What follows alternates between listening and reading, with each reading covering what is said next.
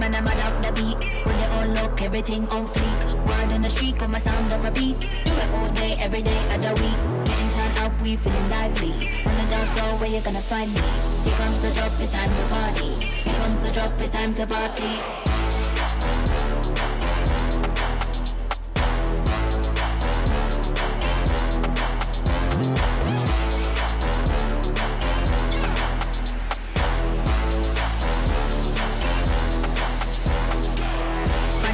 Pad up the beat, with it unlock. Everything on fleek. Do it all day, every day. Pad up the beat, with it unlock. Everything on fleek. Do it all day, every day.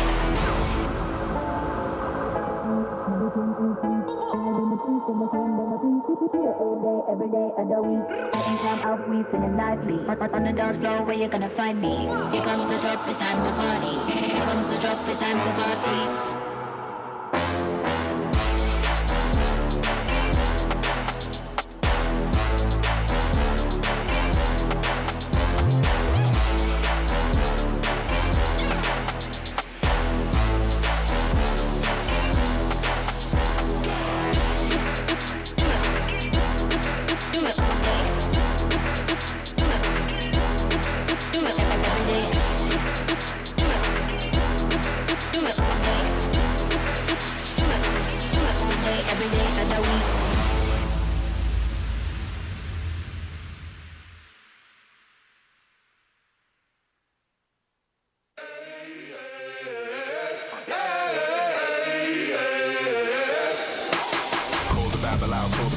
Back to life, I'm undeceased. Breaking the chain, unleashed. My true power released. Reached my hand into the sky and made the stars align. Cause when I left it down to fate, it was taking up too much time. It's a miracle, it's a curse. I will not be deterred. If you predicted the worst, bon appetit, eat your words. Keep my score, fire the gun. Watch me how I overcome what they said could not be done. I did it, now sing it.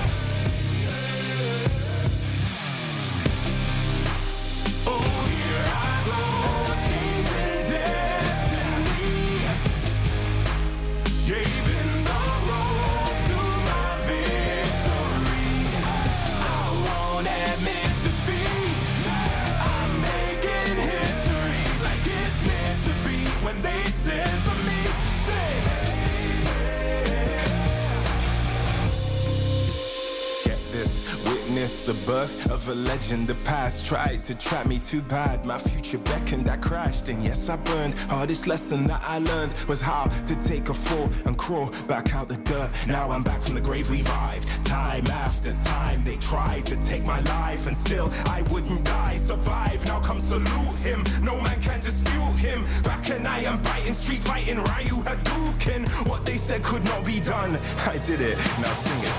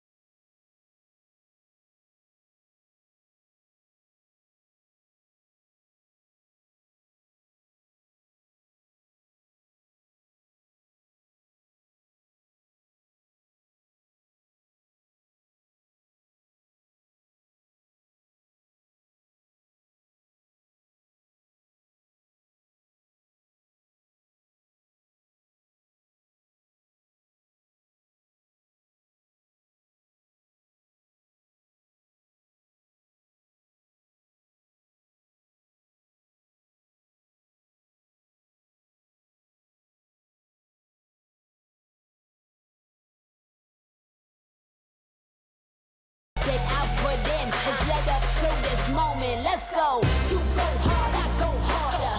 You beat, I beat farther. You cannot match my speed. Cause I'm out of your league. I'm out of your league. I'm out of your league. Everybody wanna get like me, better reach for the stars, cause I'm out of your league. Game time, let's go. I hit that mark weeks ago. I'm about to laugh you up. Tell me, have you had enough? You would think I had a PhD in psychology. The way I get in your head, there is no escape. Like I said, I'm out of your league. I play fair, but show no mercy. Only give my time if it's worthy. Cause I keep my mind on a mission. And you don't fit the vision. I ain't cocky, okay, a little bit. I call it confident, but they can handle it. Don't blame me, it's just my time. So move, cause you're blocking my shine. I'm out of your league. You better go with plan B. You taking the crown? That's a fantasy. You can't step to me. I'm out of your league. Better be from that defense. I give you an A for effort. Now hit the bench. You go hard, I go harder. You beat, I beat farther. You cannot match my speed. Cause I'm out of your league. I'm out of your league. I'm out of your league. Everybody wanna get like me, better reach for the stars, cause I'm out of your league. You go hard, I go harder. You beat, I beat farther.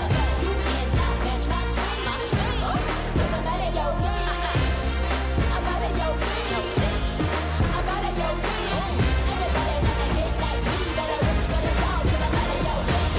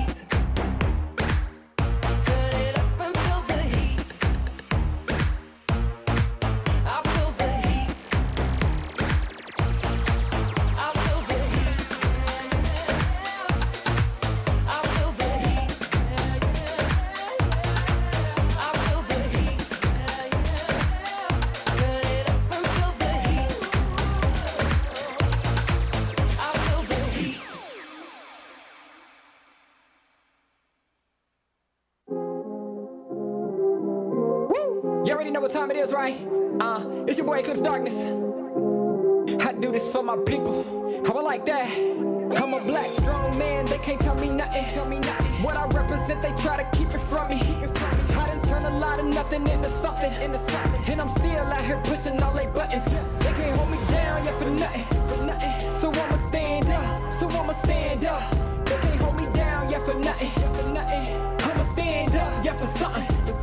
Cause they can't hold me down. I done seen it all. Came up from the gutter, baby, now I'm here to ball. I've been talking in my ear, so now they wanna call. They got my line tap, oh yeah, they tryna take it off. Oh no, here we go again. Pull me over, let me guess, it's cause my melanin. Asking questions, me and you both know irrelevant. But I stay cool and collected cause I'm heaven sent. They hate it, I love it, they know that there's no one above it except for God. Steady be coming with negative energy, I gotta move and die. Give me that back, can't touch my ground, I'm a king and yeah, you know that. Talk about giving it back, I'ma come and take that, yeah, I'm a black, strong man, they can't tell me nothing. What I represent, they try to keep it from me. I done turn a lot of nothing into something. And I'm still out here pushing all they buttons. They can't hold me down, yeah, for nothing. So I'ma stand up. They can't hold me down, yeah, for nothing. I'ma stand up, yeah, for something. Cause they can't hold me down. Yeah, they know I be about it. I don't do a lot of talking, come and see about it. They gon' try to keep it from you so you don't know about it. I'm a young pharaoh, pick it up and read about it.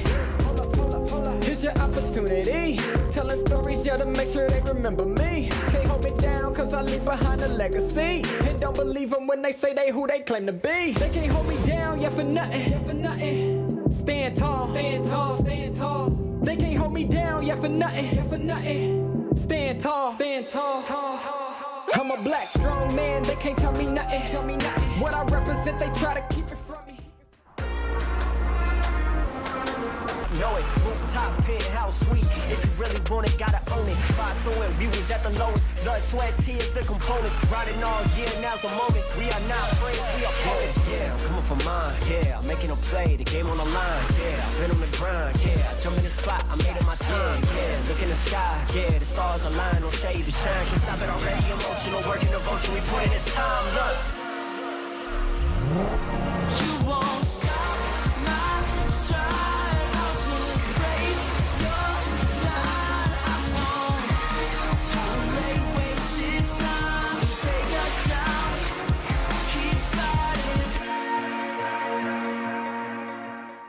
The Snapdragon Pro Series powered by Samsung Galaxy is brought to you by Snapdragon Elite Gaming, Samsung Galaxy S23 Ultra, Monster Energy, and DHL. Welcome to Mobile Legends. What is a winner? Make a promise, then I go and deliver. What is a threat? They all amazed, this ain't for beginners. Back in the days, we used to dream, but now we can get it. Work. We gotta push to the limit, then work. Till we finish, then push to the limit, then work.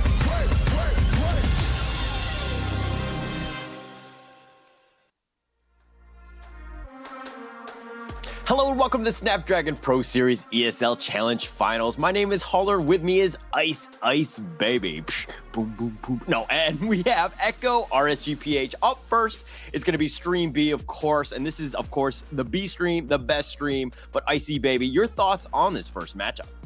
You know, this upcoming match, I'm extremely excited to see how one of the best in the business here, especially when RSG PH pretty much won MSC in the previous years here, when they were down in Malaysia. Now they're heading to Indonesia. Can they dominate? It's going to be my question. However, there has been a lot of concerns when it comes to RSG PH in their recent matchup, because, you know, they're not doing, in the current situation, they're not really doing too well. And like we said as well, top 3 pretty much qualifies in towards the finals itself. However, before we talk more about the games here, I would like to thank our sponsor here, Snapdragon Elite Gaming. When winning matters, the chipsets that gives you the best performance to multitask with on your phones. It's gotta be Snapdragon, one of the best chips out there, man.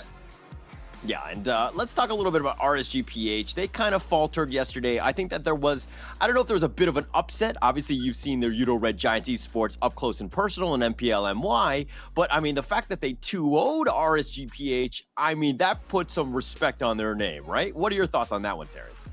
You know, that's the thing, right? Like when we were casting the game against RSG for you to Red Giants on the first game as in yesterday's B stream games, it was pretty apparent that they are very reactive, right? Like they learn very fast, they kind of pick up details here. There is a lot of growth coming from them. But their result yesterday is what really surprised me. And you know what surprises me even more? The mobile phones that they are using to give you the top-notch performance they are playing here on stream here. The Samsung Galaxy S23 Ultra, where they share epic moments and maybe even historical moments for you guys to watch. And I'm pretty sure there are a lot of legendary clips throughout all the C3 streams if you think about it. Yeah, but of course, I mean, it's going to be the best stream, you know, it's going to be on here, right? All the clips, all the things. But I mean, jokes aside, we have an enormous amount of games. Of course, we have two groups that are going to be playing on, and then it's all just a round robin, and then it kind of builds up to this whole playoff experience up in Jakarta. That's going to be live, and I know the energy is going to be electric there. I'm super excited about that. But let's talk a little bit about the groups here. Let's kind of have that breakdown in terms of Group A versus Group B. Let's see what those teams entail going into this one. And of course, we have, you know, Group A. Let me walk those down. Echo, Burnex Flash, RSG SG, and then their brothers RSG PH, Evo's Icon, Yudo Red Giants, and then of course Group B. Terrence, how about you walk us through some of these? You know, we have Todak, we have Onyx Esports, Evo's Legends, Aura Fire, AP Brand, and also Bigatron Alpha. And of course, yesterday's games thus far, Bigatron Alpha did pull a very big W in yesterday's games. They are topping the leaderboard in Group B thus far. Of course, before we get into the scorings later on, these are pretty much the 12 teams competing for slots to make it into the playoffs here. And of course, out of this 12, we have champions of their respective regions directly invited over. So that's something that I'm curious to see as well. Okay, well, are they able to compete, or are they at a level where they're prepared to be competing for their upcoming matches to come? Right. Every single match matters. Every single thing that we've seen, every single game. And I mean, we starting off in, I mean, we're in day 2 already, and we already saw an upset with Onyx faltering, and they actually lost to Brand Esports, the Filipino team. But let's talk again about this prize pool, this massive 150,000 USD. Of course, first place gets you 65K, second place 32, which is not very shabby at all. Then third and fourth, 17,000 and 10,000 respectively, all the way down to 12th place, meaning that, hey, if you made it to the challenge finals, you're going home with something, you know, some sort of money at the end of the day. So, you know, it's nothing to be feeling bad about the end of the day. Hey, you know, money is still money, but at the same time, 1,800 splitting 5 ways ain't that much if you think about it. So there is going to be a lot on the line here, especially for the teams themselves. They do want to prove themselves that they can have what it takes to earn their spot towards the challenge final. So that's something I'm looking forward to as well. But like we said as well, after so many months, this is the prize pool that some of these teams, especially Aura Fire in particular, all the way from the Open Finals and even Evo's Icon as well, they don't really want to be bowing out at this stage after making it this far, if you think about it. Yeah, that would be very heartbreaking in that sense. But first, let's go down to the video to kind of break things down.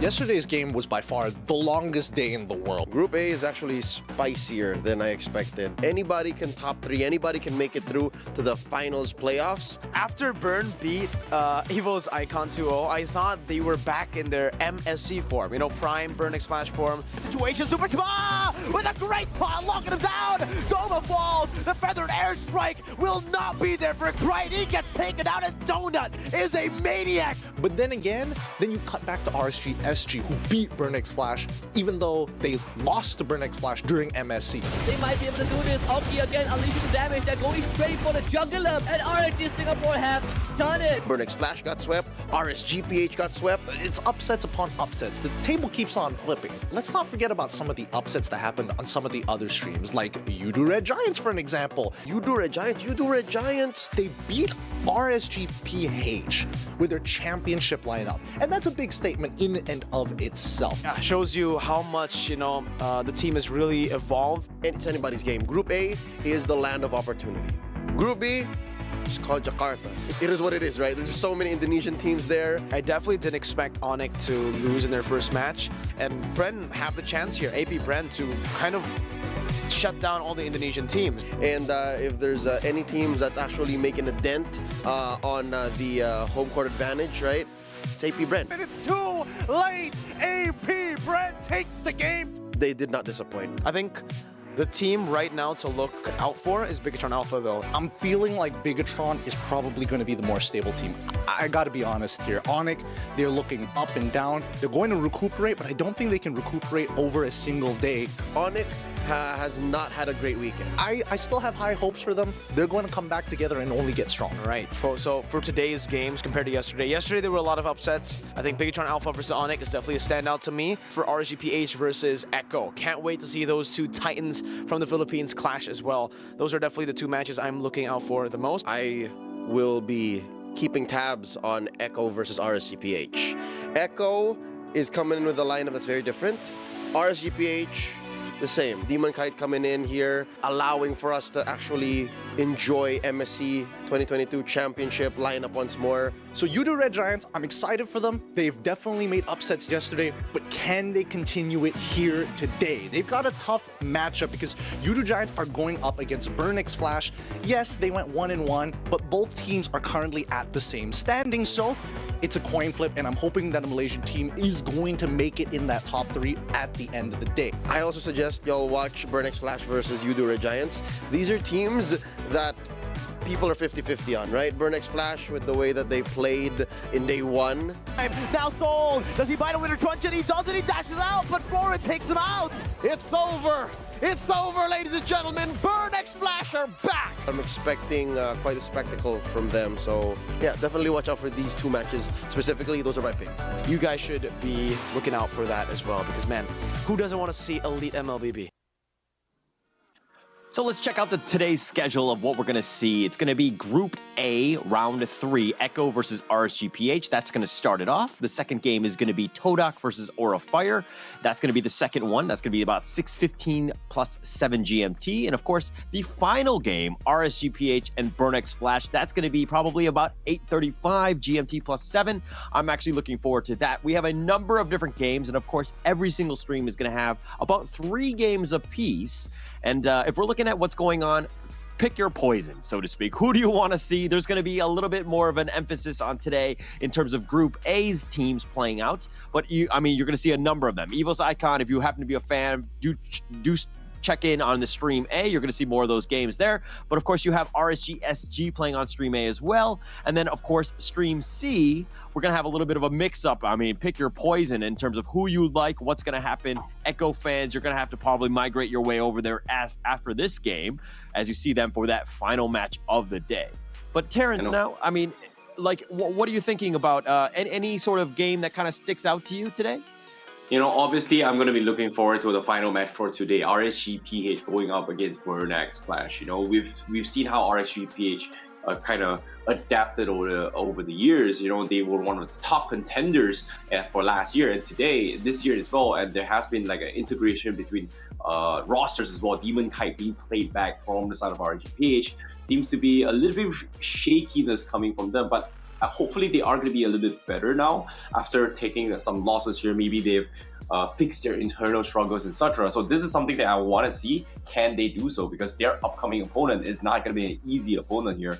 And of course, Todak is also going to be another team that we are going to be watching out for as well. The newly revamped Todak. I think Monshell brought up a lot of valuable points. Well, they're always a surprise factor, right? Like they really thrive in those chaotic moments. But that is based off the previous Todak roster. So I want to see how the Academy is been looking forward to as well. And here's a little bit of outside info, updated news for you guys, and that is that some of the players themselves are pretty much, you know, not feeling well themselves. But of course, you know, to show your support here, why don't you guys get yourself some tickets? You guys can watch the main event on at Istora Senayan, Jakarta on the 21st to the 23rd of July. And you better catch us live in Jakarta. That's a pretty likely event.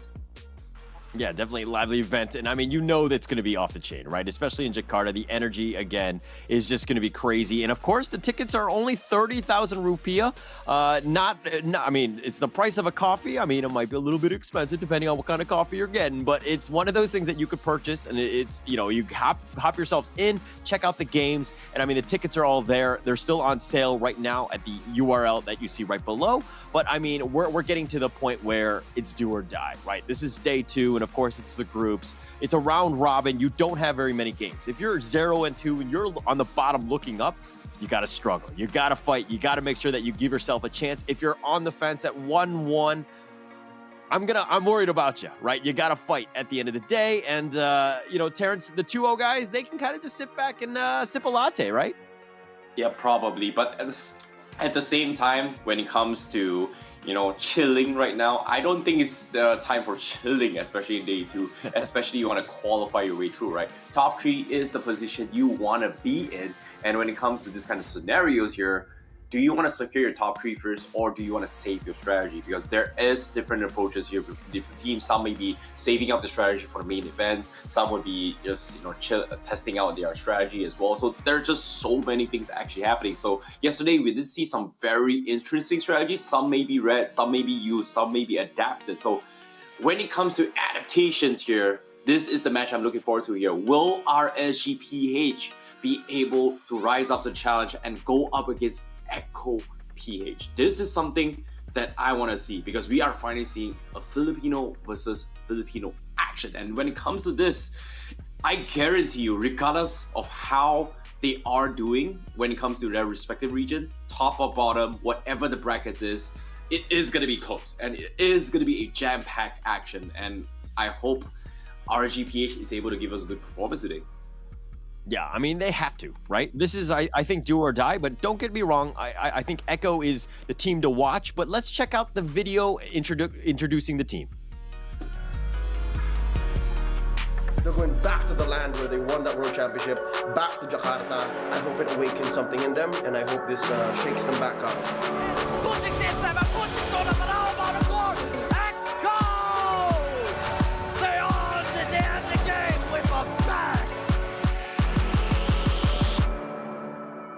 We lost to Onyx at MSC, and we made a preparation like how to end the game clean, and hopefully we're gonna do a lot better than before right now.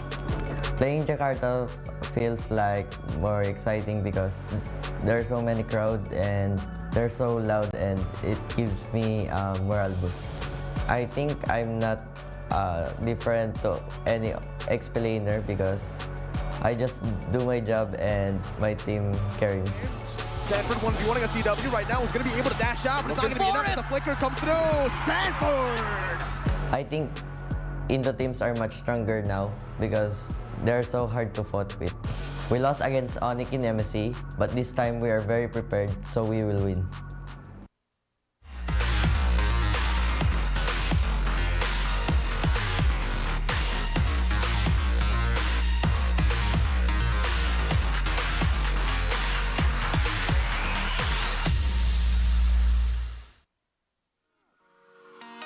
Now there you have it, Echo PH starting the lineup for today. We have Sanford, Zaida, Sanji, Outplay, and Yawi this time.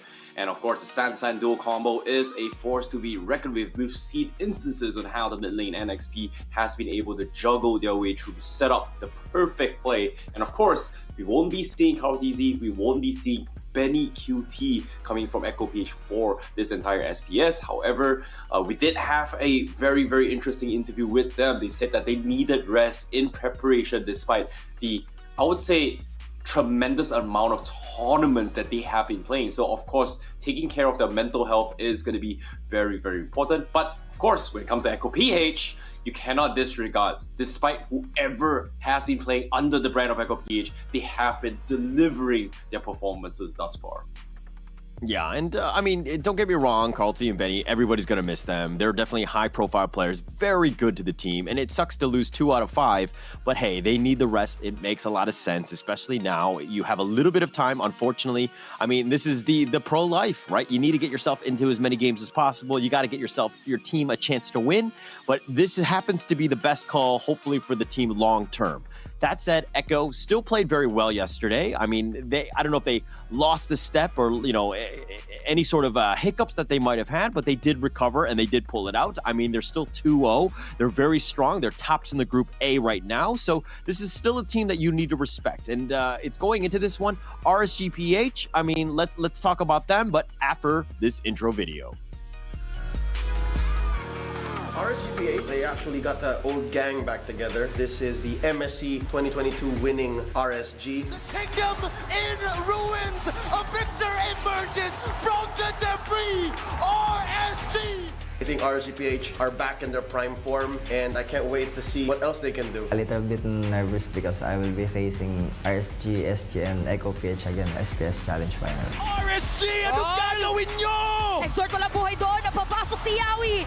Light ay makakapag-shoot po out, pero tower lock para din sa side ng Echo. And Orcas makiga! We almost won against Echo in MPL Season 11. The early game and the turtle fights are very shaky, but right now we're prepared and we'll beat Echo. The interesting thing about them is we got to see them in the previous patch meta, but now going into the new one, we haven't seen any glimpses yet, so there may be some aces up their sleeves. I think my team is at least top 3 because we've been playing for so long and we still have the chemistry.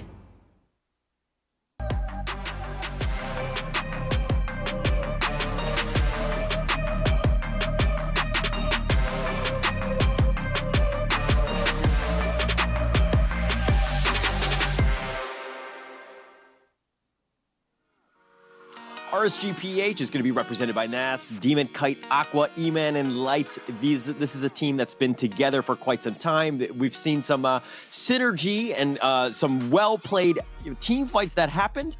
But unfortunately, we didn't see that in the last series against Udo Red Giants Esports. That was the game that they did a little bit falter in that sense. But I'm sure that, you know, after a good night's sleep, they're here for a day 2. They're going to be well-rested, and they're going to come back even stronger. But Terrence, your thoughts on RSG PH?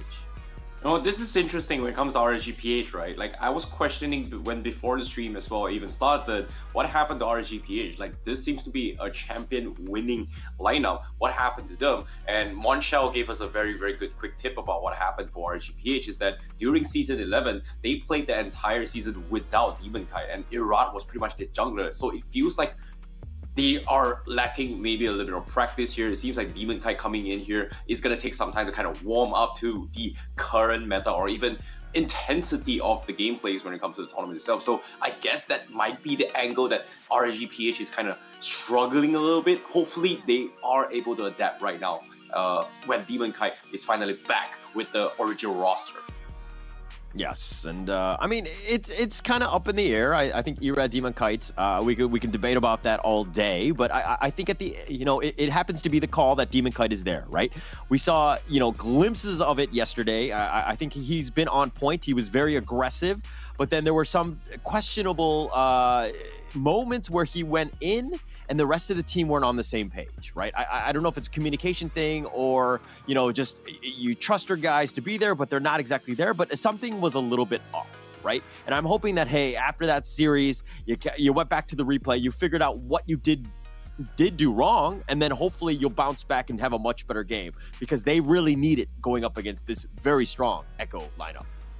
Yeah, I agree. And when it comes to adaptations here, don't get me wrong. Like both teams, they are strong, but at the same time, if you think about the adaptations here, this game between Echo PH and RSG PH is going to be a game of who is able to gel quicker. In this case, because of the roster changes coming from both sides, it might be a little bit of inconsistency. It might be difference in terms of play style, game plan, etc. So who is able to adapt quicker with your teammates and execute conversations together is going to be the key to victory. But of course, that's pretty much my insights and thoughts about this. What about you guys at home?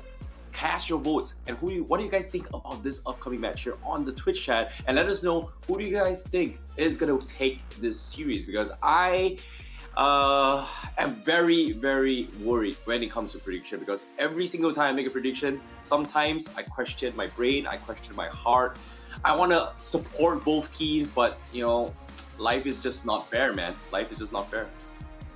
Yeah, and unfortunately not fair in that sense. But let's, hopefully we'll see the head-to-head, get a little bit of an idea in terms of strategy, or at least some of the stats. Maybe this will sway some of the voting. But if we're looking at Sanford and Nats here, I mean, KDA, look at this, 321-9 from Nats versus the 2042-19 from Sanford. I mean, the 55% kill participation is speaking volumes for Sanford, and the reason why Echo might be doing a little bit better, Terrence? Well, obviously, right, when it comes to stats, there's just, in terms of data-wise, it's like, what, 3 to 4 games here. Obviously, Echo PH, they have been winning their respective games, so obviously their stats is going to be overinflated. But the one that really brings me a little bit of highlight here is their picked heroes thus far. It is very similar in terms of Terizla as well as Uranus. It is kind of like the meta when it comes to zoning, but I like how they even brought in the Masha to kind of adapt towards the meta to kind of replace heroes such as Hilda that is able to invade jungles rather early as well. So there is integrations of how they prioritize the pre-fall starting rosters or even the starting clashes. So I like how there is a different approach, but eventually it comes down to who wins it. But of course, enough of that analysis. I want to see what your prediction is and my prediction is when it comes to this upcoming matchup. Who is it going to be? What's the prediction like? Who have you voted? Wow. Okay. 2-0, okay. Really? Why? Yes. I just thought they were, a momentum-based team. I think they take an early game one, and then RSG kind of don't know how to react, and then they, Echo just kind of win out that second one. But I would love to see it go that third game. But why, why did you say 2-1? That's the thing, right? Through historical moments and historical stats thus far, besides Malaysia, of course, right? Like the strong will completely just dumpster the weak in Malaysia. But when it comes to other regions like Philippines and Indonesia, strong and weak, they have played each other for the longest of time compared to any other regions. They know the ins and outs. So even though other regions, they may not be able to figure out what the Philippine sauce is or the Indonesian sauce, they themselves have that secret ingredient, and that's something that I think RSG PH is able to just kind of capitalize on. And in this case, even if they lose, it's okay. I don't think they would go down that easily. That's why I've made it 2-1. Obviously, I feel like Echo PH is definitely a stronger team, but all things considered, new tournament, new times are changing, people get older, people get wiser, people learn from their mistakes, and it's all about growth, man. When it comes to competition, the biggest honor of me is just witnessing all this growth of these amazing players that's just competing for the highest glory of Mobile Legends. Definitely. And one thing that does worry me is the fact that Echo might have gotten this a little bit of a maybe false confidence. I mean, being on the top, it's one of those things where, I always look at the bad guy in 300, right? Where he's just like, nobody makes me bleed he has never bled before, right? He didn't realize he was mortal, that kind of thing. And, Echo might have that kind of air of arrogance almost, in the sense of, how are they going to react against a team where they might actually, take some damage, so to speak? And I think RSG PH is a team that's capable of that, of inflicting, mortal damage at that point. But we're going to go into game one. This is going to be the draft to kind of start things off. And one thing that sticks out to me is the Uranus ban going both ways. I think that's quite interesting to start. Yeah, I think that's a pretty good one as well, considering that Nat has kind of demonstrated himself during Uranus as well, and even during MSC 2022, when RSG PH actually took the championship title. Nats was playing Uranus as well during those games. It wasn't picked every single time, and at that time Uranus wasn't even meta. He still made it work. So I guess it's just a little bit of respect bias coming from Echo PH. But to start things off, Fredrin, very standard opening coming from Echo PH. Kind of surprised by this. But considering that Angela has been very, very popular in yesterday's games, especially for Group B's pick rate here, I'm surprised. They just don't really care about the Angela first pick at all. Do you think it's first pick material, though? The Angela, that is? That's the thing, right? I'm not a big fan, but there must be a reason why it's picked, right? And when it comes to those reasons, it's partially because of the fact that the emblem changes kind of allowed certain heroes kind of were lacking before. Like some heroes, they were lacking in mana, some they were lacking in adaptive penetration. In this case, you get the best of both worlds. In this case, Angela can pull yourself together. They can take like Impure Rage to a certain degree, or maybe even the final Ignition here to a certain degree. And this 2 and 2 mixed together gives you the best of both a mage and a support, which kind of enables an Angela a little bit better compared to before. So I guess that's the reason why they treat it as a meta. But is it first pick material? I don't really like it. I think it's not, because it's pretty one-dimensional to me. You have to play the macro game for sure. You're not going to be playing 5v5 all the way through. Technically, you know, if you have your ult, obviously you're going to be joining the fight, but you need someone to soak damage. And I like a strong beefy tank in the front lines, opening up the map for me, rather than, you know, having an XP lane who's probably on the other side of the map, and not oftentimes you have them in front of you bush checking for you. Yeah, I agree. And to be honest, I don't think it's it was a bit of a trick question. I didn't think it was first pick material, but I just wanted to get your thoughts on that, because I feel like you start with the Fredrin, you have a lot of flexibility in terms of where it's going to be, right? Is it going to be the XP? Is it going to be the jungle? Like, you don't really know. So you're not really showing your hand. And then if you're looking at what kind of RSG have forced themselves into, it's the Eve and the carry here. They've picked up the Franco to kind of deal with this and to kind of make some pretty decent plays, hopefully with that hook. Oh, wow, this is something that I did not expect at all. This feels a little bit too confident to pick the Franco, but knowing Light, he has been known for this kind of skill shot heroes. In particular, I think Kufra, as well as the Franco hook, has very similar skill sets, so I guess they're trying to play around Light's strength. But at the same time, you know what's a hero that I think was completely ignored, is that the Fanny just completely stayed true if you think about it here. Like previous patches, Fanny first ban all the way through, and now Fanny just being ignored. So I guess maybe RSG PH, they have some sort of info. Maybe the Bloody Hunt is an alternative in case Zyda decides to whip out the Fanny from the side of Echo PH and put this Freddy on the XP lane. Yeah, the potential's always there. Zaida's just an absolute beast, right, on the Fanny. But, I think it's still very open. I mean, yes, Echo have 2 picks here, and it's going to go down to that one. But, the Franco is a big deterrent of that, right? Just being able to shut her down, because you need a little bit of control, right? Now, I'm more worried about Echo, right? In the sense that, do they have enough control? Everything that you're seeing right now is very linear, right? There's nobody who's going to be the initiation. How are they going to get onto the carry? Are they going to stop her or the Eve in the background, right? So you have potentials of, you got to be able to counter somewhat, the potential hook that, you're going to see from Franco.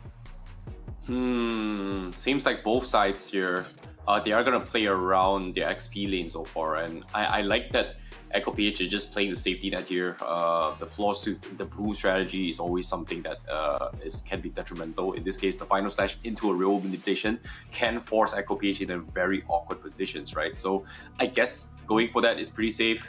But I'm really surprised that RSG PH did not opt to actually ban the Lolita, which is a great way to deal with those carry passive stacks, right? So if they decide to go for it from the side of Echo PH, they might need to figure something out, because the hook can be blocked from the shield, the light wheels coming from carry can be blocked as well to a certain degree, so it is going to put them in a very difficult spot if you think about it.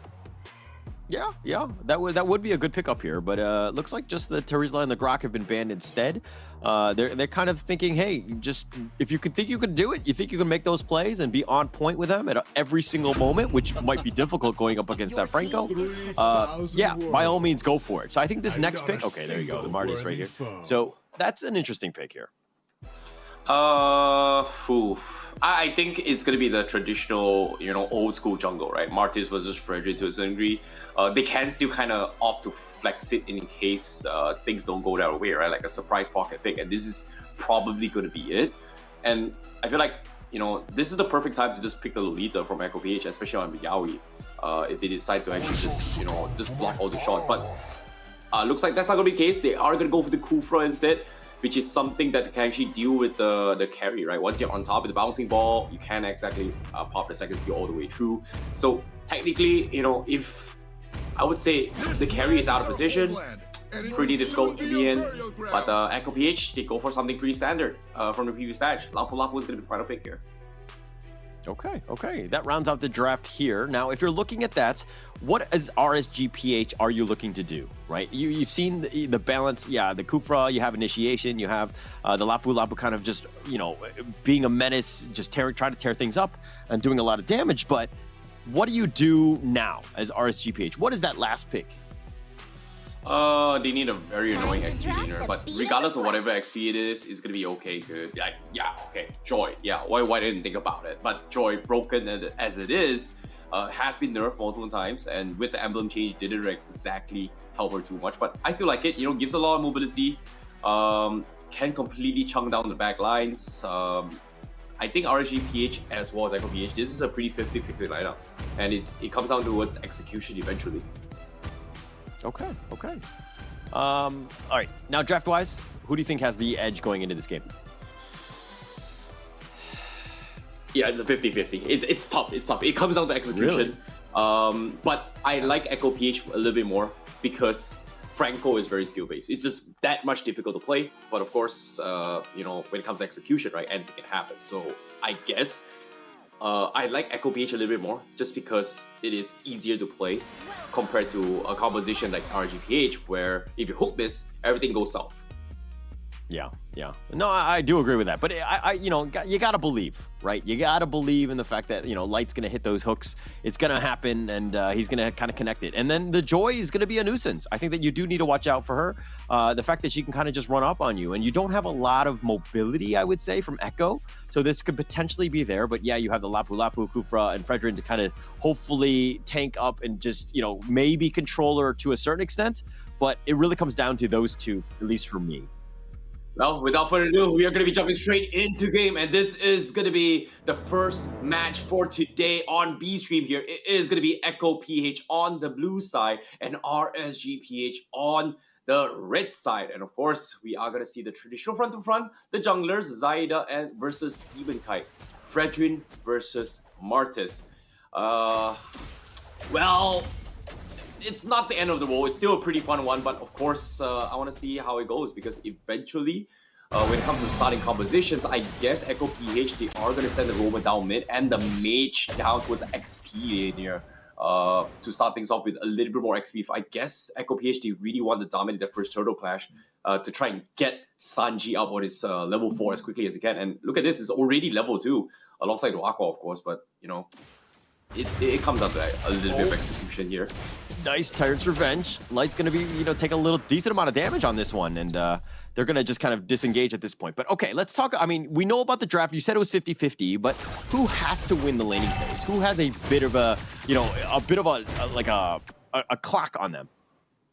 I think when it comes to Echo PH, they definitely need to play this a little bit slow, at least towards the middle stage of the game, right? Like, they need to be able to snowball a little bit in order to kind of prevent Iman from getting super out of control, because Iman is going to tank through Fredrin's shield and HP very quickly here, but in this case, he's going to get caught out here. Zaida, that's one hook, and he's going to use the Energy Eruption just to get to safety. He dashes over the wall, he's going to be fine. The Tyrant's Revenge a little bit off the mark, but now Yaoi has to flicker, he has to bounty ball away, and yeah, I guess RSG made them waste some of their cooldowns here, but all in all, no kills.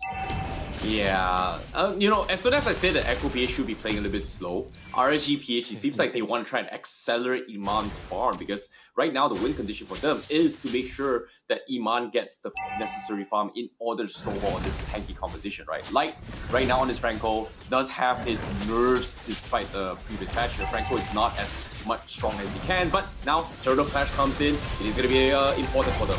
Oh, the turtle! Demon Kite will steal it. The fast fingers are on point. Nat's going to be there. They do have the nice suppression. The Bloody Hunt locking him down. And mind you, Joy has been killed. Nats, that is. And they have the flicker from Sanford.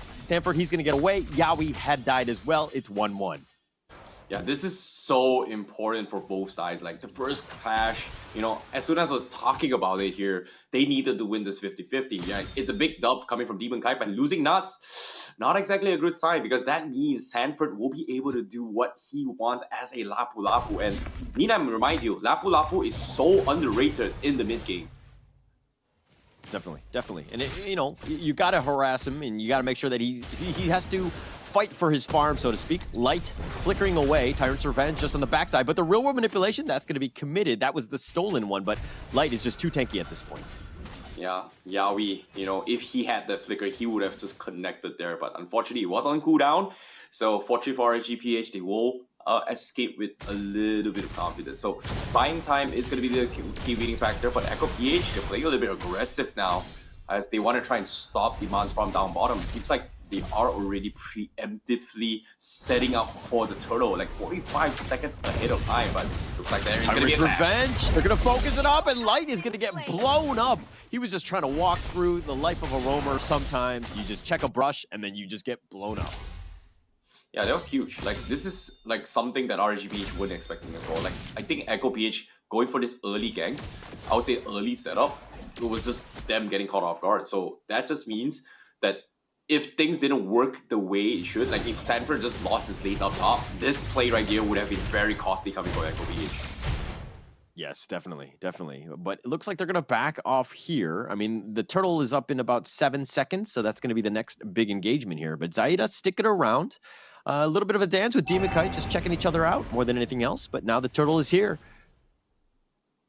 Yeah, when it comes to this turtle fight, I think RGB, like, they need Light to get that perfect hook to actually shut it down, but half HP, they got the hook though! Oh, the real world manipulation, they've got him with the Bloody Hunt. The combo is on point. Sanford has been killed, but the turtle has been taken already by RSG PH. Can they get anything else? They use Bennett's Rage, Hiru's Passion, anything to keep Yaoi there, but he's been locked in. He's going to be killed, and Demon Kite gets a kill. Oh boy, like as soon as I say it, like you know, sometimes I gotta call myself a prophet, but this is very, very important for RSGPH. Like, they have been punished and pressured all this way through. This is go time for them, and can they take advantage of it? Because Iman now is level 7, just barely 5 minutes a game. This is a very powered farm carry, and by the 8-minute, 9-minute mark, if Echo does nothing about this, RSG PH is just gonna completely dumpster all the tankiness coming from Echo PH, and even the itemization as well. Zaida, he just got his radiant armor, not necessarily the greatest item to do with the burst coming from Iman later on. Yeah, but RSG PH have done a good job of creating a lot of space for Iman. They got that T1 very early. Now RSG is making an appearance into the mid lane, hopefully looking to push that one in. But again, this is a, you know, RSG PH have played this well. They're up 1.8k. This is exactly how they wanted this game to go. Yeah, but in this case, Iman, look at this, the damage coming in though, and Sanford now getting caught up. Oh, the Bloody Hunt, the real world manipulation. He gets out, oh my goodness. And now Echo PH, they have to fall back with the beat coming in from Nas. They are going to try and zone them out, but this prolonged fight is not helping at all. As RSG PH, they are able to zone them out, but at the same time, they've got bigger pictures here. The middle turret will be taken down though, coming from RSG PH. RSG PH doing quite well. I mean, they killed Sanji, which is a huge one, plus they got that T1. That is actually very huge at this point. Yes, it's only 6 minutes, but I mean, look at that 2.7k net worth lead. The turtle is going to be up very shortly, and they've already pushed out most of these towers. So if anything, Echo have to be, you know, very reactionary to that. They have to counter it. They have to fix the lanes before they can make their way to the turtle. But as I say that, it looks like the heroes are starting to amass around the turtle now. Oh boy, Echo. I don't think they should actually fight this as well. Like, Iman, he just got his golden staff, and Iman is in position to contest this. So Echo PH, this is going to be a risky gamble, but they are going to force the issue though. Light. First one down. He's just walking into that one. He just gets blown up with a Bennett's Rage. Ashura Aura from Demon Kite. He's going to back off here, but that's one opening. Nats has now joined the fight, and Echo does have that advantage. Mind you, outplayed his top lane. They're 2-10, but they've got 2. The real manipulation, that's going to be committed. They're going to exit the zone. They're going to be fine. The turtle's continuing to be gone on. It's about half-life. Demon Kite sticking around. He wants to fight this. He doesn't want to give it up for free, but it looks like with Light just making an appearance, it's too late. Yeah, that was a little bit an awkward start here. Like RSG PH, like they had the perfect tools to work with, but they were just not in position. So Echo PH was able to just, you know, pick them off bit by bit. And on top of it all, Echo PH, they were just one step ahead in terms of position. So nicely done coming from Echo PH. They really took advantage of the AoE burst that Outplay can be bringing to the table, which is very, very nice. But once again, RSG PH, like, I'm not sure what is going on with your minds. They're just always setting up for fights right from the get-go. And Echo PH, one wrong move, they are going to get bursted down if they walk into the wrong push right now. I like it. I mean, this matchup is crazy, right? You have like two heavyweights just going at it. They're trading blow for blow. It's not like one guy is just kind of beating up one guy and just letting him go, but they're actually counter-punching, right? Echo knew how to get back in this game. They took a big chunk of that lead down. They got themselves in. Yes, they're still far behind, but they now have a little bit of an opening, right? It's all about the baby steps. Make sure that you do smart things, smart decisions, so you're not sacrificing anything, so that you give your team a chance to win. Oh, the boy, Yowie going in way too deep. He's going to be left for dead. Aqua will snipe him out. The real world manipulation is just going to zone out the rest of them, but it looks like they want to continue on. Zaida's going ham, and they've got him, and Sanji's on the backside. He's focusing on Aqua, but he's taking a lot of damage. Joy, now they've got the Bloody Hunt. They're locking down Sanjay. He flickers to safety. Demon Kite's already been killed. Nasic's going to take him out. He's going to run away. Sanji's going to be killed as well.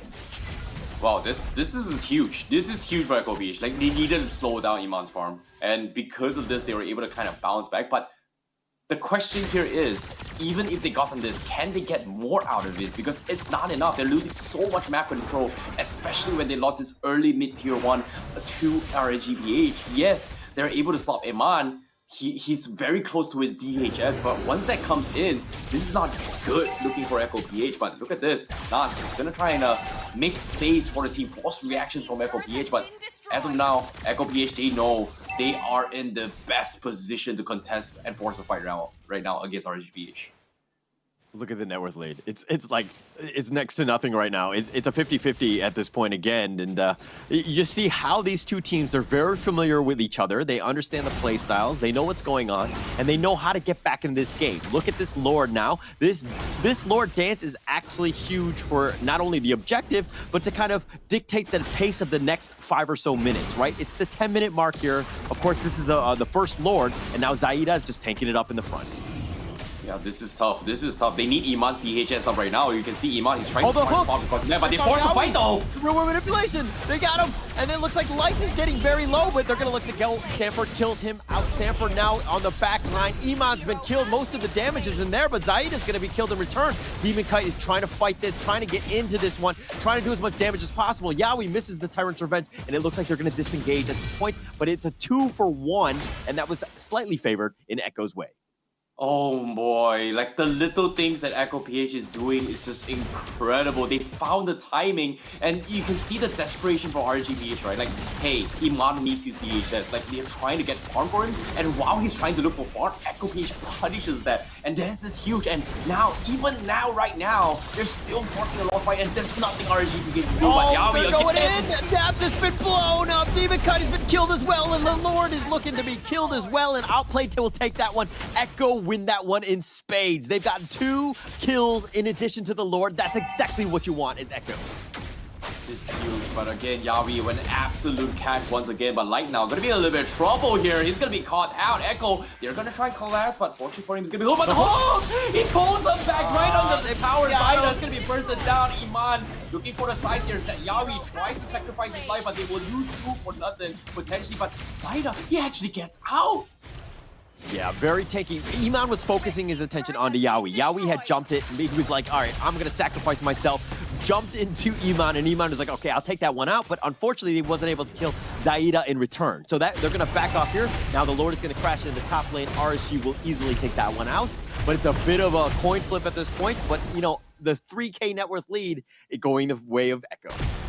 I don't know if that was intentional, but from the way that I saw it, Yaoi looked like he was feeding, right? Technically, he just dived in the tower for no reason. He tried to predict a play onto his Iman, etc. But that play right there, even though he died, bought like 3 seconds and stopping Iman from actually rotating to collapse Zaida, and bought like 2 seconds for Zaida to get out. So I would say that was a very, very good sacrificial play, even though it looks like he's feeding. But if Zaida doesn't die, they still have the momentum in Echo PH's favor. Yeah, and actually, I don't think if Yawi doesn't do that, I think Zaida dies, right? Iman would definitely have focused him and would bursted him down. But Yawi was like, all right, I got this. It's okay for me to die. I'm just a level 11 Kufa right now. It's not the worst thing in the world. I think it was a good team play. Yeah, definitely. Like, I don't know if it's intentional, but that was a very, very smart play. Like, they cannot afford to let Iman get super out of control. Like, getting a kill on a roamer, it's better than getting a kill on a jungler, right? Like, you get way much more go on the targets here. Like, if you have a little bit more gold net worth here, in this case, Sanford definitely, sorry, not Sanford, Zaida is pretty much on the top of the net worth from the side of Echo PH. So if you get a kill on that, that's going to be skyrocketing whatever Echo PH is trying to deny of, and which is giving Iman farm right from get-go. And right now, outplay is still like 1.3k ahead of him. So that's still a good sign for Echo PH. But this is what I'm talking about. Mid to late game is where Echo PH strive. But once you reach towards full slaughter, 6 slaughter, level 15 wise, RGPH, we have Iman that's going to be able to go ham on anyone on the side of Echo PH. Yeah, and that's going to be a scary point. It's like you need to ensure, the right initiation is on, like, going to be there. Yawi needs to focus on, he needs to understand who needs to die, who needs to be controlled, right? It really comes down to Yawi making plays. Are they able to win those team fight? Where was Yawi? How did he do? We're going to have to find out. Oh boy, Iman, he just got his DHS, and technically he almost got it based on his components like 5 minutes ago, but because of him dying multiple times, he's pretty much delayed here. But Yawi, once again, he's gonna make an attempt here. They're going to go for it, but it looks like they're going to be a little bit off. They're going to flicker for this, but, Iman and them have kind of phantom stepped away, but they did get light. They got one thing. They're now turning this around, and now Nats is going to join the fight. The Rhythm of Joy just doing some AoE damage. He's bursting him. Sanji gets killed. Eventually, Nats is going to focus on that one, and it looks like they've got Demon Kite as well. Do they get something in return? They do. Nats will perish. Oh, but the nice knife shot kills Yawi. He's going to be killed, and it looks like it's a 3-for-2 in favor of Echo. This is huge. This is huge. 3v2 RSG PH. Technically, they can still contest this, but Iman, he's got to pull it big because Echo PH, he still have... Wait, Zaida only has Retribution in 7 seconds, so technically he will have it, but RSG PH just not going to take the gamble against this here, knowing that Outplay does have the kill potential to actually threaten him. So I would say it was a very awkward fight, but it seemed like RSG PH just needed a little bit more time on the Iman, so I guess it's still a win for Echo PH. They still have the momentum, but if RSG PH is able to hold on for like this Lord push, they are still in for the running to make an epic comeback. Yes, definitely, they have a potential, but I feel like the team fights are not going RSG PH's way because the fights are being taken to them. Echo are dictating when to fight, right? They're finding light, they're forcing it down. If he gets killed early, yeah, it sucks, and yeah, I mean, just the roamer, but it's one of those things where he provides a lot of control. If he was able to hook you, get the bloody hunt, let the team kind of burst everybody down, you're gonna have a much better team fight than what we're seeing. So it seems like they need to kind of amass better, to take different angles and let light start the fight. I like how RGPH is swapping their sequencing here, especially out for light, right? Like, Nats is pretty much the guy that, comes through as the second point of attack. He always comes in later because of the fact that he is going to be shoving up the side lanes. But Light here has been playing really well because of the fact that he understands who to use his bloody hunt in. In this case, Sanford has been one of the underrated heroes that you'll be watching out for, because every time he dives in, he's going to be dishing out so much damage, and you cannot allow this Lapu to do whatever he wants. So in this case, right now, looks like Echo, they just want to deny the purple buff for now, play it safe against RGPH. Yeah, they're going to look to just invade the enemy. Oh, but the nice Tyrant's Revenge. They caught Demon Kite. He's taking a lot of damage. He's going to get back to safety. The real-world manipulation, the Bloody Hunt has been used. Sanford is going to be killed. Eman is starting to do some damage, and this is what we're talking about. How Eman is getting to that critical mass of items, and he's starting to burst people down. 4-2-5, Eman, you got to focus him out. You know, Iman, he's doing the right things. He's definitely, you know, doing what he's needed as a carry player. But you have to give credit to Lightman. He understands who he needs to shut down. And that Bloody Hunt catch, that hook onto a Sanford just completely said, Echo PH, that's it for you. You don't have a space created no more. He gets completely shut down. And this is finally go time for RSG PH. And, you know, despite being oppressed for so long, I would say the oppressors are now feeling oppressed. I mean, this is the way. I mean, they got 2 T2s in that one, so they won the team fight, but they're still behind. But if you can feel the momentum, and that 2K net worth lead is kind of negligible, right? At this point, RSG PH, I think, are kind of in the lead. If we were talking about just momentum alone, they definitely won it with that team fight, which was huge for them. They're back in this game. Now they back off and take the rest of their jungle. Yeah, but based on the itemizations here, if you're talking about the three tanky heroes coming from Echo PH, right? Lapu, Fredrin, as well as the Kufra, only Zyda and Yawi has the anti-Q-Res. So Sanford having the Blade Armor is not going to do anything against the damage being brought up from Iman. Like, the true damage just still goes through everything. So I guess now that RSG PH, they understand that this is happening, taking down Sanford is way much easier compared to the rest. So I guess they are going to make a play, but here comes the conceal play though. Yawi. Yawi tried to get it. He tried. He definitely tried. Yeah, I mean, Iman was just trying to push the wave, and then they spotted him out, and Yawi was made a beeline for him, tried to focus it. But if you're seeing what happens is that Outplayed is now going to deal with the minion wave in the top lane. They have a small opening, RSG that is, to kind of, you have a little bit of an advantage in terms of numbers, but as I say that, it's evened out now. Yeah, but as soon as I say this, though, this Lord Pit coming in is going to be a little bit different as well, because it is going to be a stall match here. Whoever gets control of this Lord Pit right now is pretty much going to take, I would say, the fight into their favor. And in particular, Echo needs this aggression because they need to set up for outplays, wombo combo AoE damage. So if RSG PH dives without, you know, taking that into consideration, they are going to get completely obliterated. All right, I'm worried. Sanford is all the way in the bottom lane. He's been shown. The Lord is so low at this point. The real world manipulation, but Saida takes it. Oh, he steals the Lord. He gets on out. That's going to be life number 1 for Yawi, but it's all worth it at this point. Iman will ensure that he gets that kill. Sanford is now there, but they've gotten the Lord, and that's a win for Echo. Yeah, that's huge. That is huge. Like, they got the right catch coming in, but as of now, Saida, he's going to make an attempt here. He's going to go for this one, but the Lord has taken most of the brunt of the RSG PH damage, and I mean, it is just an early one in that sense, but Demon Kite, can they get any sort of follow-up? The hook has already been used. It's on cooldown. Now they're just chasing after them, and Echo are like, all right, I'm out of here, bro. Okay. You know, we finally got to this stage. This is exactly what RSG PH wants. Echo, they realize the fact that, hey, you know what? I can't believe the game got dragged out in this phase here. Technically, we were just dominating the early game. Right now, they cannot afford to make any mistakes. You do see immortalities being purchased from Zyda. That means Echo PH is going to be put in a spot where they need to start building up those immortality swaps. They need to start building up those winter trunket economy as well. And once this happens, RSG PH, if they do not match it, they're going to be in a little bit awkward spot, because as of now, Echo PH, they have the 3K economy lead. So technically, for this next 3 minutes, if RSG PH builds up those economy, they will be able to still just completely win this fight. But of course, execution is going to be key. In this case, Yawi going to be the key to victory from Echo PH. He needs the perfect catch in order to win it for the team.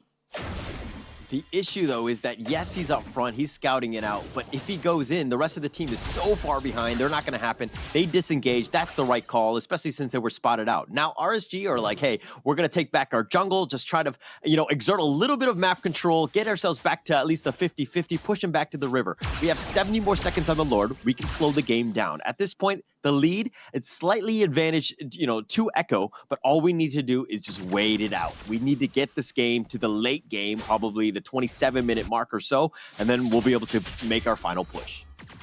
Yeah, it's all about building economies, but we do see 2 immortalities up on Echo PH. RSG PH only has light available, and you don't really want to start the fight with light as the get-go, right? Like, RSG PH has been winning those fights because of the fact that they are reacting to Echo PH's mishaps. In this case, the win condition here is to shut down Sanford right from the get-go and then just winning the fight. So I guess RSG PH they're playing safe. You know, if Echo is not doing anything unnecessary, just farm up and, you know, play safe. And 20 seconds left before this next Lord means that it is going to be very, very important here. Aqua, having the Winter Trunk in, is going to buy a little bit more time, but they have to switch up their rotations here on who should be starting the fight first. Yeah. Oh, they're trying to find Nats. Oh, they're going to let him go. Okay, they're going to deal with the minions. Nats will take that one out. But let me talk a little bit about Outplayed. I mean, a little under the radar. Yes, he's gotten some kills left and right, but he's 6-0-4. As your marksman on the team, like, that's a perfect game, right? Like, positioning has been on point. Yeah, I guess. But now with the Lord Pit coming in, Demon Kai trying to pull aggro away, but Light, he gets the hook, though! They found no, and they blow up Sanji! They're going to take it out, and they're going to take a Yaoi as well, and that's the opening. The Lord is now wide open. Echo with only 3 members. I don't think you can defend this or try to contest it at this point. They make a beeline for their base. They're going to defend as much as they can. Oh, boy, that is huge. That is huge for Light, man. Like, whatever happens, man, any hooks that you miss, if you hit the crucial one, you pretty much win the game. In this case, catching Sanji was huge for RSG PH, and now they are going to try and make an attempt to break the inhibitors. They still have immortality on Echo PH, but with 20 seconds left on the sideline for Echo PH, RSG is just going to try and milk Echo PH as much as they can. They're going to try to slow it down. I mean, the minions have just spawned, buying a little bit of time, but they still have only 3 members. 10 seconds. That's the timer. Sanford gets out of the real-world manipulation. They focus on the base, and they're going to go for it. And they take it, and RSG PH get this one. They get game 1. Huge, huge plays coming from RSG PH, but Light with the crucial hook, mixing up the sequence here, punishing the Sand combo. RSG PH understands the secret sauce to beating another Filipino team. In this case, RSG definitely have a good start. They finally figured out what was missing in yesterday's game, but for today's, they look like they're stronger now, and I'm really, really happy to see that they understand their timings very, very well, and based on their compositions, and, you know, they were able just to get into that stage. Yeah, and I think it's just kind of like the familiarity they have with that team, right? They understand how Echo plays, and they're gonna just play, they're gonna play for that late game. They understand what they need to do. And it comes back to, I think, good coaching, right? I think that they were very structured, understanding that, hey, if we're behind, what is the small baby step to get ourselves back into this game? How do we win this game in the long term, right? And they kept playing for the long term, even though that, some of the team fights, they didn't go as well or whatever. I mean, Echo are going to have their moments, but that was a very good game. The fact that they were able to stick it out in the late game and survive like that, and to get that one opening where Light gets that game-winning hook, where everything is like, it's the tipping point and the game is over. I'm not gonna lie, that was a very, very difficult game to play coming from RSG PH. Like, they definitely deserved that victory. They understood that win condition is pretty much Iman, right? Like, you gotta make sure that this carries power farm all the way through. They always try to find a way to accelerate it farm, and even though Echo PH was just dominating early stages of the game here, but of course, like you said as well, one big hook is all they need to actually win the game. And I'm not gonna lie, that was a difficult game to win. A win is still a win. So props towards RSG PH. I don't think I want to talk too much about the drafts coming from game recap. I feel like both sides had their very, very clear intentions of how they want to play the compositions. It felt like a 50-50 draft. It comes down to execution. And in this case, RSG just played the better game, and Echo PH just could not, I would say, close up the game just because they kind of forgotten that Light can actually threaten their game plan. And even though they have been bullying him from the entirety of his misposition, etc., but eventually, like you said, one right hook is what they need, and especially into his later stage of game, one death can cost you the game because of those respawn timers. So nicely done coming from RSG PH. Yeah, for sure. And that's exactly what you wanted to have seen. And it was a competitive game. It was a long, more macro-based game. And there wasn't a whole lot of action just trying to, two teams just trying to kill each other. It was more of like very intelligent plays. Like there's a reason for all the team fights and the why they were going for things, and understanding how to move around the map. Very, high-level play. I think as a viewer, if you're watching, you're like, oh, why aren't they fighting? Why are they constantly farming? It's like, oh, we need to hit our peaks, right? We need to understand when we get our items. We need to know where they are going to be rotating to, you know, what sort of bush they might be hiding in. Make sure that Light has that opportunity to make that hook, because that's a game-winning one, man. Yeah, that indeed is well. Like, I'm curious to see whether or not he's the MVP. But at the same time, it feels like both teams, in terms of junglers here, they have very, very different ideas on how they want to play the game. But in terms of understanding positioning, I feel like both Demon Kite as well as the Frederick player here, they do play this really well. In this case, they understand that they need the Lord in their position in order to set up for bigger fights. And in this case, having a Beatrix that relies on, you know, close space defensively gives him the maximum value in just dishing out damage. And every single time this happens, RSG PH stops that. And that's something that I really, really like, how RSG PH understands to make the best out of the worst situation in their favor. So positioning is going to be key. The fights that you play is going to be very, very important. And in this case, you know, both Zaida and Demon Kite, even though we don't see too much flashy plays coming from jungler, but they're thinking of the bigger picture, setting up a fight that is favorable for the team. And both sides, I think, you know, Demon Kite, he fared out pretty well for the side of RSG PH. Yeah, definitely. But look, I mean, if we're looking at some of these stats, though, I think the biggest one that kind of sticks out to me is the fact that Outplay didn't die, right? You're 6-0-4. This is where, you know, you finish the game and you lose and you're like, oh, did I lose because of my teammates or what? Because it seems like I had a really good game. If you're looking at the other side, you're looking at Aqua, who's 4-0-11, who had, you know, who came out on top. I think that his real-world manipulations were on point. Yes, they were set up by Light and the Bloody Hunts and all of that, and kind of letting Iman do some work as well, but they had a lot of burst. And this is a team that's really well thought out, team composition of this draft. Very smart.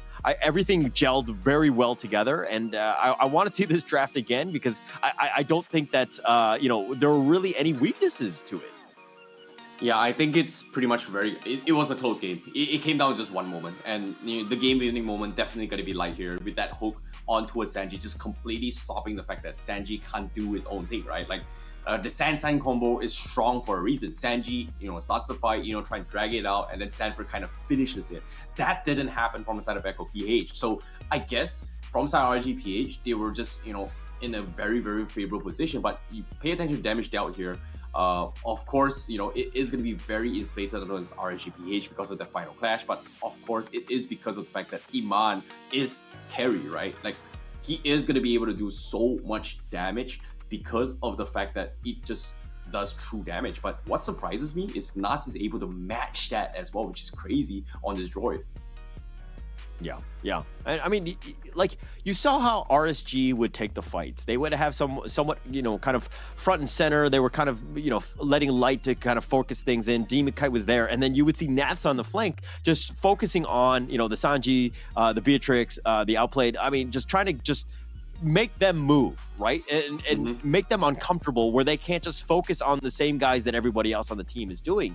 And you saw what was happening with that Joy. That Joy was very underrated in terms of the team fight and the impact that it had throughout the game.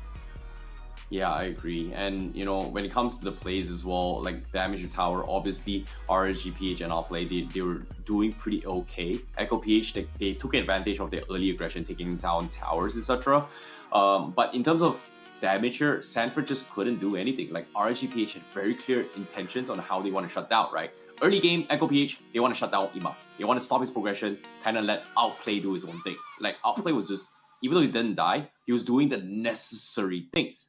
Whereas RSG PH, their sole focus was pretty much shutting down both Sanford and Sanji, and they don't really want the fights to be very, very much prolonged. And what I mean by prolonged is that all 5 heroes are standing. They want to close it out with Iman's burst potential. So I guess the sequencing from both sides are very unique.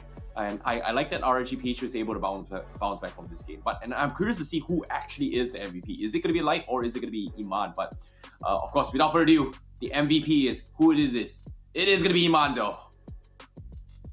I mean, 626, like we talked about the fact that Iman had to have had a good game. And at the end of the day, Iman was that carry, right? He was the reliable one, the old true, the tried and true, so to speak, who was able to make sure you were there when you needed him, right? He had that farm. Yeah, he had a couple deaths very early, but towards the end of the game, I mean, he was almost unkillable, right? 80% kill participation. The damage, the DPM was off the chains to 3,102. The DPM might have been a little bit higher, you know, that's what I would want in my own marksman, but you know, it is what it is in that sense. But I think he played very well. But let's check the highlights to kind of break down some of those Iman plays.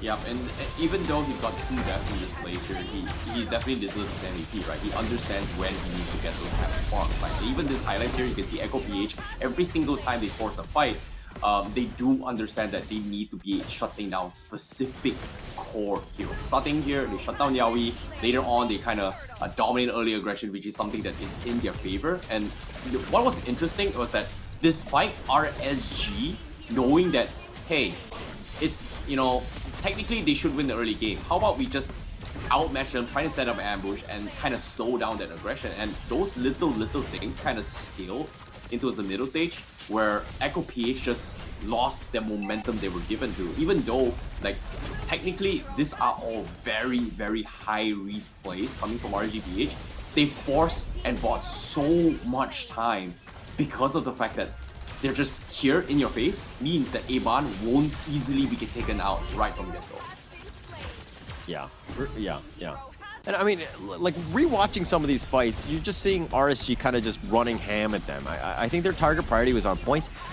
You know, he got killed a lot early, right? And that's why kind of Echo did very well with some of the team fights, because they didn't really have that control. And, you know, they had the numbers throughout. And this is where, like, it got to a point later where Light was kind of, you know, stepping back a little bit. Like, again, he gets caught out here. He's going to be the first to be killed, right? I remember this fight. So he gets killed here, then they back off, and they try to turn this around, and now Nath joins the fight. But I'm thinking if Nath was a little bit closer earlier, and Light somehow stayed alive, like, it could have been a very different team fight. Yes, RSG kind of a little bit of a mix right here, two on three at the end of the day, but it could have been much better, so to speak, for RSG. Yeah, you know, I'm not gonna lie, like RSG PH, you know, they tried their best to actually buy time. Iman was able to set up and prolong a lot of the fights as well. You have to give credit that the layering of skills here, especially for outplay, you can see that he uses his Venice Rage not as a tool to actually kill people. He also uses it to actually make space and buy time for his team. And even though some of his spells didn't really connect, it was very much intended so that his teammates can actually back out. But nevertheless, RSG PH still able to get that clutch win, and they still took game 1. So like I said as well, Holler, it is going to be 2-1 for a reason. It is going to be close. It is going to be adaptations here. But of course, your prediction pretty much out the window now. Echo not going to be getting in 2-0. It is not over yet. But of course, this is a much better RSG PH that we are seeing here compared to what we saw yesterday. Thanks, man. Thanks for making me feel so much better, right? You're saying, you know, my predictions out the window or whatever. Yeah, I went 2-0. You know, I still think Echo can pull this one out. Unfortunately, they drew a little blood, right? I think RSG PH coming back like that game 1 was very strong for them. I was very impressed with that play. I think Echo need to kind of go back to the drawing board, right? They have a little bit of a break now as they get into game 2. But if you were the coach of Echo now, what are you going to tell them, Legacy Baby? I think just stick to the game plan. Like, they have to shrug it off for sure. Like, I don't think there was major issues on the plays that they were making. I think it was just a little bit of unluckiness, a little bit of miscommunication here. I don't think. Sorry, let me recorrect that. Like, I don't think there was major issue on the drafts. It was more like communication wise, they were just a little bit off here. They did not expect RSG PH to understand what they're thinking as well, which is something that not a lot of teams is able to understand, right? Like, very clear intentions what they want to do, and it's hard to do that because, like, from our perspective, it is easy to do so because, oh, we have all these numbers right on the screen. We're always looking at those scoreboards. We're always getting this information that, oh, this guy's having a little bit of economy. He just got his items, yada yada. But as a pro player inside the game, you are not able to always see like, oh, he just got his items, etc. So a very unique skill to have is that always check the scoreboard and pay attention to your enemy's items while fighting. That is a very difficult thing to do. Yeah, but at the same time, when it comes to gameplay-wise, without further ado, that's pretty much my analysis here. I want to see how the draft is going to go for coming in for Game 2, because this is going to be a little bit unique here, because adaptations will be made coming in from Echo PH for sure. Do they want to play the same game, or do they want to respect the power of the carry? Because when we talk about previous patch, opening up with Fredrin, it is going to be a safe pick, but it does open up for consideration to be countered. Eve, great way to counter mobilities on Fredrin. Carry as well is something that actually kind of counters all Fredrin to a degree. So I feel like when it comes to this scenario, there's just definitely something that Echo PH needs to adapt as well. Like, even though it's a hard counter, I felt like he was being oppressed a little more on this Fredrin. Yeah, even though it looks weak on paper, technically, even though it's like a kind of a little counter here, Fredrin definitely still is a safe choice, just because of there's just so much value it actually brings to the table. But of course, when it comes to the drafts, I want to see adaptations here. Do they still stick with their usual gameplays, or do they not? Because as of now, RSG PH, they are going to be on the blue side. They ban off the Ling, they ban off the Kadita, they ban off the Eve. This time they're just targeting on towards Sanji's heroes right now.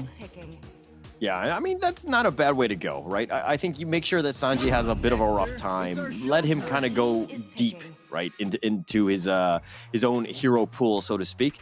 I think that's okay, right? I think it's okay to target somebody. A lot of them are kind of generic in terms of what he could potentially play. There's a lot of opportunities, but you know, it's coming back to Game 2, right? If we're really playing and we want to focus it out, like, do you want Sanji to really pop off, or you know, maybe you focus on Saida? Like, what exactly is your thought process here? That's the thing, right? Like, I think what RSG did was their intentions from Game 1 was pretty much shutting down both Sanford and Sanji. The San combo is definitely something they're looking forward to. But the reason why Echo PH lost was because there is this game-changing skill that kind of lost in the game, and that was pretty much a Franco coming from Light. So Light, even though he wasn't getting the greatest moves, he was getting caught off time and time again. But if you take the Bloody Hunt into consideration, if you get it on the right targets, there's just absolutely nothing RSG could have done.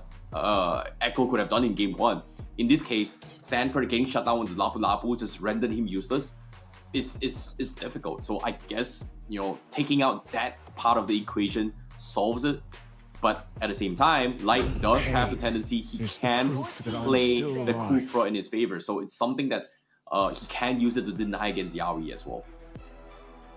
I mean, I feel like you need some sort of save, some sort of way to deal with that eventual hook that will hit you, right? You need some sort of way to kind of get yourself in there. But, you know, it's one of those situations where, you know, Echo doesn't want to deal with as they banned it early. So we won't see any more of it because I don't think they have any answers. But if we're looking at this draft now, the Uranus, Valentina, the Claude, you know, from RSG PH, is that good enough right now? Are you comfortable with those first 3 picks, especially in the first phase? Okay, so I guess, you know, Echo PH this time, they've understand that based on their drafts, Zaida just couldn't do his own thing, right?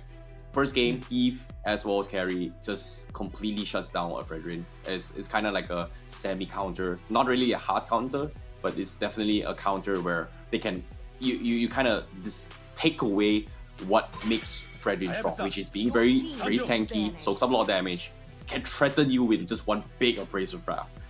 Apparently, 2 of the heroes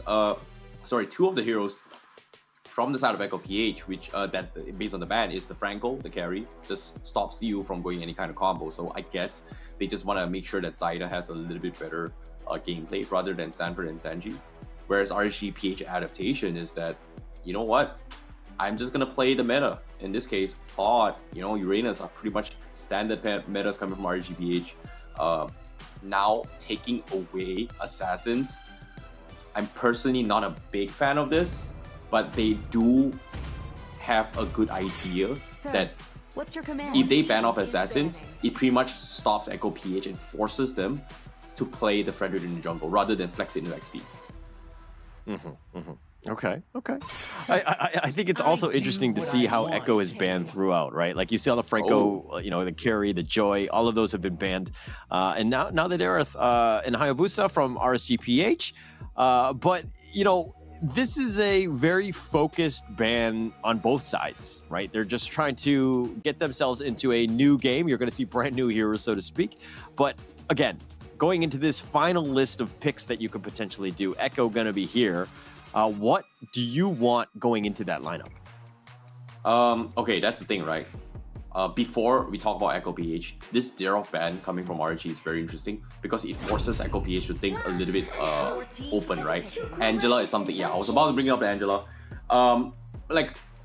Do they go for Esmeralda or do they go for Angela? Because as of now, Angela being opened up means that the Angela Uranus is a force to be reckoned with, but because they ban off the Dareth, that means it forces Echo PH to play this Angela around this Frederick, and right now they need another 10k hero on the XP lane, so they need another hero that can utilize this, and RGPH can't really take the Esmeralda away.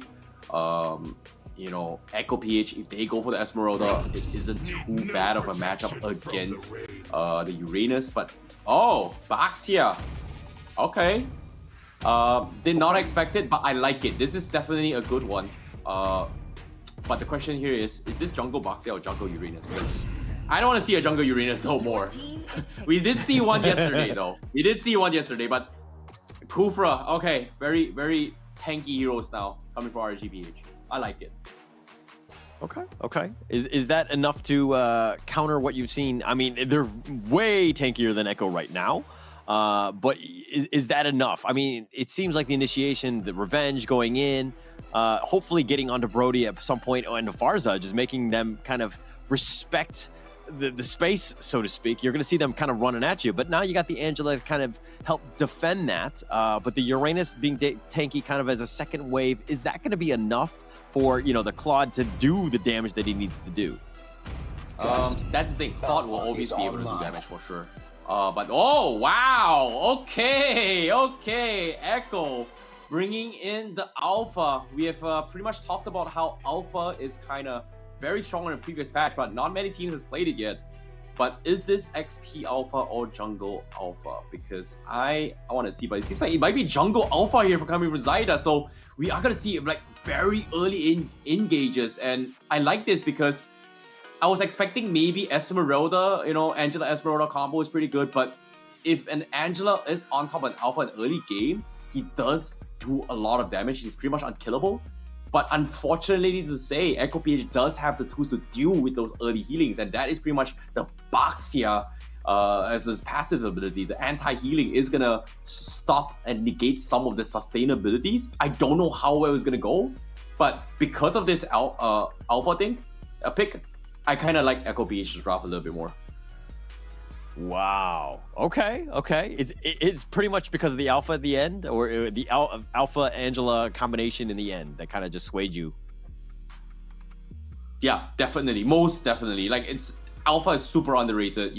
We talk about the disposition meta, right? Back in the days, not back in the days, still happening. Kaja, Faramis, Luz kind of pulls you away. Alpha can do the exact same, but at the same time, he does damage. So I like the idea coming from Echo PH, but of course, execution is going to be key. So is RSG accustomed to this? I don't know. But of course, without further ado, let's see how this series is going to go. Game 2 between RSG PH versus Echo PH. At the same time, I want to see how this goes. Yeah, I think we all want to see how this one goes. I mean, I haven't seen an Alpha in God knows how long, and seeing it here and just the impact that could potentially have. I mean, it's one of those things where if it does well, awesome, but I'm more afraid that you're going to see more of it in the pubs, which kind of scares me at this point. Yeah, but at the same time, I think One Shell brought up a very good point here. The Valentina can steal the Heartsguard away from Yaoi. Personally, I don't think it's feasible if Yaoi just always stays hidden. But of course, when it comes to the gameplays here, Echo PH, they are getting a little bit pressured here. RSG already just, dominating all the lanes here, applying, like, Outplay is just struggling right now. Yeah, struggling, not having the greatest game. I mean, to start things off, it's, you know, I don't think, to be honest, I don't know if Zaida thought he was going to be playing Alpha going into this one. If this is like a known strategy or going in, but Light goes in for this one. They have a nice two-man knockout. Light has to flicker. He bouncy balls away, but Yawi getting a little bit low. Demon Kite is on the prowl. He does get that kill, and he will secure that one. First blood going the way of RSG PH. This is not a good start for Echo at all. Like, you know, RSG PH, they know that they're stronger in the early games in terms of denying those anti-heals, but I like that they're utilizing this right from the get-go, knowing that Echo PH needs both the Angela and Alpha to be at least like level 6, level 7 before they get super out of control. And by doing this and this much pressure, RSG PH is just limiting their momentum. But top side though, outplayed. Oh no, he's dead. He's dead. Yeah. Ouch. Yeah, no chance. The Blazing Duet on top. Just nice rotation there. I don't know if they expected Aqua to make all the way down to the top lane, but Demon Kite is taking the turtle, and the nice two-man Tyrant's Revenge, that's going to be on point. Yawi now running for his life. Sanford getting a little bit low as well, but the Appraiser's wrath, he turns it around, and Nats gets smashed as well. Demon Kite now on the run. He's been knocked up. He's running for his life. I don't know. Okay, he does get away, but that was a huge win for Echo. That was clutch. That was clutch coming from Sanford. Like, if Sanford did not get the kill right there and RSG PH was just continue to snowball, that would have been a done deal in the early game for Echo PH. They have to play behind from all the way through. But interesting enough here, let's go to the emblems here as well, because we do see Tenacity being picked up on the Angela as well as Sanford. So they are looking for a little bit more sustains. I guess it's to kind of deal with the anti-heals coming from RSG PH, but considering how everyone from the side RSG PH has it as well, so that means that they are going to be very, very tanky, and Outplay don't necessarily have the tools to deal with this. And I like that RSG PH, they banned off the Dirok in this draft in particular, because Echo PH actually brought this Dirok Brony composition against Udo Red Giants in yesterday's games. Yeah, I mean, they thought it through, right? They know each other, and they're going in. But a nice little knockup. Nats running for his life. Ionic Edge doing a little bit of chip damage, but Nats out healing most of it. He's going to deal with his minion wave. This Uranus just being super annoying. But he's 0-1-0. I don't think he expected to die, especially that early in the game.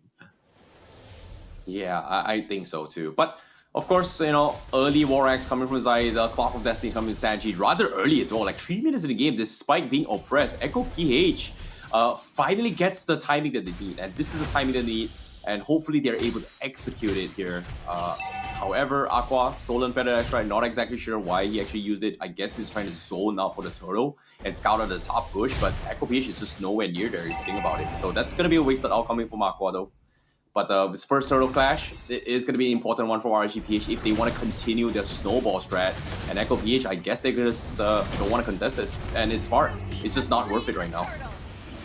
Yeah, not gonna spend any sort of resources, any time. They're just gonna continue on. Echo, that is. They're just gonna continue to farm. Nats, on the other hand, did find Sanford, so he's got the energy eruption, and they're gonna play around with the aggro, and Nats will out-heal it eventually. He gets back in. He's gonna invade the enemy jungle. Man, this Uranus, just super annoying, right? Yeah, this definitely did as well, but I'm surprised Echo PH, they're gonna try and force the issue here, but Sanford all the time comes in. That's the worst timing to be in. Like, if you're on the player's heroes, it's fine, but the moment you're in the turret and get taunted, yeah, it's goodbye. There's nothing you can do. Yes. I mean, there are 3 members there, but now Demon Kite, they're turning this around. They're doing a little bit of damage there. The Feathered Airstrike is going to be used. They do have the Brave Assault doing a little bit of a knockup, but Demon Kite will be fine. And Sanford just invading the enemy jungle, making it difficult for RSG PH. But Light, oh my god, the Tyrant's Rage blinding the bush, but Sanji, what? He gets out just like that, and at the same time, they are gonna regroup here with the Hearts Guard to try and extend the fight, but Echo PH, they need to get out. Sanford, an awkward position. Demon Kite still thinking if he wants to go to this, but Echo PH, they will be able to keep him alive. So I would say big clutch here coming for Echo PH. Yeah, that's what you want your Angela player to do. Yawi on point with that, making sure he did have the save. But again, you know, the next turtle is going to be pretty huge. It's going to be up in about 25 seconds or so. But Nats now does need to be careful. He's going to get gangbanged by 4 people. They're coming out from all different angles. They focused it out. And, you know, the Uranus, we're talking about the tankiness, but not against 4 at this point. Yep, at the same time, RSG PH though, they are not getting those space needed, but again, they're playing a very similar strategy from game number 1. They want to make sure Iman gets his farm, and as of now, he does have the necessary tools, but he probably needs about 3 to 4 minutes of uncontested farm before he starts whipping out the big wombo combo AoE damage that is needed as well. And this is something that Echo PH will tend to struggle to deal with later on unless they have the necessary items. But of course, once again, Echo PH, they're gonna try to pull aggro away from RSG PH, and Sanford, he's getting chipped off reload, and he might die to this. Oh gosh, the feather airstrike almost barely away. Oh my gosh, he barely got out. That was so close. But now they're going to just take the turtle. It doesn't look like anyone's going to commit for this one. And RSG just get another objective after another objective. Very uncontested. Echo not willing to take any sort of risk. Technically, they can't. Technically, they really can't here. And let's take a look at the items real quick here. Fleeting time out on Angela, War Axe up on Alpha. Yeah, now it's definitely not the time as well, considering that Outplay doesn't have even the first item Power Spike. And it's just not worth it fighting against RSG PH, who's just so strong now in terms of, like, you know, the Baxia, the Valentina with the Clock of Destiny as well, like very early ones as well. I guess, you know, the goal time here is at least 2 to 3 items, and Echo PH will have the necessary tools, and they cannot afford to lose this. But Sanford is going to try and turn the fight. He's got a huge chunk, but Appraiser's Wrath, he needs to use it. He gets it. Iman will get collapsed, and he is going to take them down in RSG PH. They call for the bait, and Echo PH now is the time to strike. Demon Kite here tanking so much damage. Like, tries to go save for the day, but here he comes Zyda. Isolates him from the rest of the heroes out here, and they will pick another Echo PH. They find the right plays, and it's gonna be Sanford that makes it happen, and Zyda to interject for Echo PH. What a play there. I totally unexpected Yaoi coming in with the Heart Guard. Just that save was on point. And you're kind of thinking, Sanford, 1 versus 4, can you do this all the way at the front line, just forcing the issue? And man, he was on point. And that's exactly the team fight that Echo needed. And it completely caught everybody off guard from RSG PH. They were not expecting this, but the Feathered Airstrike, now that's going to be used. Zaida getting a little bit low. He does have the shield. The Heart Guard again saving him, at least for now. And they're looking to go. The Energy Eruption throws back Nas. Sanford gets it. He gets the Brave Assault. He knocks him up, he takes him down, and he turns it around. Nas is down for the count. Oh my god, Sanford, just an absolute monster, just kiting their way through, and Echo PH finally found the sauce to deal with this Baxia. Push and pull, poke and choose your fights wisely. Pick the fight that Demon Kite is not around and dissect them. This is where they will excel the most on those healings, and every single time Demon Kite doesn't have his true unity, he's not able to get on top of you, they're just able to just out heal whatever damage we're coming from RSG PH. So Echo PH, they finally found a way, but at the same time, is it over yet? Because RSG PH still needs to rethink on how they need to take this next approach fight, because this Lord Pit is going to dictate whether or not RSG PH is able to close out this game. It's one of those things where RSG really need to know the cooldowns, right? If you're expecting it, maybe you force it, throw an easy Heart Guard onto it, but as I say, that time's revenge. They do end up finding Sanford. Do they have the save? They do not this time. Demon Kite will take that one, and now Demon Kite is a little bit low. They're going to look to go. The Lord is getting the knockup onto Demon Kite. He barely gets away. They're going to continue on, and Zaida gets killed, and Sanji now on the run. He gets over the wall, but Outplay's been killed, and Lighty's going to secure that one. Nas is diving deep. He doesn't care. Yaoi getting a little bit low, and they're going to focus the attention of the Iron again, just doing some work, and Nas will secure that one, and now they've got the T2. The Lord has gone on by Demon Kite, and this is looking to be an RSG PH game.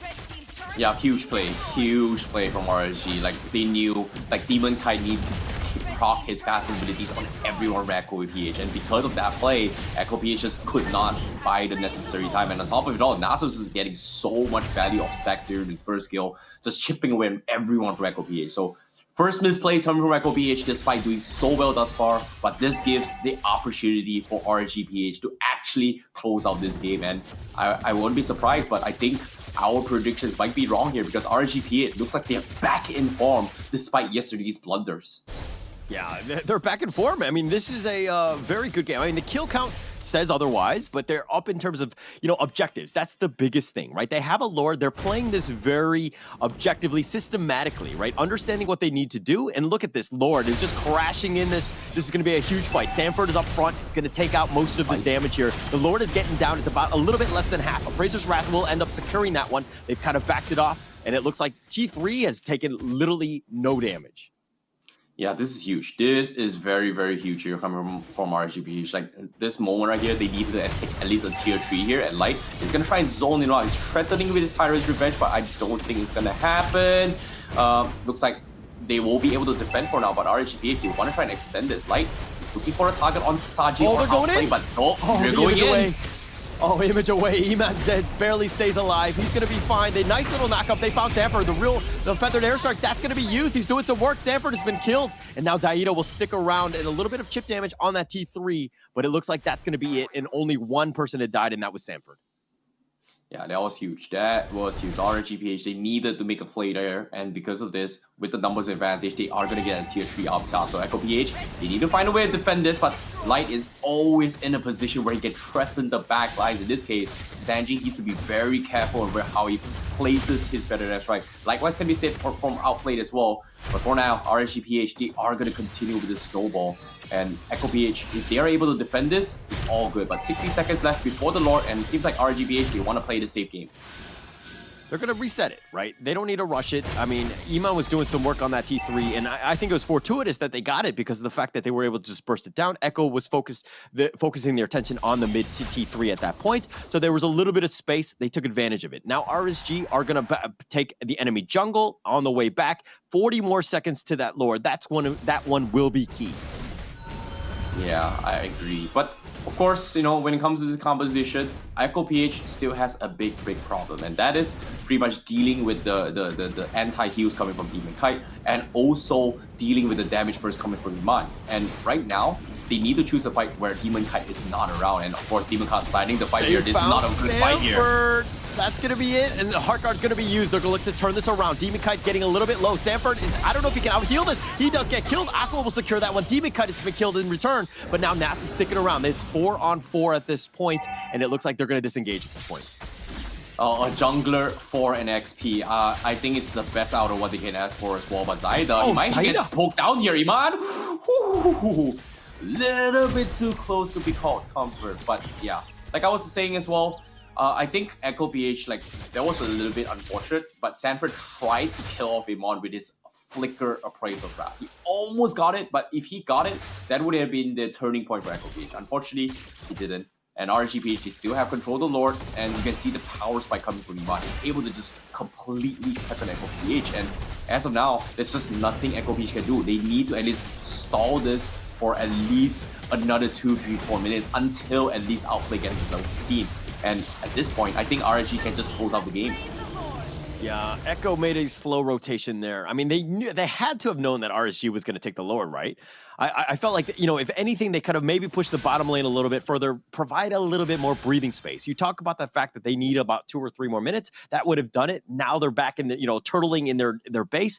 This is a very bad situation. Yeah, you have your T3s up, but if you're looking at the lanes and where they're at right now, they're going to eventually push, and you're going to have a rough time. Yeah, and in this case, you know, when it comes to pushing as well, Zaida, he just got his Athena shield. I don't think it's going to do him any good.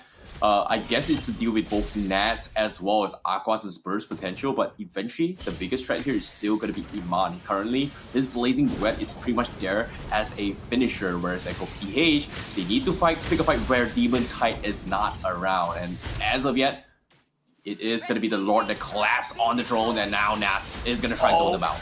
Yeah, Nats jumps right in, not scared whatsoever. Gets the knockup onto Sanford as well, who gets a little bit low. The Heart Guard, that's going to be used, keeps him alive. The Lord is about half-life, but life, that's going to be life number 1. Zaid is going to be next on that list. He goes actually in, but he's going to be killed. Aqua will secure that one, and the Lord is still up. Light somehow still alive, and it looks like the Lord is bashing in. He's going to look to go. The Feathered Airstrike, that's going to be used. That's going to disengage everybody. I genuinely feel bad for Echo PH right now. Like, there's only so much Yaoi can do on this Angela. Like, do you use the Heart Guard to save Sanford's life, or do you power bomb Zaida, allowing him to just get out of control? Because as of now, with or without, Zaida just can't do anything right now. And as of yet, every time he makes a play, RSG PH just kites him around. And now RSG PH, they are going to focus on tier 3 and they collapse on them as well. Yeah, they focus in on this one. Outplay getting very low, has to go back to the fountain to heal. The Feathered Airstrike, that's going to be used defensively, and that's going to slow things down. That's going to buy them time, but they have 0 T3s up. The base is the only thing standing. Echo are like sitting with a chip in a chair. Oh, it's tough. Like, this is a very difficult game, and RSG PH with an 8k net worth lead. I don't know how Echo PH is going to come back to this year, but as of now, let's look at the items as well. You know, at this stage, Iban is pretty much full slotted, whereas Echo PH, we have Outplay just so far away from his next major item. He doesn't even have his Malefic. Okay, as soon as I say it, he just got his Malefic Roar, but he still needs more than just that. And currently, he's just not doing enough damage to threaten RSG PH. This is tanky composition. He forced himself to get the DHS. Not necessarily the greatest value for a Brody, considering how slow Brody hits in terms of attack speed, right? Yeah, you have this burst damage, but you need to be able to utilize those passive abilities against RSG PH. And currently, RSG PH just like, nah, it's okay. It's okay. It's bearable against Outplay. Yeah, it's bearable in that sense, but you know, I'm thinking like you see the Feathered Airstrike, it kind of stops everything. Sanji's done a good job of just the wave clear and just slowing things down. I think if they were able to manage to steal this Lord, that might be, you know, one of the many steps that they need to take to get themselves back in this game. But are they going to risk it? Are they going to try to go in for this one? I mean, they have, look at this RSG just completely controlling and forcing, you know, Sanford to, you know, to stay away almost. Yeah, this is going to be tough here, but of course, Sanford, he needs to set up for the play once again. He is going to be the playmaker, but at the same time, look at his HP, he's going to get dropped, but the praise is going to be used. Oh, he keeps him alive, at least for now. The Feathered Airstrike, that's going to be used. Sanford does die, not enough. They have the burst. Light is going to be killed, though. And outplayed, and that's most of the damage, and Nats is just going to run up on you. They don't care. RSG PH kills Zaida, and it looks like they want more. Nats doesn't care where you are, where your base is. Everything is open. They've taken the minion waves, and they're looking to take game 2, and they do it in style. Oh, Amon just played an absolute game, and now they will continue to finish off the rest. Sanji left alone, and RSG PH is gonna take the game just like that. Clean 2-0 against Echo PH. Expect the unexpected. The previous championship lineup now back in action at peak performance, taking down Echo PH 2-0. What a game from RSG PH. What a game. What a game. What a series. RSG PH really bouncing back. That's exactly what you want to see out of a top tier team, right? They had some major hiccups and we were kind of questioning them in yesterday's games. But after today, you're like, this team is back. They're back in form. They're scary. They understand the limits. And I mean, they were almost in full control. Echo really had no ways to get back into that game. You know, based on these drafts as well, I felt like RSG, they definitely messed up this draft a little bit more. Even though I liked the Angela Alpha in the early stage of the game, but of course, you know, they just couldn't make the space that they need. And because of that, it just completely destroys the intention of what this Alpha is able to do. So I guess Echo just played a better game. Like this box here just completely destroys the Angeli's I would say ability to kind of be strong in the game with those healings, the sustains from Alpha. Everything just didn't work out. And even Sanford as well, he's tried his best to utilize his only toolkit from the side of RGP, from the side of Echo.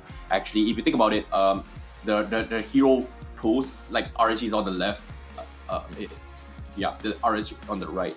No, yeah, RG is on the left and then Echo on the right. So the logo is kind of flipped here, but when it comes to heroes here, it feels like they just could not win the game. Like the only winning factor from the side of Echo PH was pretty much picking a fight where Demon Kite on this Baxia is not around, and that was the only fight that they won. And from then point onwards, RG just said, you know what, Demon Kite, do your thing. We'll play around you. We'll force a fight. There's nothing absolutely nothing Echo could have done in that scenario. You know, I think it goes back to the draft for me, and I don't mean to, you know, to bash somebody who's trying new things or older things by bringing back the alpha. I'm just not a huge fan of that, right? I feel like if you're going to go with the Angela, you need the Ling, you need the Fanny, you need something that's kind of, in the back lines, blowing things up, and then all of a sudden they have the control, then you have the Heart Guard coming in, right? You have that save, and that's kind of how it would normally be played, as opposed to the Fredrin, who's kind of up front. He's tanky anyways, right? Why do you need the Angela on top of that when he's just kind of taking more damage? Like, you need somebody, again, to just that have that assassin, that burst, so to speak, and they're kind of lacking that as a draft. Yeah, it was difficult here coming from the drafts, but of course, even though I liked it, I want to see alpha work, but execution-wise, just RSG played a better game. Like, this triple tanky composition is just so strong, so much sustain, so much heals, and even if I think if you get like a Necklace of Duress or even a Halberd up on Echo PH on that game, wouldn't have changed anything. But nevertheless, drafts definitely an issue, but GG well played from RSG PH, because when it comes to Philippines versus Philippines, I told you it is going to be interesting, it is going to be difficult, and they definitely know what the secret sauce is to take down Echo PH. So well played coming from RSG PH though. Yeah, and I mean, we okay, you bashed me on the predictions. You said 2-1 Echo, but I mean, the 2 technically it's the 2-0. It doesn't matter. I got the 2-0 right on the other side. It's just on the other side. Yeah, whatever. That's minor detail, okay? I was still correct in the 2-0, but all jokes aside, obviously, like, I think they really showed up, right? I think we're both shocked by it. I don't think we were expecting this going into this today. Really, RSG PH really bounced back. That's what we want to see more of. They're still in contention. They only lost one series yesterday, so it wasn't like the end of the world. But having them step back up into this one speaks volumes about a team, right? There's a lot of learning. There's a lot of things that you can do to get yourself better. Sometimes you fall down, right? And they did kind of fall down yesterday. And it's nice to see them bounce back up like that, because they did it in style and they were very strong. Yep, I agree. But of course, when it comes to this play as well, I want to give it a little bit more details here. I want to see what kind of items that they pretty much brought out in that scenario here. Let's take a look at Echo's composition. We don't see any Halberds. We don't see any Necklace of Dragons. Okay, we do see Yawi getting a Necklace of Dragons, but there's only so much you can do in terms of sustainabilities. Whereas Light has a Dominance Ice, Nats has a Dominance Ice, Baxia didn't go for it because he has his in-game build kit of a Dominance Ice or the anti-healer on his passive ability. So I guess with that being said, Echo PH just needed to choose a fight where they needed to utilize the heals, and it just didn't work out. So I would say Echo, they tried their best, both Sanford and Sanji, they tried their best to make something work, but there's only so much they can do considering how they were countered. So like game 1, I felt like it was 50-50. Game 2, even though it was a difficult composition, I really wanted to see this alpha work, but definitely a very, very difficult draft to play. Yeah, very tough. And I mean, it's one of those things where I'm sure they had some reps with it. They had an idea of how it's going to play. I mean, I conceptually, I can see how that game would be done, but I just felt like RSG PH knew what to do, right? Nothing kind of caught them off guard. They understood. I mean, there was a couple times I think the Angela Heart Guard pulled them out into places that they didn't want to be, but once they had enough burst, Sanford, it doesn't matter if you had the Heart Guard or not, he was eventually going to die, right? So, I mean, the damage dealt you're talking about, most of it was through Echo. They did a lot of that. I don't think that was a bit of a surprise. They had that sustaining damage, but I think the burst damage, the RSG PH definitely did have the advantage there. Yeah, and based on this as well, like, I think the damage dealt here is partially because of the fact that Echo, they need to do the extra damage, right? When pay attention to the damage taken right now, and that's pretty much not taking the most amount of damage because it is a Uranus, but because of this Uranus, they need to actually break through so much of it. Like, taking down Tigumenikai is one thing, but do you have enough tools to also burn down both Nats as well as Light, which is something that they were lacking throughout all these fights as well. And based on the total heals here, you can see that there's a huge margin of total heals error because of the fact that, having this Baxia right from the get-go, you can't get those heals from Yawi. Yawi is doing a lot of healing. And because of this, even Zaida as well is not able to sustain throughout any of these fights because he's just getting countered by this anti-heals from the start. And, when it comes to Alpha, it is very similar to like a Karina or a Gushin or maybe even Amon to a certain degree, where you need to snowball right from the get-go. So I guess, all things considered, RGPH definitely played a very, very good game. And I'm curious to see who the MVP is, because I'm pretty sure it should be Iman, but I might be wrong. The MVP, without further ado, is going to be Aqua on this Valentina 5-0-8. I mean, 93% kill participation will get you there, right? I think that, and not dying, of course, definitely helps you. Iman had a great game as well. Not to undersell what he did, but I think the fact that Aqua was there, the steals that he had, the IMUs were just on point, right? Just being able to steal the feathered airstrikes when he needed to. I mean, that's exactly what you want out of your Valentina player, and very smart. Yeah, I agree. But of course, when it comes to the right steals as well, Aqua PH, Aqua from RSG PH definitely played the necessary tools, right? He's terrifying the right targets, he's zoning out the right targets, and I guess when it comes to the plays as well coming from RSG PH, they just identified that, hey, we need to start a fight where it's favorable for them. And, I'm just there for the ride. I'm just there, doing my own things. Whoever I throw my skill is just going to get maximum value in terms of contribute to the fight. And I think Monshell did brought up a point as well. He can actually steal the Angela's heart card. We didn't see that at all, considering how far back Yawi has been playing. But of course, I'm curious to see how things are going for the plays here, if you think about it. Yeah, the potential's there, right? And that's what we wanted to see. But it looks like we have an interview coming up. This is going to be from the RSG PH side. It's going to be Demon Kite. Let's say congratulations, Demon Kite, on that victory. That was a great series. Thank you. All right, so going into this game, there was a lot of bad blood. I mean, Echo, right? Yeah. I'm sure that there's a lot of expectations going into this one. What was your thought process going into this series? My thought process was gonna be just a clean early game to dominate the Echo team. Because yesterday when we got defeated by Yudo, I felt like my early game wasn't that good at all. So I bounced back this time. Okay, I've got a question here for Demon Kai. I know this might be a little bit personal. What are your thoughts? Because, previously RSG PH you guys had Irad playing here. What was going on? Like, why are you back to replace Irad? What happened there? Irad,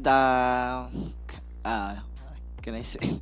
I couldn't take a flight going to Jakarta, so as a substitute, I go here, and then I did play for RSG. Okay. All right. In terms of teams, though, which is the one team that's in Snapdragon that scares you guys the most? For me, it's Onyx Indonesia. Okay. Any fighting words that you like to tell Onyx?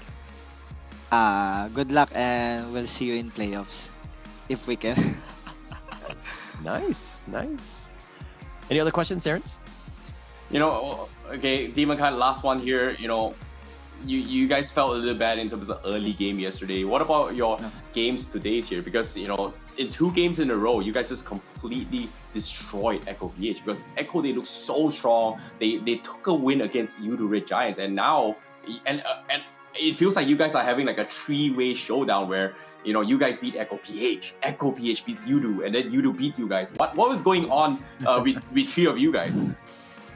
I think we're so eager to bounce back when we got defeated by Yudo. That's why right now we have so much energy to fight against anyone. Awesome. Well, congratulations, Demon Kite. Very well played. I mean, the team was on point. Any shout out that you would like to give out to the fans, to the team? Any final words from you, Demon Kite? Can I say Tagalog? Yeah, sure. Okay. Hello guys, salamat sa lahat ng sumusuporta sa RSG PH, tsaka abangan nyo pa yung mga susunod na laban namin, and gagalingan pa namin ng sobra. Okay. Thank you so much, Demon Kite. And let me translate that for you, Holler. He supports his family, he supports you, and most importantly, he loves Holler, he loves Terrence, he loves ESL, he loves Snapdragon, he loves his teammates, and because of that, they were able to win. Yeah. Okay. Thank you. Thank you, Demon Kite. And thank you for the translation there. Thank you guys.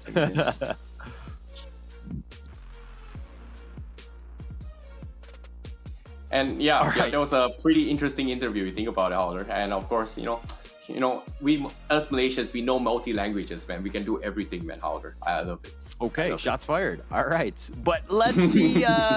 Let's talk a little bit about the highlights. Let's check those things out. That's going to be coming up right now, and see exactly how RSG PH ended up pulling that one out.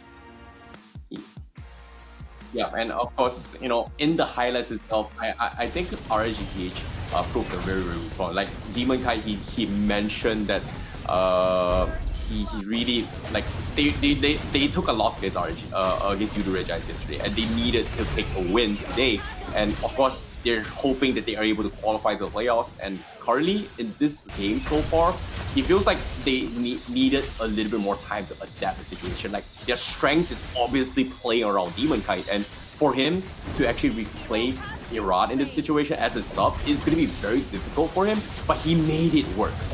Adaptations needed to be made, and they played towards his strengths, and Demon Knight fulfilled his role really well in this play against Echo PH. He's just time and time again forcing Echo PH to fight in an unfavorable position where it kind of allowed Aqua to just getting free reign to do his Valentina, just completely zone them off while Echo was just struggling to deal with all these healings coming from RSG. The sustain was just on point throughout the entire game, right? It was just a very, you think that you have the Fredrin up top, and that, you have your Angela Hearthguard, you have so many different options that can deal with it, but you really can't deal with this RSG lineup. They came in, they had a plan, they knew exactly what they wanted to do, was to extend things out, focus on the squishies, and just let Nats just kind of run at you. And they did a great job, just made it, almost a convincing game, I would say. The scoreboard says 14-9, but it seemed much bigger than that. Yeah, and of course, RSG looking forward to see them if they make it to the playoffs. But with this 2-0 against Echo PH means they are still in contention to make it towards the playoffs. The grind starts here. It's not over yet for them, and hopefully we will see them in towards that. And like you said, well, they want to face off against Onyx ID just because of the fact that they won the previous MSC. And in this case, defeating Echo PH right here, right now, is one step closer to trying to defeat the champions of MSC 2023. So I guess this is in a good step of direction. I like it. Will they make it to the playoffs? Is gonna be another thing. But of course, it is gonna be putting them in a hot seat because, like I said, the triangle coming from these three teams here, Echo PH, Echo PH, RSG PH, and also Yuri Giants is in a three-way matchup where they're just, rock, paper, scissors scenario right now where they might be fighting for that potential third slot to actually make it going, or maybe a second slot to a certain degree if they do not win their remaining matches. Yeah. At this point, just control your destiny, right? Just win out. You can do it. But, another thing, let's give a shout out to our sponsor here. This is going to be FIBOT Cup win of 5,000 euros. Take part now at FIBOT here. This is one of those things by DHL. It's going to be run there. Please do check them out. Give them a shout out. And plus, they're going to pay you money to do so. So pretty easy to do. All you need to do is participate in that. But talking a little bit about RSG, PH, this is one of those things where control your destiny, right? This is a huge confidence booster. Pat yourself on the back. But look to the next series because you need to continue to win, or else you're going to be stuck dealing with the tiebreakers, and nobody wants to be in that situation. Yep, and of course, when it comes to winning matches here, I think I want to try this F8 dashboard game. First place is going to be there. But to do that, I definitely need to have a lot of stamina and a lot of endurance. And you can, of course, unleash the beast with monster energy to keep you going. And to top it off, if you want 5,000 euros, you got to stay alert and be very, very focused. And with Monster Energy, you can do so. You can check them out here. Get yourself a Monster Energy at monsterenergy.com/gaming. And, who knows? You might be able to be a potential pro player. And if you are not looking for some Mobile Legends bang, you can always try the FB dashboard just now. 5,000 euros is a lot. And, of course, keep it going here. Holler. Now, let's talk a little bit more on this upcoming matches. What do you think is going to happen today? I mean, we're going to see more of this, right? If we're looking at game 2, what is it? It's Aura Fire, going to be Todak. That one's going to be coming up next. Monshel will be stepping in for that series. I will be back for game 3. That's going to be Burnix Flash against RSG PH. They're bringing it back. I want to see more of that team, and I get to see them in that third game. That's going to be amazing. So I'm looking forward to both of those games. Yeah, when it comes to the recap as well, I think when it comes to the upcoming matches, I feel like you said as well, you know, Todak and Aura Fire, you know, we've seen Aura Fire, you know, I definitely have a personal soft spot since the previous season of his SPS, and even here as well, they made it from the bottom and now they're here. Can they reach to the top? That's going to be a very difficult one. However, when it comes to Todak, there's a lot of questions as well, and, you know, I hope they're able to do what they need to do, because there is a lot of things that is happening internally for Todak, and recently, you know, some of the players has been kind of sick as well. I think some of the players were sent into the hospital or the clinic at 4 in the morning today. So I think, you know, I'm not exactly sure what's going to be happening here until we see the starting rosters later on, but hopefully they're going to be doing well. But of course, it is a match that has to be done. And of course, the closings out for today, like you said, Burn X match going up against RSGPH? RSGPH, sorry. It is going to be a good one. So I want to see how that goes as well. Yeah, both of them are great. And we have a huge lineup. Of course, Stream B, best stream. Please do stay tuned. That said, that's going to be it for it. We're going to take a little bit of a break. And before we go into that second series, Terrence and Monshel will be back with that second series. I will be there for the third. And we will check you guys a little bit later.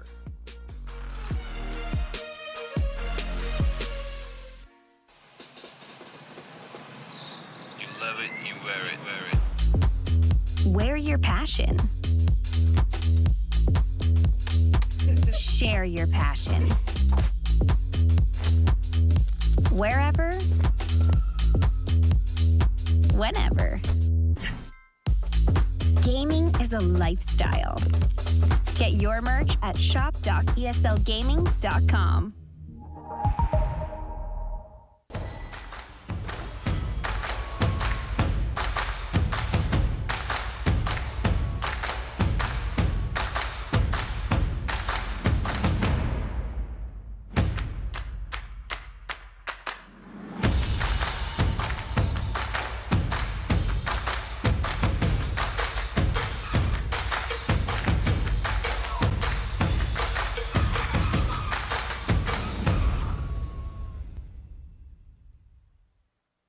The Snapdragon Pro Series powered by Samsung Galaxy is brought to you by Snapdragon Elite Gaming, Samsung Galaxy S23 Ultra, Monster Energy, and DHL.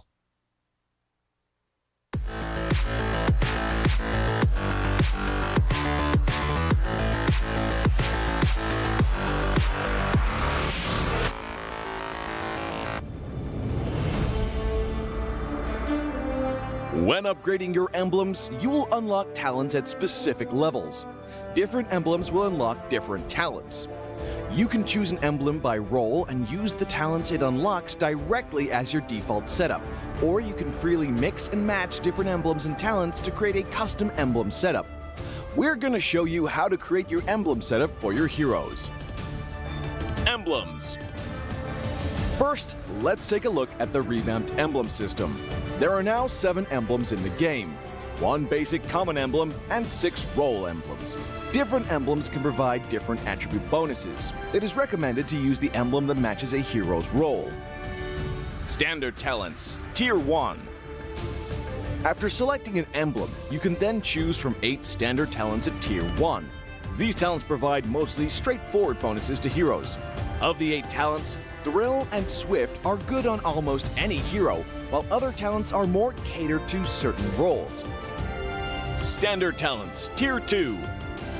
At Tier 2, you will also have 8 standard talents to choose from.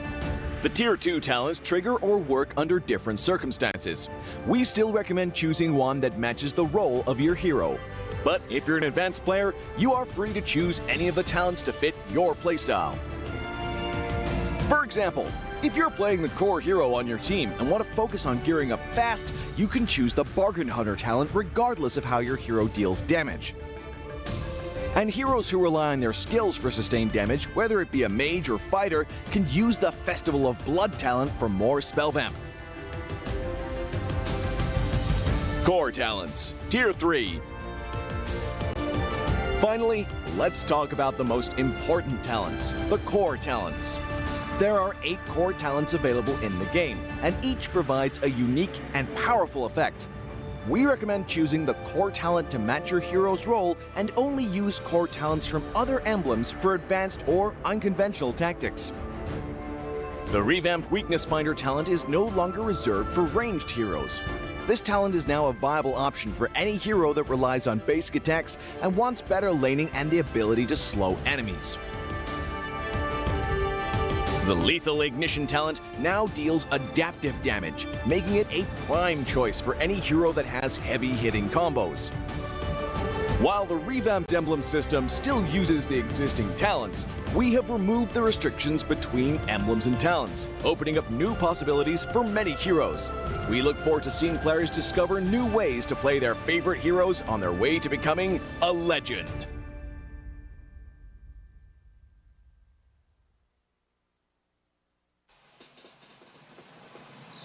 You love it, you wear it. Wear your passion.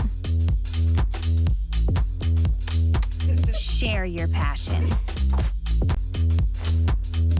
Wherever, whenever. Gaming is a lifestyle. Get your merch at shop.eslgaming.com.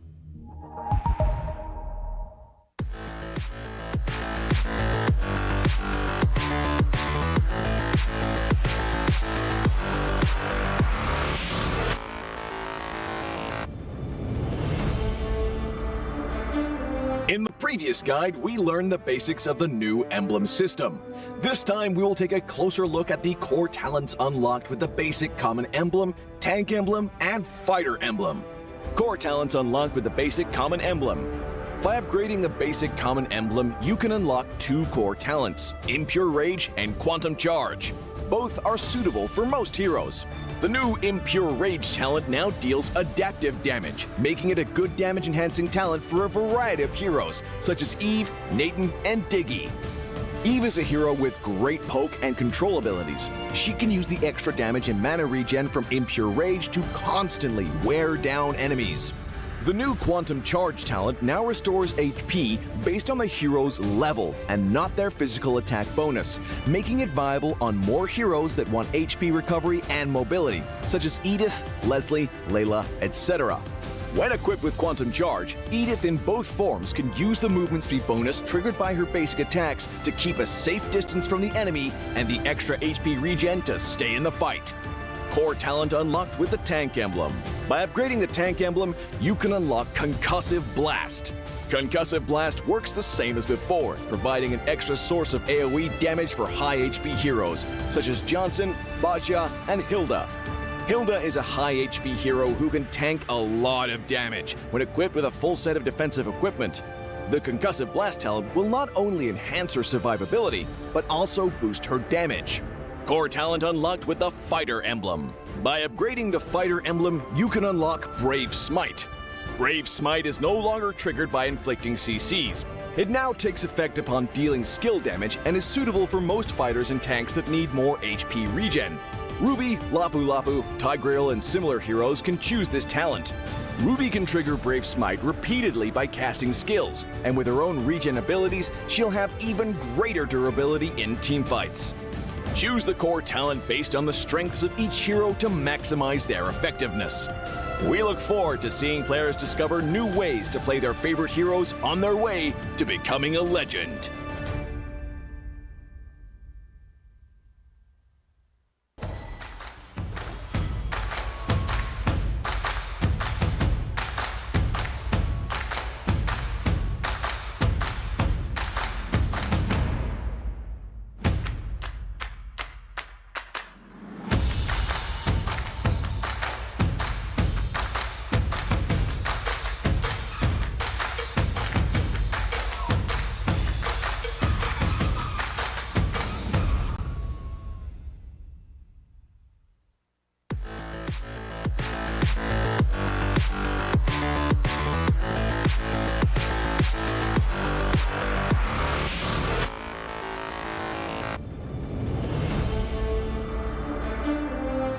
In the previous guide, we learned the basics of the new Emblem system. This time, we'll take a closer look at the core talents from the Mage, Assassin, Marksman, and Support emblems. Core talent unlocked with the Mage emblem. By upgrading the Mage emblem, you can unlock Lethal Ignition. The new Lethal Ignition now deals adaptive damage, making it a great option for any hero with heavy-hitting combos. With the change to adaptive damage, heroes with high physical damage can now use this talent to enhance their damage, such as Saber and Natalia. Saber's first skill and ultimate combo can easily trigger the effect from Lethal Ignition, dealing much more damage to enemy heroes. Core talent unlocked with the Assassin emblem. By upgrading the Assassin emblem, you can unlock Killing Spree. Now that the talent is no longer reserved for the Assassin emblem, it becomes a good choice for any hero who can perform chain kills. Heroes with magic damage like Karina and Julian can now take this talent as well. Karina's ultimate resets after she kills an enemy hero. When equipped with Killing Spree, she will recover HP from each kill, allowing her to stay healthy and go after more kills. Core talent unlocked with the Marksman emblem. By upgrading the Marksman emblem, you can unlock Weakness Finder. The new Weakness Finder talent is no longer reserved for ranged heroes. It works well for heroes with high attack speed, as it can improve their laning and slowing abilities. A hero like Minzathar can take Weakness Finder because his second skill increases the attack speed of his basic attacks. When combined with equipment that can provide more attack speed, he can reliably trigger the slow effect to prevent enemies from escaping. Core talent unlocked with the Support emblem. By upgrading the Support emblem, you can unlock Focusing Mark. The Focusing Mark talent works the same as before. It allows support heroes to increase the damage their teammates can deal to the target enemy. Kaj's ultimate can be used to drag key enemies to his team. When equipped with Focusing Mark, the ultimate will also increase the damage the target takes, allowing Kaj's team to quickly burst down the helpless target. Choose the core talent based on the strengths of each hero to maximize their effectiveness. We look forward to seeing players discover new ways to play their favorite heroes on their way to becoming a legend.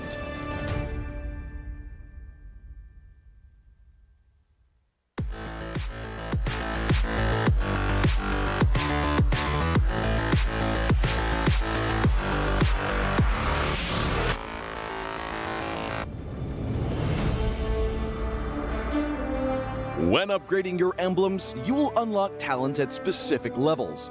Different emblems will unlock different talents.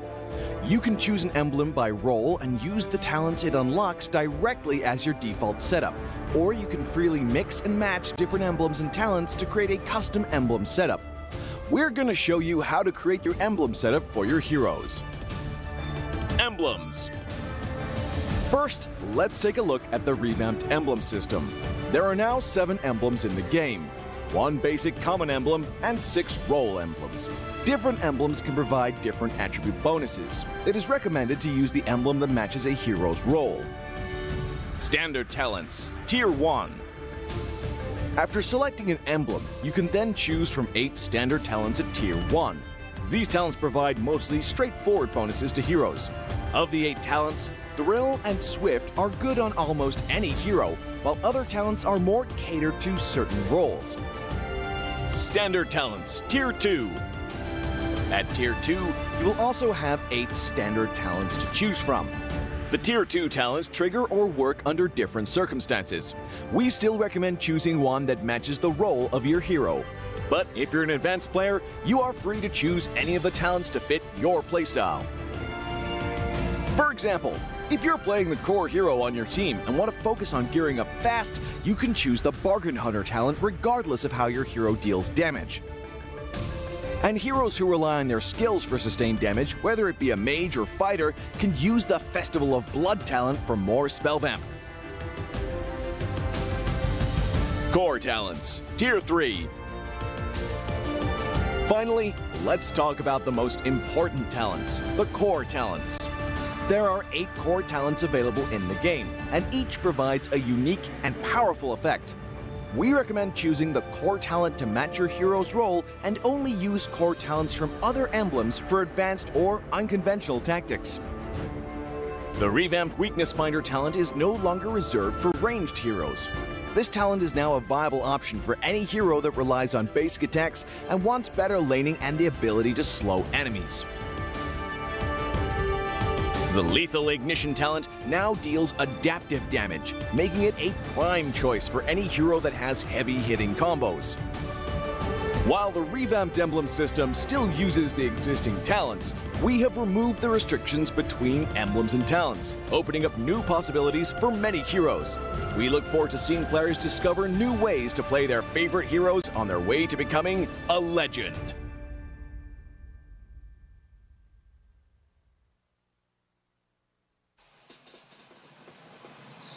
You love it, you wear it. Wear your passion. Share your passion. Wherever, whenever. Gaming is a lifestyle. Get your merch at shop.eslgaming.com.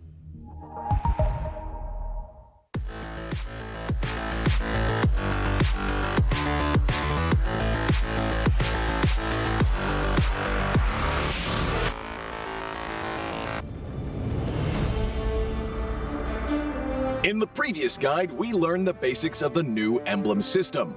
This time, we will take a closer look at the core talents unlocked with the basic Common Emblem, Tank Emblem, and Fighter Emblem. Core talents unlocked with the basic Common Emblem. By upgrading the basic Common Emblem, you can unlock 2 core talents, Impure Rage and Quantum Charge. Both are suitable for most heroes. The new Impure Rage talent now deals adaptive damage, making it a good damage-enhancing talent for a variety of heroes, such as Eve, Nathan, and Diggy. Eve is a hero with great poke and control abilities. She can use the extra damage and mana regen from Impure Rage to constantly wear down enemies. The new Quantum Charge talent now restores HP based on the hero's level and not their physical attack bonus, making it viable on more heroes that want HP recovery and mobility, such as Edith, Leslie, Layla, etc. When equipped with Quantum Charge, Edith in both forms can use the movement speed bonus triggered by her basic attacks to keep a safe distance from the enemy and the extra HP regen to stay in the fight. Core talent unlocked with the Tank Emblem. By upgrading the Tank Emblem, you can unlock Concussive Blast. Concussive Blast works the same as before, providing an extra source of AoE damage for high HP heroes, such as Johnson, Baja, and Hilda. Hilda is a high HP hero who can tank a lot of damage when equipped with a full set of defensive equipment. The Concussive Blast talent will not only enhance her survivability, but also boost her damage. Core talent unlocked with the Fighter Emblem. By upgrading the Fighter Emblem, you can unlock Brave Smite. Brave Smite is no longer triggered by inflicting CCs. It now takes effect upon dealing skill damage and is suitable for most fighters and tanks that need more HP regen. Ruby, Lapu Lapu, Tigreal, and similar heroes can choose this talent. Ruby can trigger Brave Smite repeatedly by casting skills, and with her own regen abilities, she'll have even greater durability in teamfights. Choose the core talent based on the strengths of each hero to maximize their effectiveness. We look forward to seeing players discover new ways to play their favorite heroes on their way to becoming a legend.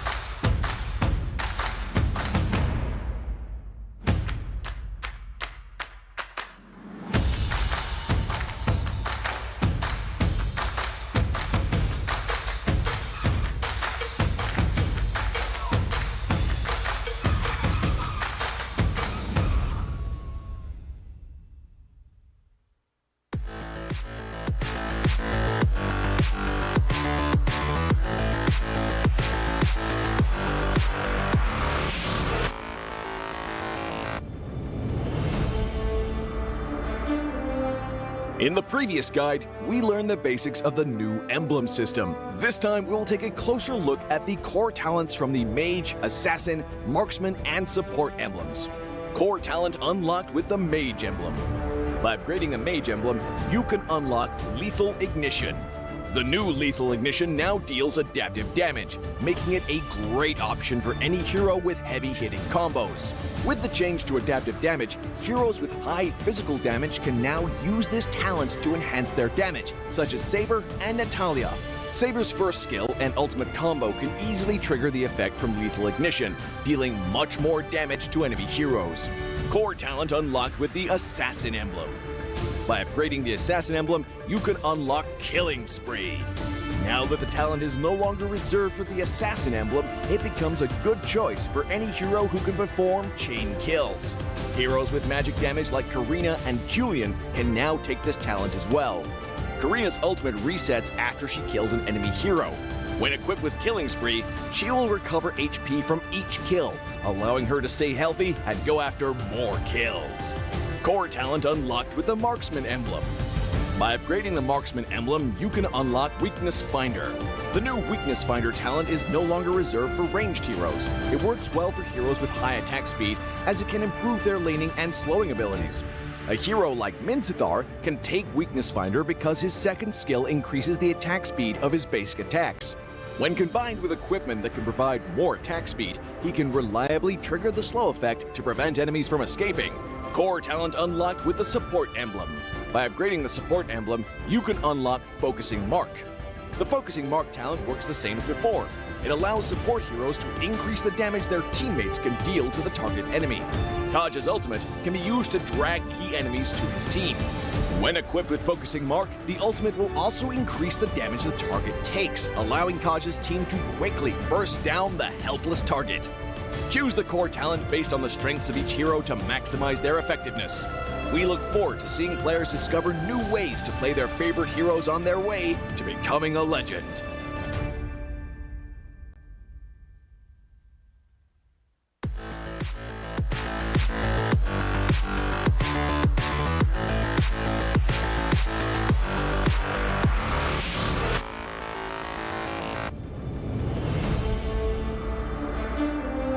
When upgrading your emblems, you will unlock talents at specific levels.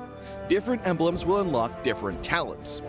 You can choose an emblem by role and use the talents it unlocks directly as your default setup, or you can freely mix and match different emblems and talents to create a custom emblem setup. We're going to show you how to create your emblem setup for your heroes. Emblems. First, let's take a look at the revamped emblem system. There are now 7 emblems in the game, 1 basic common emblem and 6 role emblems. Different emblems can provide different attribute bonuses. It is recommended to use the emblem that matches a hero's role. Standard talents, Tier 1. After selecting an emblem, you can then choose from 8 standard talents at Tier 1. These talents provide mostly straightforward bonuses to heroes. Of the 8 talents, Thrill and Swift are good on almost any hero, while other talents are more catered to certain roles. Standard talents, Tier 2. At Tier 2, you will also have 8 standard talents to choose from. The Tier 2 talents trigger or work under different circumstances. We still recommend choosing one that matches the role of your hero. But if you're an advanced player, you are free to choose any of the talents to fit your playstyle. For example, if you're playing the core hero on your team and want to focus on gearing up fast, you can choose the Bargain Hunter talent regardless of how your hero deals damage. And heroes who rely on their skills for sustained damage, whether it be a mage or fighter, can use the Festival of Blood talent for more spell vamp. Core talents, Tier 3. Finally, let's talk about the most important talents, the core talents. There are 8 core talents available in the game, and each provides a unique and powerful effect. We recommend choosing the core talent to match your hero's role and only use core talents from other emblems for advanced or unconventional tactics. The revamped Weakness Finder talent is no longer reserved for ranged heroes. This talent is now a viable option for any hero that relies on basic attacks and wants better laning and the ability to slow enemies. The Lethal Ignition talent now deals adaptive damage, making it a prime choice for any hero that has heavy-hitting combos. While the revamped emblem system still uses the existing talents, we have removed the restrictions between emblems and talents, opening up new possibilities for many heroes. We look forward to seeing players discover new ways to play their favorite heroes on their way to becoming a legend.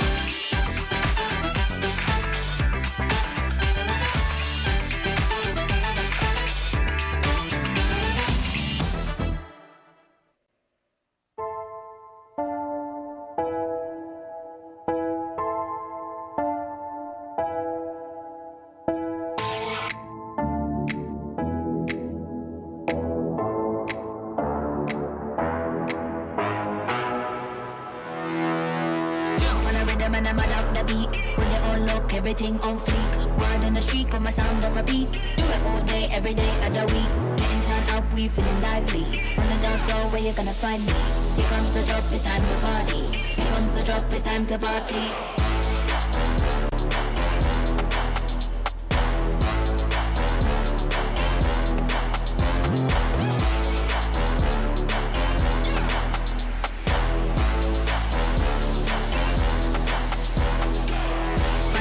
Bad up the beat, when they all look.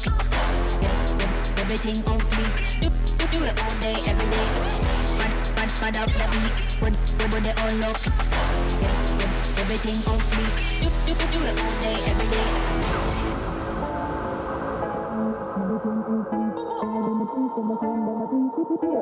Every day of the week, getting time out, we feeling lively. On the dance floor, where you gonna find me? Here comes the drop, it's time to party. Here comes the drop, it's time to party.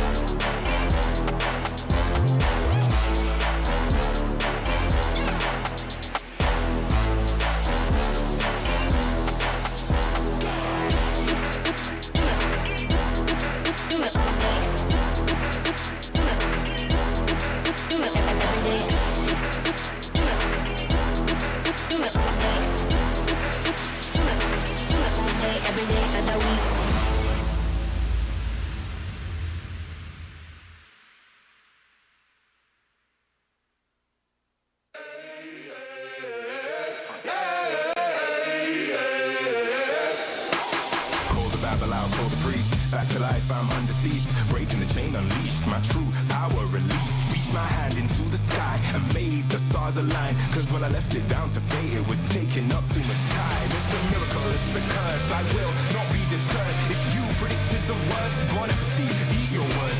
Keep my score, fire the gun. Watch me how I overcome what they said could not be done. I did it, now sing it. Oh, here I go, chasing destiny, shaping the road to my victory. I won't admit defeat. I'm making history like it's meant to be. When they send for me, say,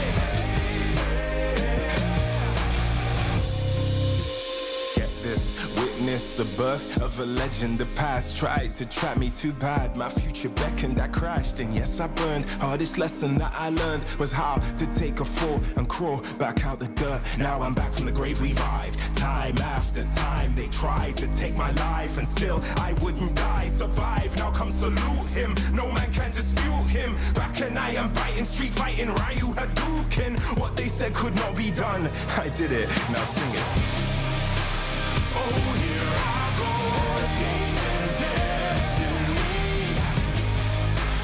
saving the road to my victory. I won't admit defeat.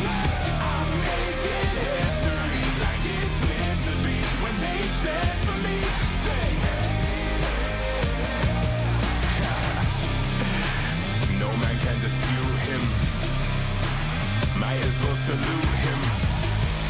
What is written isn't done. Watch me how I overcome.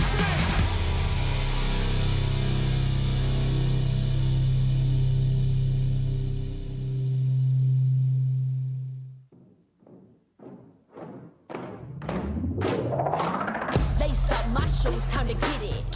Put in the work, I'm with it. Paying my dues with sweat and tears. There is no weakness here.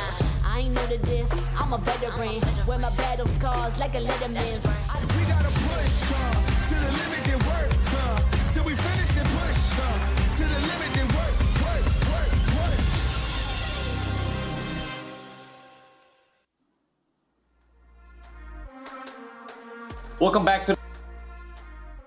Welcome back to the Snapdragon Pro Series, and we are currently in the finals challenge stages. The Snapdragon Pro Series, and we are currently in the finals challenge stages, and of course in the group stages here. My name is IceBaby, join me 31 showers to take this, and of course in the group stages here. My name is IceBaby, join me 31 showers to take you through journey of Bay Street, the best street, and of course when it comes to the true journey of Bay Street, the best street, and of course when it comes to the best street here, it always starts with B, not A, not C, but B. And of course the street here, it always starts with B, not A, not C, but B. And of course, Monshell, what are your thoughts on this upcoming match here, especially for day 2 so far? Monshell, what are your thoughts on this upcoming match here, especially for day 2 so far? It's definitely looking quite rough for our Malaysian representatives, and it's definitely looking quite rough for our Malaysian representatives. And turns after this, I want to have a little discussion about maybe getting a bit of color. And turns after this, I want to have a little discussion about maybe getting a bit of color coding tomorrow. But afterwards, back to the discussion. It is looking really rough coding tomorrow. But afterwards, back to the discussion. It is looking really rough. And also heads up, I can receive over social media that some of Todak players are feeling under the weather. So we're actually getting some subs in. Todak players are feeling under the weather. So we're actually getting some subs in. A little bit more of that inside information afterwards. But first, let's talk about Snapdragon late game. I mean, without them, like, we wouldn't have this amazing Snapdragon late game. I mean, without them, like, you wouldn't have this amazing, like, how many months has Vince Terrence, like, you've been running the show? Like, how many months has Vince Terrence, like, you've been running the show? It's been about 3 months now, which is something that I think. It's been about 3 months now, which is something that I think it is a long journey here. So I like that you actually brought it up because Aura all the way from the previous. It is a long journey here. So I like that you actually brought it up because Aura all the way from the previous season had to play.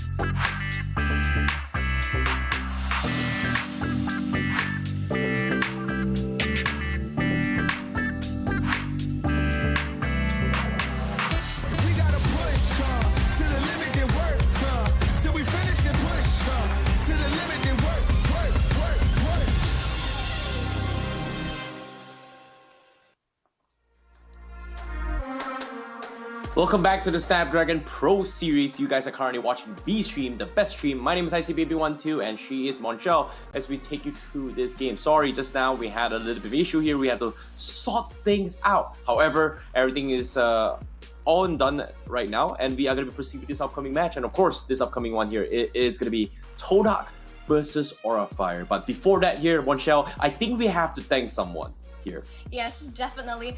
As I was saying, we have to thank Snapdragon Elite Gaming, where winning matters for this amazing tournament, as you say, running for the past 3 months, which is really insane. And you recap that Aura Fire played in since the Open qualifiers up till now, which is what an amazing run.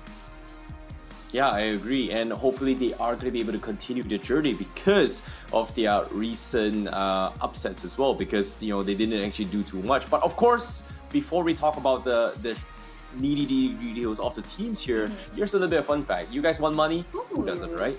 Oh, Yeah. You guys want a chance and walk away with 5,000 euros? Here's your chance. Take part in the FVBot Dash Cup by DHL, and you can log into esl.gg/FVBot and play a game. And the first place will be walking away with 5,000 euros, by the way, not rupiah, Euros. not ringgit, not Singapore dollar, not USD, euros. So that's a lot on line here, and that's going to be a Sweet. fun match for you guys. But of course, now, Monchel, I know you've got some juicy inside scoop. Please do remind me, what was it about Todak again? Well, they're in a bit dicey spot, as I say it over social media. The fans know, everyone knows that a few of their players are under the weather, which is really unfortunate, and they'll be getting subs in.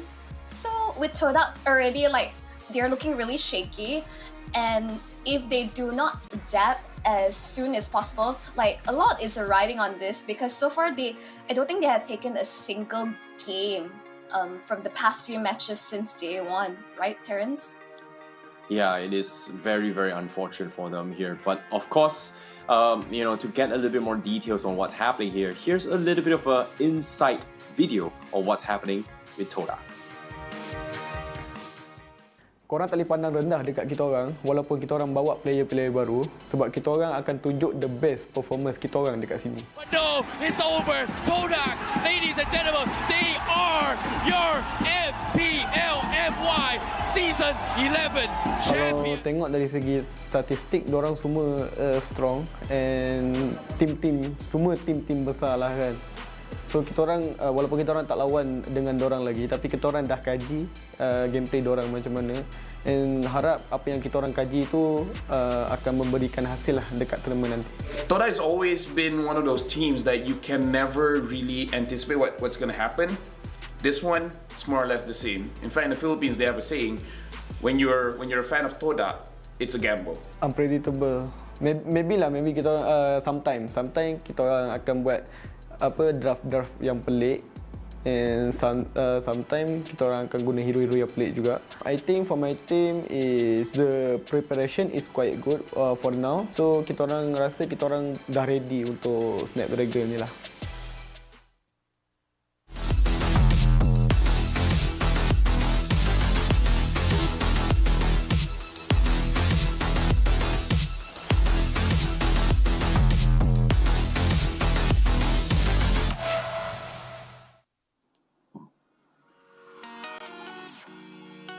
Now, I don't know there how you feel have it. about this, Terrence. It's that video was really trip down memory lane, but also really sombering. But this is the lineup from Todak. We got Formes, Malik, Amoy, Martizi, as well as Ashi. So as you can see, these are the two sub-ins, which are unprecedented times where the players are unfortunately out of action. And let's see how the manager and the coach on the side of Todak would prevail in this matchup. When it comes to Todak, unpredictably is going to be the key. And unfortunately, event here, some of the players fell under the weather. So that's why they had to get both the coach as well as their manager to actually sub into play. So they are going to give us the best. Of course, when it comes to Todak, it is always a gamble. I agree, Lafel. It is always a gamble. They're unpredictable. It may be drafts, may be play styles as well. But here's a little bit of fun fact about Moy. Moy was once the main roster for Todak during Season 7 or Season 8, I do remember, and he has been playing under the banner for Todak for the longest of times. He has been subbed out as the 6th player also for the longest of time, and we finally get to see the action coming from Moy. Back then, his main roster was played as a roam position, and that is a time before Yums was discovered. So that's something that I'm curious to see. Can he live up to that expectation? But as of now, like we said as well, they're bringing in a manager. Ashi is also going to be playing in, and hopefully it doesn't really affect the performance of Todak, considering that this is a newly revamped Todak we're talking about, the first time ever after so many years since the beginning of MLBB. Yeah, as you say, like, of course, Terrence, but let's jump into towards a quick recap of Aura Fire's journey as of yet. Take it away. Aura Fire. I saw them first here in the challenge season and oh my god, they shocked me. Massive damage and the one they got was grand of all things. Gak ada sih yang pengen dihindarin ya, semua sama aja lah. Jadi kayak pengen lawan semua lah. Ya pendapat gue tentang tim-tim yang invited sih, ya mereka kuat sih dan gue sangat senang untuk melawan mereka. Berhasil dilakukan pula. Ada pergerakan begitu bebas. Free pula didapatkan oleh Patrick kali ini di pada Francois pun menjadi korban dan juga Pentaker masih bisa. Gue cuma main biasa aja sih di season 9 dan season 10 dan kayak gue lakuinnya tuh konsisten lah, kayak bangun pagi gue main-main terus. Dan kalau misalnya untuk apa yang kalian harapkan, mungkin semoga gue masih bisa tetap konsisten terus-terusan. Is this their peak? No. This phase will definitely be the time to showcase their peak Aura Fire. Kita memang jarang sih ketemu tim luar, jadi kayak ini kesempatan lawan tim luar kan. Semoga kita bisa buktiin kepada tim luar, dan untuk strategi turnamen kali ini kita lebih ke tim kita aja sih. Kita bakal buktiin kepada mereka sih, kayak bahwa kita memang pantas lah untuk berada di turnamen ini.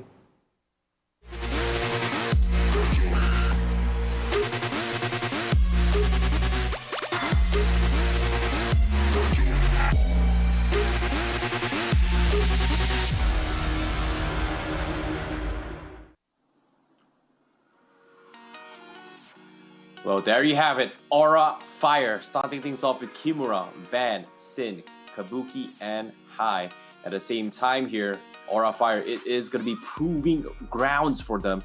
And they did mention as well, it's rare for them to face off against teams from other regions, and they are hoping to learn from it. In this case, Aura Fire, it has been a long journey, coming all the way from the Open Finals, and during the challenge season as well. Eterna brought up a very, very interesting fact about Aura Fire, is that they really surprised a lot of us. And considering that Aura Fire recently qualified for multiple major events, can they live up to expectations? Because as of now, Aura Fire, they are in a very, very difficult spot, and in the sense there, they did not take a game yesterday. So today is going to be a good opportunity, and hopefully they will be able to recover themselves and hopefully make it into the challenge final. So that's something that I look forward to see, and maybe Aura Fire is going to give us a very, very good game.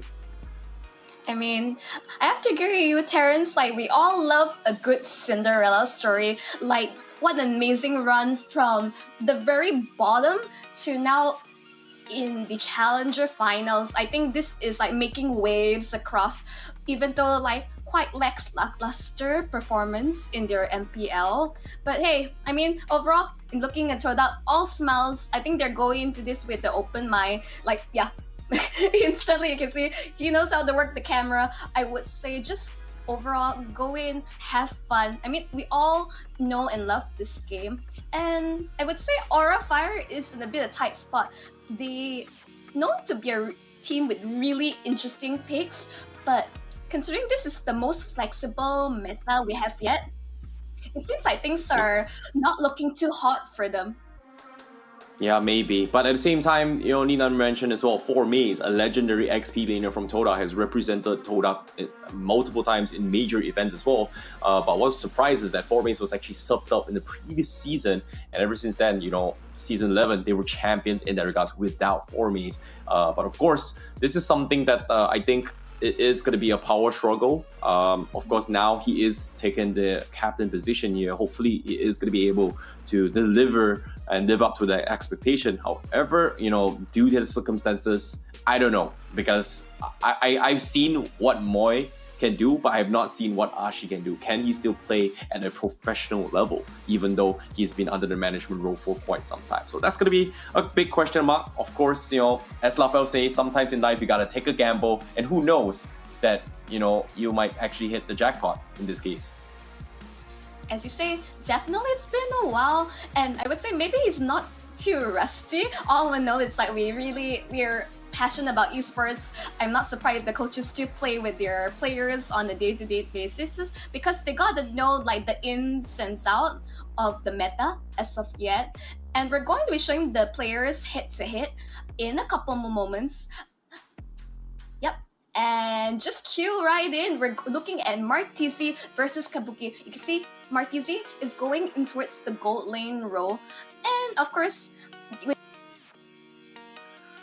Yep, and of course, when it comes to the head-to-heads right here, Kabuki obviously having very, very difficult stats as well, considering they took a loss yesterday alongside with Todak here. But Martizi does have a pretty decent one as well. He has been a little bit more participating in terms of his matchup as well. 95% he has been played as well. Kabuki, obviously the goal laner, not going to be in fights all that often. So we are going to be seeing the playmakers coming from both the sides, right? Kabuki, obviously the fallback plan coming from Aura, right? Like if things don't go the way they want, like if Van doesn't deliver in his early stages, he doesn't make space for him, Kabuki is going to be the backup plan coming from Aura Fire, whereas Martizi, he is going to be the one that dictates the tempo to stop Aura Fire. So it's going to be a different approach in how they actually win the game, but this is a very, very good head-to-head because of what kind of angles that each respective teams kind of prioritize in terms of playstyle. So, when it comes to Aura Fire, pretty straightforward, but of course, when it comes to Todak,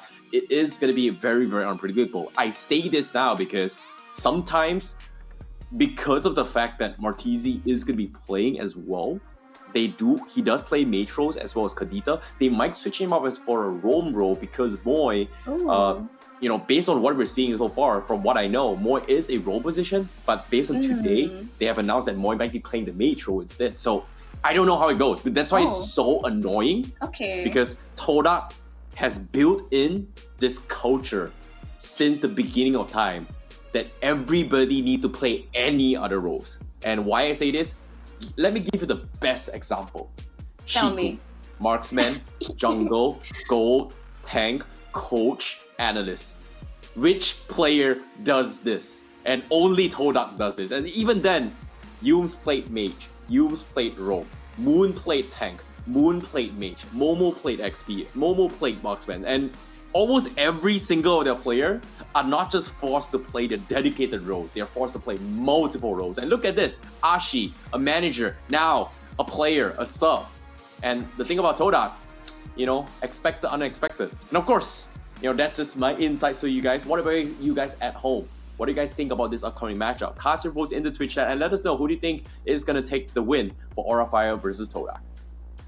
I mean, show your supports to your respective, it's Malaysia versus Indonesia, like show your national pride. And of course, back to Todak, it's a love-hate relationship, right, Terrence? It's like, they're so flexible, and yet even the fans, the casters, we're having such a hard time predicting their drafts. It's like kind of like tic-tac-toe in this situation. But let's look in terms of our predictions for who will come out on top of this current match. And of course, when it comes to the predictions here, I feel it is going to be a difficult one, as both of us are Malaysians as well, to support Todak this time. And I agree with what you're saying as well. Love-hate relationship. Sometimes you love them, sometimes you just absolutely hate them. How do they pull things like that and still get away with it time and time and time again? They're super unpredictable, and that's why you love them. Sometimes, being predictable is extremely boring. However, when it comes to this, I want to see what our predictions is, because I'm pretty sure our predictions are going to be pretty favored on towards Aura Fire, just because of how Todak doesn't have the original roster now besides Formies. So when it comes to predictions, it seems like you are going to go for Aura Fire and I am going to go for Todak. And I believe in dreams. Dreams do come true. You have convinced me. It's like you've been talking about Aura Fire since yesterday, about their Cinderella story, their amazing run. And I like the thing that with Todak and Aura Fire, just to play fire against fire, like come up with some weird, unorthodox strat. Yesterday we have seen the Uranus jungle, which you are not a big fan of. So I think anything can happen. Something like really off meta, something we haven't seen ages. Heck, Layla, Mia, just show it off. Like go towards that late game ultra carry. I'm all for it. Bring it on.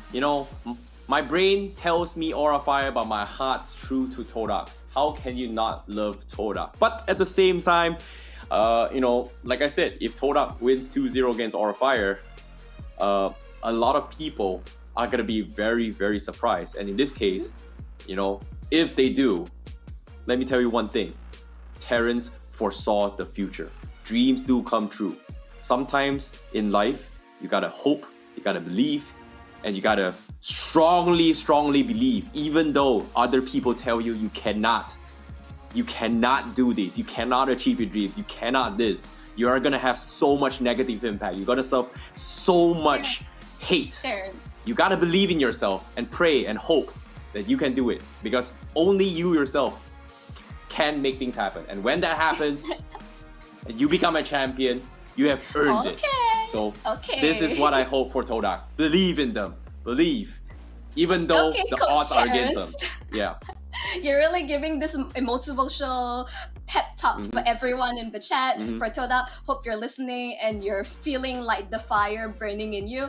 But here's the thing, it's always like we know the caster curse, right? We don't really want to vote for certain teams because it could be a curse, it could be a bless. So far, all my predictions from yesterday have been wrong except for the last match. So anything Don't can worry. happen.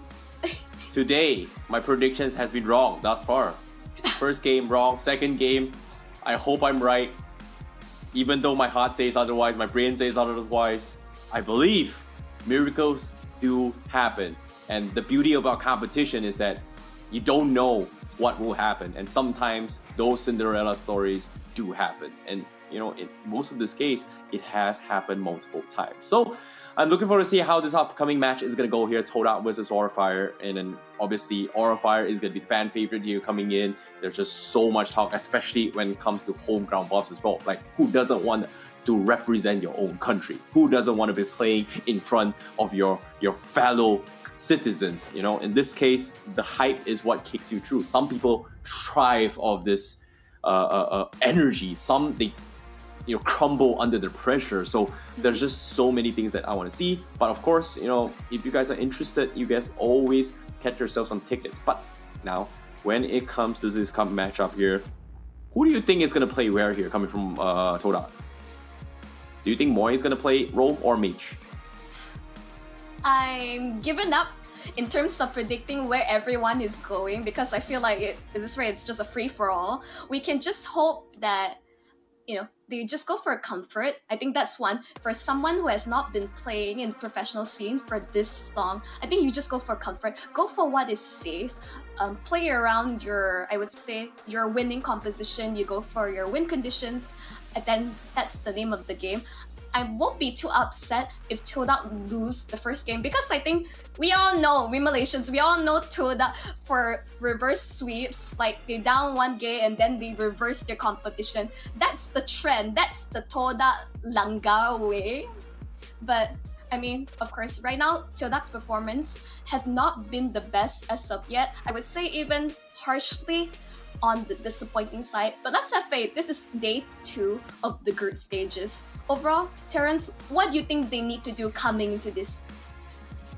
Believe, hope, believe in themselves that they will win. They are fighters and they will win. And in this case, that's the most important thing. Drafts, strategy, sure, you know, that's the Todak way. Play a very, very weird draft and win game. And they have proven it multiple times in Malaysia. And guess what? They won MPL Season MY like that. Play off meta heroes and still win games. Guess what? It worked out in their favor. And I love it. But this time, will Aura Fire be able to read it, or would they just stick to their comfort here? Because Aura Fire, you know, Van, we have been talking about them during Challenge Season. And, you know, I think they have been doing so well until their recent MPL ID debut. It just didn't do too well for them. Maybe because of the fact that they have been showing their cards a little bit here. A lot of people have been watching their playstyles, patch notes coming in. There's just a lot of things that actually changes the dynamic of the game. So I really want to see whether or not are they going to be using Todak as a testing ground to actually get back their original form. Because Van, I've seen him never miss retributions, right? Like even against Homeboys, who's arguably a strong team with Chibi, especially a legendary retreat god, you know, he was able to go head-to-head against them. And even though they lost against Homeboys during their match with Kohai Championship, but during SPS, they were able to match head to head. So I want to see whether or not, is Van back in shape, or is he still down on the weather? I mean, I think in this current stage of the game, it's like there's a lot of focus towards the junglers. Like I see a lot of focus towards Vans. Like all our MPL ID casters, they really highlight how this is a rising star in the ranks, a lot to prove, but at the same time we see instantly when he's not given out the space, if he's going to be back in corner pressure, doesn't have the best early game, he does struggle to come online. So it's really going to come down to Aura Fire, especially High, to really like create space, like just chaos across the map, to ensure that Van is able to scale up towards the game. But again, Todak, their playstyle, they thrive in chaos as well. I mean, Terrence, you have so much experience casting Todak games. What are things that we really need to look out for? Do we still see signs of life of the original Todak? If they believe, I believe. If they don't believe, I still believe. In this case, praying and hoping is gonna be helping them a little bit more, and in this case they have to just go all out. So I guess in terms of strategy, they definitely have done their homework against Aura Fire, but when it comes to execution, I feel like it is going to be a little bit difficult because of the fact that no matter how much preparation they have made, if they have not spent enough time training together, that's going to be an issue, especially like some of the players are pretty much going to be cited because of health reasons. So I guess they have to pray for the miracle, and this is my brain telling you that Todak might not be able to execute it, but of course, like I said, sometimes miracles do happen, and hopefully it is gonna happen. Well, I do like to believe and pray, but of course, like we really got to come down to, because as you say, Formace has stepped up to become captain, but now Moy, their coach, is in their ranks. Who is going to be the shot caller? Who are they going to listen to in terms of draft, in terms of the in-game like shot calling overall? How is this team going to sync? What are their dynamics? There's just so many questions in my head that can only be answered once we jump in towards the draft as well as the game. And I'm so anxious, Terrence. I just want to like sink my teeth right in towards this game. I'm just hungry for some action right now. I think you brought up a good point when it comes to shot calling, right? Like, let's give you guys a little bit of history lessons on how Todak back in the days, right? They always swap around their captains, and when it comes to shot calls as well, they usually juggle between usually juggle between Chiku being the shot caller for the team, and some occasionally they have more Formace that actually does it. So I guess in this scenario, it is going to be Formace that makes most of the shot call. And normally, shot callers, we do tend to have roamers or junglers kind of make that play, right, in order to actually to make the final call. But there are some occasions, gold laners are going to be something that we are going to be looking forward to as well. And I believe Aura Fire, Kabuki does make that a lot of those shot calls coming from them. So I think in this scenario, like I said as well, Aura Fire, they have a very, very clear game plan. Van makes the space, kind of allow Kabuki a little bit more room to farm, and then just win games with Kabuki closing out the game. Whereas for Todak, they are going to be heavily reliant on Formace leading and making space on the XP lane rather than the Joker. So there is going to be a difference in terms of approach for their playstyles. But of course, when it comes to the drafts, let's talk about the strategies here. Is Todak's preparations enough to actually take down Aura Fire? Because right now, we did see Vance's weakness in yesterday's games. Van, first time ever, did not get too many retribution battles in yesterday's game. So I hope this time they have kind of, sleep it off, shrug it off on their bad games, and then now bounce back. And so far, just today itself, it's all about bouncing back. RSG PH was able to bounce back just today with Demon Kai in his earlier interview. So I'm curious to see if this is going to be the bounce back moment for Aura Fire. But for now, Fanny, Kadita, Eve, as well as the Paquito being banned off.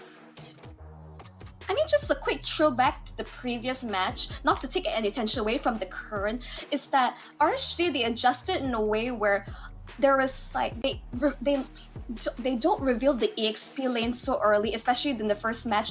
They left basically not hero for last, and maybe that's the strategy that Todak needs to go in. They can't reveal 4 mains hero just yet. Leave it towards the second to last pick to ensure that he has a winning lane, because instantly, like even in yesterday games, the amount of focus other teams place on towards 4 mains lane, shutting down, making sure that there's not a chance for him to even play the game. Maybe that's the strategy that Todak needs to consider. Play around 4 mains. I'm curious to see what Aura Fire thinks about this strategy. Like, do they ban meta heroes or do they ban comfort heroes? And so far, Paquito is definitely a comfort hero coming from 4 mains. He's also known for his Benedetta in terms of space creation as well.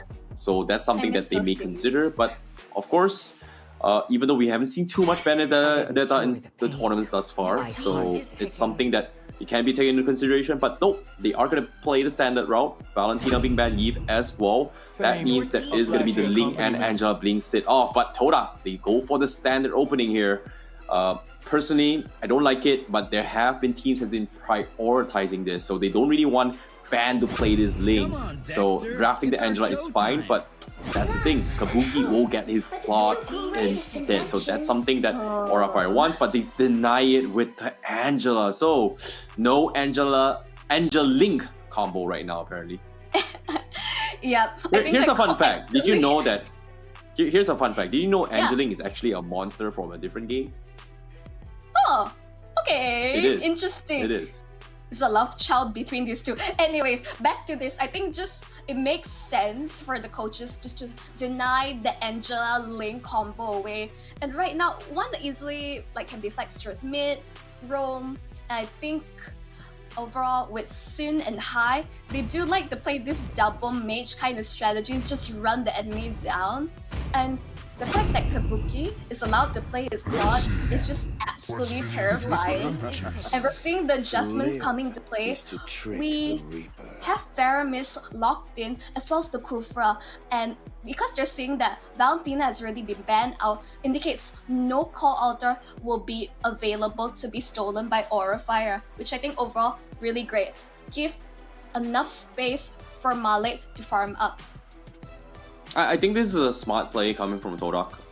Personally, I'm not a big fan of this composition, but if Ashi is the one, I would say, no pun intended, right? The weak link of the team from Todak, giving Faramis to him is going to be the easier hero to play, just because of all you gotta do, just if you get caught up, boom, Purify, caught out, back the heck out. So I guess that's going to be the safety net they're going to be going for as well. But in terms of mage department, they are going to be lacking a lot in terms of magical damage. And currently, if we were talking about the draft as well, Aura Fire did have this near identical composition, but instead of the Faramis, they had the Angela on the side. So they don't really have a lot of magical damage. So if they decide to take a page off their opponents yesterday, they can bring in the Kadita the Karina for Van to actually play this, to actually deal with the physical damage coming from Link.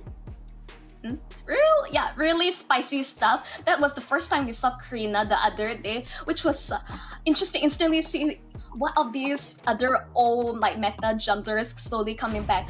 But I think if they're lacking in terms of magic damage, I think Esmeralda, we're just going to see the classic Esmeralda versus Uranus in the EXP lane, not killing one another. Oh yeah, the team was actually Bigatron Alpha that actually played it yesterday. So yeah, of course, now when it comes to this scenario, Uranus also one of the very few heroes that actually allows the XP to do decent amount of magical damage. Esmeralda is okay-ish. It's not the greatest now in the current patch. I don't think it's going to get a lot of value. But of course, Todak playing it safe as well. They are going to try and deny and minimize some of those annoyances that can actually invade the jungle. So Hilda's going to be one of those. They've shown their hands with the Uranus, so I don't expect early aggression from Uranus in the jungle.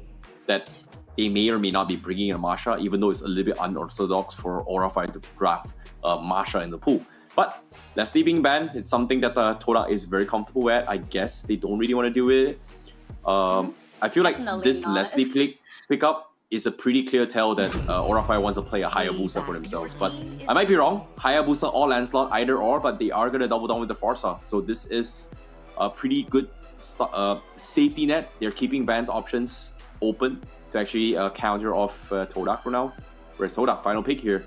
What is 4Maze's hero as well as Matizi? Maybe Malik, I think.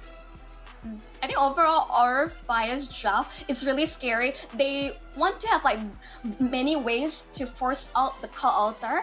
So having the Feather Airstrike, having the Blazing Duet, just like I think overall really solid in the damage department already. And I think for Todak, just banning away a Joy, I think we've seen like how an absolute beast in the combination with Angela. This is really terrifying. Ooh, really? Arlet as well as the carry. Really interesting. Yeah, I like it. There is a lot of wombo combo setups here as well. It kind of enables the carry to do so. But I guess in terms of magical damage, Faramis is going to be the only damage as well. Very, very similar drafts to what Aura was playing yesterday. In terms of like 4 physical, 1 magic, but you know the Faramis does hit up a little bit more if you are clumped up. But of course, Aura Fire looks like they're not going for the assassin composition. It's just not worth it. They are gonna try and double down with the tanky ones. In this case, Mortis Jungle coming in from Aura Fire. I like the drafts coming in, and you know both have very, very clear win conditions.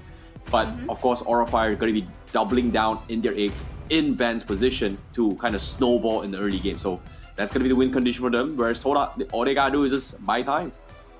Definitely buy time. I think with Todak's draft, they have really solid late game with the link and the carry. Of course, I'm really concerned about how much pressure the Aura Fire will be placed on towards the carry. There's so much like die potential from their side. Really terrifying. But overall, like we all like said and done, all the pieces have been locked in. Before we jump in towards the Landon, any final thoughts on this, Terrence?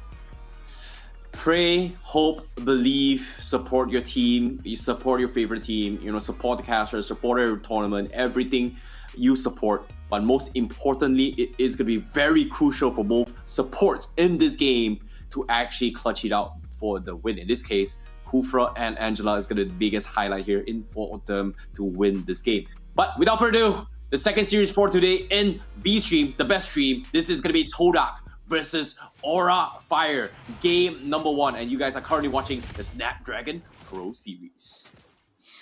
All right, let's get into it. As like Terrence preaching, eat, pray, love. I would say all is fair in love and war. Let's see how these two teams duke it out in the Landon. Instantly Sin. Oh, force the flicker. Oh, Malik taking a fair bit of damage. Is he going to? He's going to survive for now, but he's taking a bit too much damage already. Oh my goodness, Todak, like they are so unpredictable. But with this play, it is gonna set Malik apart because he did not get the kill on with Sin. So it was a very risky approach, but at the same time good attempt thus far. But it seems like Moy is gonna be playing on the Metro and Ashi on this Kufra. So the manager getting extremely aggressive here. Aura Fire just getting hammered in the mid lane thus far. So mid emphasis coming from Todak. But at the same time, I don't know if this was the right play because as of now, Todak, they're winning the mid lane control, but it's still rather early in the game. All this aggression and harassment is not gonna do them any good if they don't translate it into to anything else, if you think about it. Okay, in terms of Malik, it's a bit bad he's unable to get the kill because it slowed down his farm, almost taking his life in return. Ashi already decimate, will finish it off. Van secures first blood. Yeah, it's a little bit unfortunate considering that Malik is only level 3, so it's a little bit far-fetched as well, and you know, easy decimation coming from Van. So this is where the snowball begins. Van getting an early start. This is exactly what Aura Fire is banging on. They want to double down on Van and then just pray tell. But now Turtle gonna be up contestation. Aura Fire already in position, and Todak obviously not gonna be contesting this at all. They just cannot. But you know what's interesting is that why is Kimura here? Because technically Kimura shouldn't be this far deep into the jungle, but at the same time, they're okay with this. They're really okay with this. As long as they slow down the link, Todak is not going to be able to get the traditional farm game if they expect as well. But here comes the catch. Moy will be forced to flicker out though. Yeah, Feather Airstrike has been popped as well, not getting too much out of it. I would say both teams, they're just trading like crossfires all across the map, I would say. I do like there's signs of life from Todak being aggressive. As long as they don't die too much towards early game, Malik, he's easy instantly, constantly being invaded. Van, hard guard on the ready. Ooh.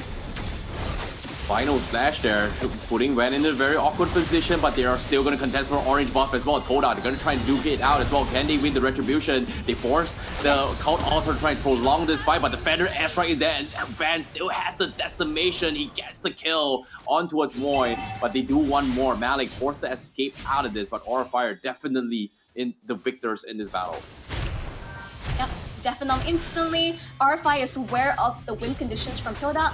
You have to just crawl under Malik's skin, make sure that he's unable to comfortably farm, and that's the problem. It's good that he has not died yet. I'm holding my breath on that one. I don't want to jinx anything. But for now, you can see Kimura on this lane is just being so annoying. Just he doesn't care. He's just clearing out his lanes fast. Formace can't really do anything against him. Flamestar was really concerned about this Arlo pick, and Van steals it away. No. Oh no, you hate to see it, but of course, you know, that's the power of what the Martis can do, right? You give him enough lead, he is gonna snowball his way through. He is gonna be in your face time and time again. But this play, look at this.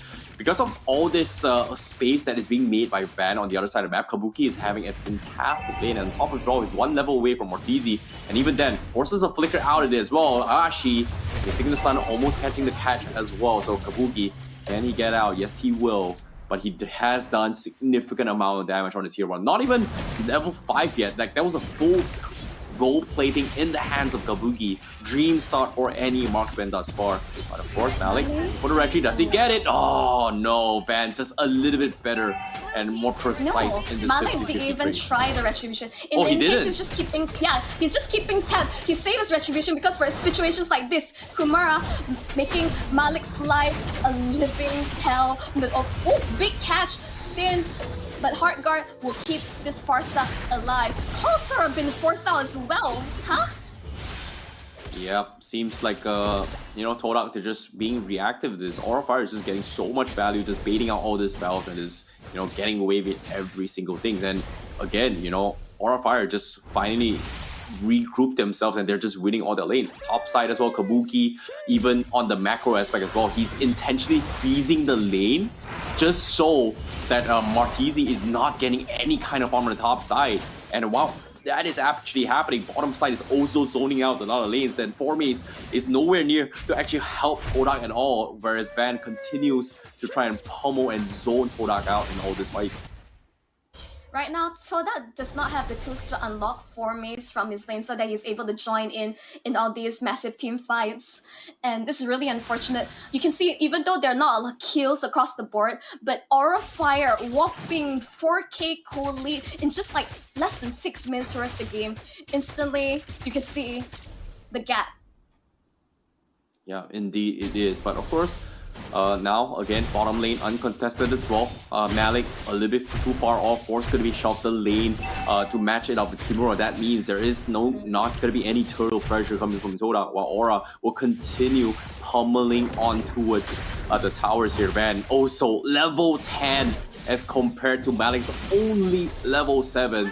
Ooh, not a good game here coming from Todak. Like, I don't know how they're going to be able to bounce back from this, as Aura Fire just, you know, winning all the macro aspect here and just finding farm. And now with the lane swap as well, turtle contest coming in, Formace already in position, but do they have the damage? Because it seems like there's only so much more he can do. In this case, Kimura is going to be having an assist of the Hearts God. Amoy is always going to be there as well, but Martizi, he needs to back out. But Uranus, they just don't have what it takes to take him down. They force the counter to keep him alive, but eventually the Ionic Shield and the waves coming from Angela is going to be able to take him down. So Todak, they will lose one member, Ashi, find the zone of Sin. So it looks like they are going to try and capitalize on this situation, but Sin going to be able to get out the safety. They missed the combo, and now Todak is left out to hang to dry as Aura Fire picks him apart with Kabu. As a Farsa main, you know that Sin is unthreatened by anything that Todak has in their lineup when she opts for Flicker over Purify any day. Todak doesn't have any consistent CC from their side. Big issue. See, Amoy, I'm not seeing the overall impact that's coming through. Yes, like his counter timings, like a little suspicious. But I would say at least that Malik has not died, because right now I think Todak, what they need to do they have to do cross map plays to split push, don't get caught out, drag this game out as long as possible, because they gotta start finding farm. Like, just get scraps, anything you can get. Yeah, I agree. And when it comes to the scenario as well, Todak, they're currently, just completely starved out of any kind of resources here, and Aura Fire will continue with their snowball as Van level 12 as compared to Malik level 10, 2 level advantage, and somehow Todak, they need to find a way for him to match this damage output, and so far they just can't find anything as well. And considering that Moi opted to go for the Enchanted Talisman, we are going to be expecting even lesser magical damage, and you can see everyone from Aura Fire did not opt to go for any kind of magical defense at all, just because of how lacking in terms of damage that Todak is going to be giving in these fights.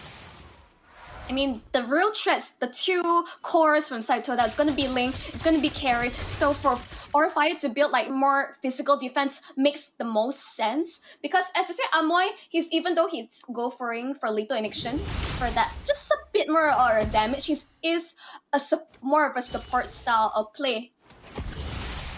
Yup, at the same time here, Van looking to close out this game here. Kabuki chipping away tier 2, but they are going to force a fight. But Ashi with the Tyrant's Rage here, flickers forward, next on Sid. They caught him off the prize, but where's the damage? They don't have the damage to do so.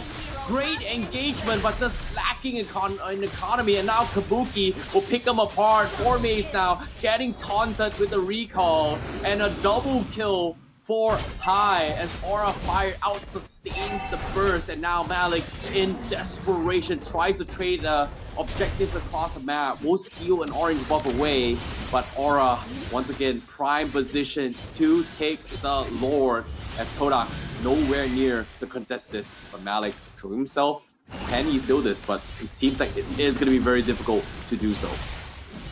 I'm actually okay if Ashi threw his life just to get the his hands onto it. Sin. The 4Maze dying here definitely just evens out in terms of trade. Aura Fire in the driver's seats. The first door gotten, no contestation whatsoever. And now with the Corrosion Cypher and Kabuki as well, this is going to be even hard as well. But Aura Fire, they're going to steal the purple buff. Do they get it? They force the Retribution up on Malik, so that's huge. But at the same time, the Lord is going to be clawing in very, very soon though. Well, with Grand Theft Auto not successful, at least Malik can do stuff across the map. You can see that wave pushing against the Lord. At least this buy time, but create space for Todak to farm up. As I say, they do have win conditions. Martizi has only died once, Malik none. They just need to farm up, they need time. Todak, the timers need to come and play. Aura is well aware that they get to close out this game as soon as possible. Yeah, and of course, now with the Lord pushing on the bottom side, Aura Fire going to be playing the textbook play. They are going to try and wait for the punish. Ashi going to be flanking from the side, but they need to find a way to dish it out because Moi now doesn't have his damage yet. He's only got his Enchanted Talisman. I think he's opted to go for Ice Queen 1, so we are not going to be expecting major burst yet until he gets his Lightning Chunk and Divine Glaive. And this is where we see the power coming from Moi. But of course, will it get to the stage? Feather Strike already zoned up Moi. No countouts are available. 4Maze already starting the fight. He's going to be able to prolong his way through, but Kabuki keeps him in a place with the stun lock coming from the strings of the Angela. Malik, and that's going to be first the death coming in. And top side as well, Malik is going to try and draw this game out. He's going to try and trade off an inhibitor. But with this play, Aura Fire, they have to back off. At this case, I think Todak, they're willing to throw bodies to secure objectives. I think it's the name of the game. I think 4Maze dying there, not too bad. He was really trying to jump to backline and just create distraction so that Malik is able to split push. These are the signs of light from Todak. Let's remember, Todak is a team that's known from playing Beervine. This is their style, and Aura needs to be more aware of their split push mechanic because overall Malik, despite all the pressure... Oh no! Ashi, he tried to make the play, but because of that, now they have to back off, and Aura Fire, they're looking to capitalize on this. Martizi will finish off Vandal. That's huge to get one kill, but it's only one kill at what cost? a jungler for a roam and marksman, and now 4Maze in an awkward position. No one to help him. They're calling in Malik to save the day, but well, Aura is just too healthy to do anything now. Malik has no choice but to clear the lanes here. He's gonna buy a little bit more time, but Aura Fire says to defend the minions while Kabuki makes work on the tier 3 down bottom. Now tier 2 tree in the middle is gonna be exposed, as well as Todak. They're throwing bodies for this, but eventually the crystal will fall and Kabuki says, I don't care, I'm gonna tank the turrets. The minions will get cleared out though. The backdoor protection is helping in, but eventually Kabuki pushes the lane, they take the crystal, and they take game 1 against Todak. GG, well played for Aura Fire. Instantly, you can see the domination from, I think, start to finish. Even though we saw signs of light compared to previous games with Todak, it was still a really massive goal lead favoring Aura Fire. But I think, considering everything, it was a really good effort. But I think necessary adjustment needs to be made. You need to give 4Maze like more playmaking heroes. Arla is just not cutting it anymore. Yeah, I think Arlo is good. It's just that in terms of, you know, taking those fights as well, it feels like it's very difficult for them to actually pull off what they kind of composition, right? Like, you know, Aura is just playing the macro game a little bit better compared to Todak, whereas Todak, they're looking to just be very, very chaotic. And, you know, I like the idea that they were able to bring chaos, but you have to give prop towards Sin, because time and time again, if Sin were to die early game, I'm pretty sure this would have been a completely different game from side of Todak. So in terms of the drafts here, I say, you know, the drafts here is going to be obviously favoring towards Aura here. They have a balanced amount of damage from physical as well as magic, but for Todak, the only magical damage was pretty much from the Faramis, and every single time Moy comes in, he's forced to play a defensive role, so he can't really chip away at the HPs of Aura Fire. The biggest issue, of course, you know, the sustains coming from Uranus, the heals coming from Angela was a big problem. And I think, you know, when it comes to this scenario, RSG PH did a very, very solid number on how to deal with Angela composition, which is bringing in the box here. So I guess draft-wise, obviously, Aura Fire definitely, you know, played this a little bit better, because, you know, the drafts from Todak was just very hard to execute.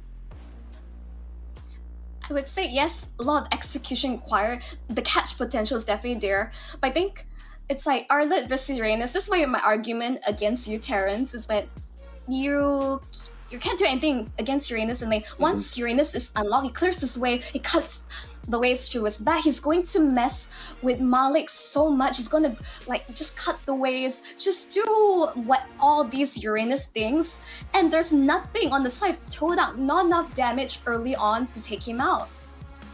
Yep, and very, very clean game coming from Aura Fire. They've got their basics done, they've got their textbook plays done, and communications was all-time high as well. Everybody knew how to, you know, get a little bit greedy and take advantage of the lead that they had. They snowballed this game, and there was just absolutely nothing Todak could have done. So they definitely need to rethink this draft and figure out whether or not can they bounce back for game number 2. But of course, Aura Fire, very, very clean game thus far. And I like how things has went in their favor. Even though they have switched up a little bit drafts here, I know Todak wants to just, you know, deny the link away from Band, right? Like, even though, you know, on track record wise, he didn't win a single link game in yesterday, but of course, Band playing against the link is not exactly easy. Playing with the link is also not exactly easy, because, you know, in the macro aspect of the game, you have to be constantly communicating. So I guess Todak took a very risky gamble. They tried their best. They almost made a little bit glimmer of hope down the top side, where Malik was almost able to trade off tier 3. But almost is not enough. However, let's talk a little bit more on the post-game stats as well. In terms of itemizations here, Moy opted to go for the Genius one. Not exactly sure what it's intended for as well, because, you know, the Genius one reduces the magic defense of your opponent, but there's just no one from the side of Todak that kind of can able to utilize the Genius one properly. I mean, the usual Clock of Destiny build, the Morpher, which works well with Lethal Injection, is not really cutting out. Todak can't really go for scaling anymore at that point. I think Amoy just thinking either, you know, Genius or Divine, either way would have worked out fine. Just a bit more damage, able to clear out the waves. But I think overall, it's like Martizi, even though he wasn't really punished very much because so much focus was towards Malik as well as 4Maze, I think it's difficult. Like this overall changes in roles from mid towards goal. It's a lot of pressure on towards him. And we did see like he did play quite aggressive. He was able to get kill, but instantly Aura punished. Like they bang on the fact they're on the lead, they're aware of the win conditions, and they just, I would say, steamroll over Todak. Yeah, GG well played. And of course, damage dealt as well, skyrocketing on Aura favor. Kabuki, 43k damage output. Kimura as well, 32,000 in his favor. Everyone is just doing a decent amount of damage. And, even High is able to just do more damage than Malik. And who could blame Todak, considering that, they just couldn't pick a fight in their favor. Like, every single time Ashi tries to start a fight, it was just completely outclassed by Sin, if you think about it. And there's just, it was very difficult to do so. But of course, they tried their best. But of course, game number 2 is going to be a little bit different here. Hopefully, they are able to just switch up their drafts. But in terms of the damage dealt so far, damage taken, I guess, obviously, Todak, they are going to be the ones that get sandbagged as well. Ashi, Kufra is the type of hero where you go in, you miss, that's it. You're not getting out. It's almost impossible to get out without the support of your teammates. Damage towers obviously favoring towards Aura. Heals as well. Obviously, you have an Angela, you have a Uranus. You are going to get so much value in terms of sustains into his team fight. So it's funny that we are going to see Uranus back in action because of the recent emblem changes, right? Like I know if Gideon was casting this, he would say like, oh my god, yes, Uranus is by far the most boring hero to watch. But guess what? When Uranus was broken, that's by far the easiest hero to climb rank with. People just don't know how to deal with it. Like if you're not playing with a 5 stack in your teammate and communicating with voice comms, you're not gonna beat a Uranus, because Uranus can literally just 1v2 all the way through. Yeah, I mean, you see in many games how many members it took to take down a Uranus. Instantly, you can see how Aura Fire just played this really well. And we're gonna jump into it. Who's going to be MVP on the side? Aura Fire. Honestly, it's like it's gotta be Van, right? No, and Yeah, okay, Kabuki. All right. Well, it is going to be Kabuki for sure. He played his lanes very, very well. In the gold lane as well. He was able to isolate his farm ahead of the carry as well. His freeze lane. He was doing a lot of macro aspect as well. And when they need him the most, he delivers. The blazing duet coming in, it was clutch. Taking objectives across the map, just leaving no room for the side of Todak to actually bounce back despite the constant pressure coming from Van. He is undeniable the MVP, because 12 minutes a game, Max slaughtered. So well done indeed. But of course, let's catch a little bit of highlights on how things went down in the games thus far, where how Aura Fire did it. Yeah, I think the fact that Wind of Nature already built out ensured that Todak already lacking damage. There are moments where this was a pretty okay fight, but Sin, beautiful positioning, able to chunk down the remaining members of Todak. Even though we see instantly, we're unable to catch this Farsa, there isn't anyone to really jump towards the backline. And a situation when there's a Link versus Farsa, usually if Link is really fed, the Farsa should be living in fear, quaking, anything. And you can see there are trades across the board, but Todak was already just lagging behind, and they have no ways of dealing with Aura Fire's comp. Yep, and even here as well, at this stage of the game, Kabuki was just so far ahead, It was a beautiful engagement coming from Todak. If the economy was kind of 50-50 for both sides, I'm pretty sure Todak would have won that engagement. But at the same time, you can see quick reflexes as well. And this is very underrated because, if you pay attention to what Ashi tried to do, he tried to cancel all the blazing duet with his Tyrant's Revenge. Kabuki actually popped his Purify to block that, and that's pretty sick if you pay attention to the highlights. So mechanical skills in terms of micro here, he is definitely on par. So well done coming from Aura Fire. That is going to be 1-0 against Todak. And they definitely deserve this victory. And I hope that they will be able to continue this winning streak, because they definitely need whatever points they need to try and stay alive in this respective group. Yep, very much agree. And I mean, just so easy, just a click of the button, you negate Todak's engagement, and you're able to just dish out a crazy amount of damage from basically a maxed out plot. Oh, parents, we talked about adaptations. What does Todak overall needs to do? Because I think Aura Fire, they have it all set. I would say this is the most normal draft we've seen them as of yet in this tournament. You know, to be honest, they have to respect Kabuki. You know, they have to ban the Cloud Buki. In this case, Cloud being stayed true as well, and the first pick phase where they prioritized the Ling over that, it was definitely a difficult call to play, considering that they prioritize the Ling, let the Cloud through. It's okay, you know, Angela, they'll just steal it away. They have, like, the thing about Angela right now in this current stage of meta is that it has a lot of flexibilities, right? You can play it, you know, you can synergize with the junglers, you can synergize with marksmen, you can synergize with the XP lanes, etc. Because of those emblem changes, it kind of enables him to do a little bit more. So Ling is pretty one-dimensional now at this stage. Like, there's no flexibility about it. You know, there's only one thing you can do. Your teammates start a fight, you go in for the finish. You're gonna split push, that's about it. You're not the type of hero that can lead the charge and just completely snowball, such as heroes like Mortis, such as heroes like Frederick, or even a Paquito to a certain degree. So I guess, I think when it comes to drafts as well, flexibility is gonna be key. There's a reason why certain heroes are just so top tier, S tier picks, because of how versatile they can be.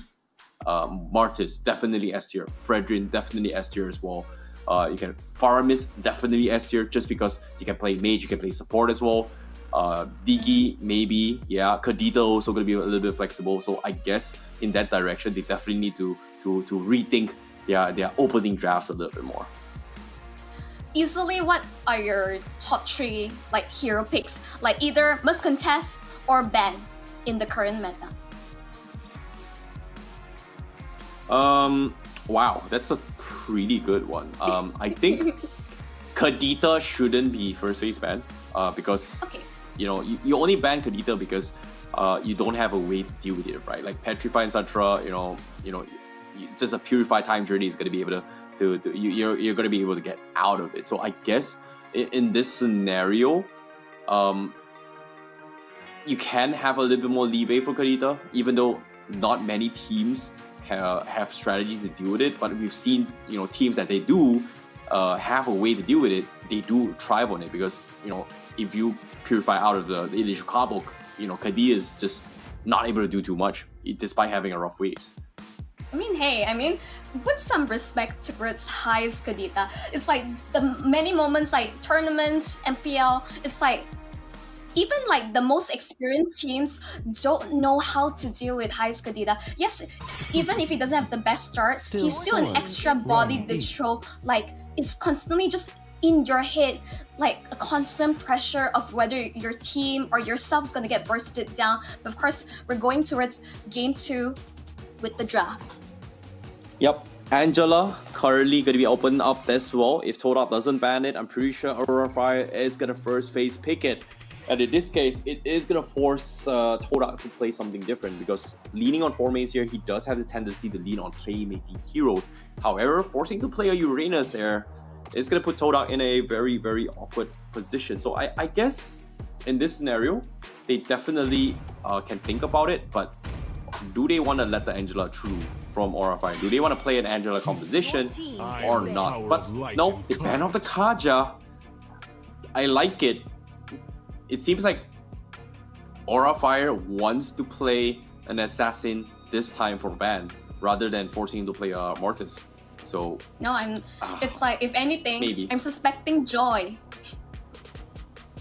Oh yeah, Joy is a pretty good shout as well. Like, it's funny how Joy is always like a first pick material, and then suddenly out of nowhere, recent patch, nerf, blah, Emblem's gone. Joy now kind of just like there, but it's still strong with Vengeance Joy's combo. But Todak, you can see smiles up on the captain for 4 maze.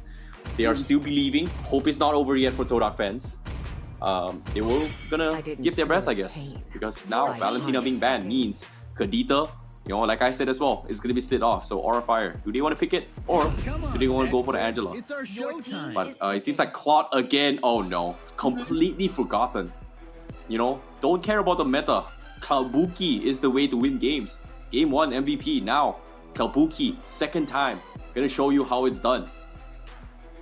I think we need some like hero stats on what is the win rate on like for this Claw, like throughout the, like from day 1 to day 2, because man, I mean, like, just giving Kabuki his comfort. Claude just farm up instantly. That is your win condition from the side of Aura, hands down. But this opens up the likes of Angela with so much flexibility. What are they gonna do? Todak, it's your call. Do you really want to give Aura Fire Angela again? Yeah, and at the same time, you know, looks like they are not gonna. Oh, I was about to bring up the Novaria though. I'm really surprised that Novaria has been ignored in these past 2 days. We saw a few games here in the other streams, but I feel like Novaria is still relevantly strong. So I like that Todak is taking that approach here. Can be flexed in support, can be flexed in towards the mid lane. I want to see if that's going to be the case. Are they going to play a double mage composition? Because as of now, Kadita is also in the pool. So technically, they can go for Kadita and Novaria at the expense of losing out frontline controls, crowd controls. I think it could go either way. If like Aura Fire, Kadita Farsa is just a signature like pairing. Everyone has seen this throughout like all their games. This is one of their most terrifying combos.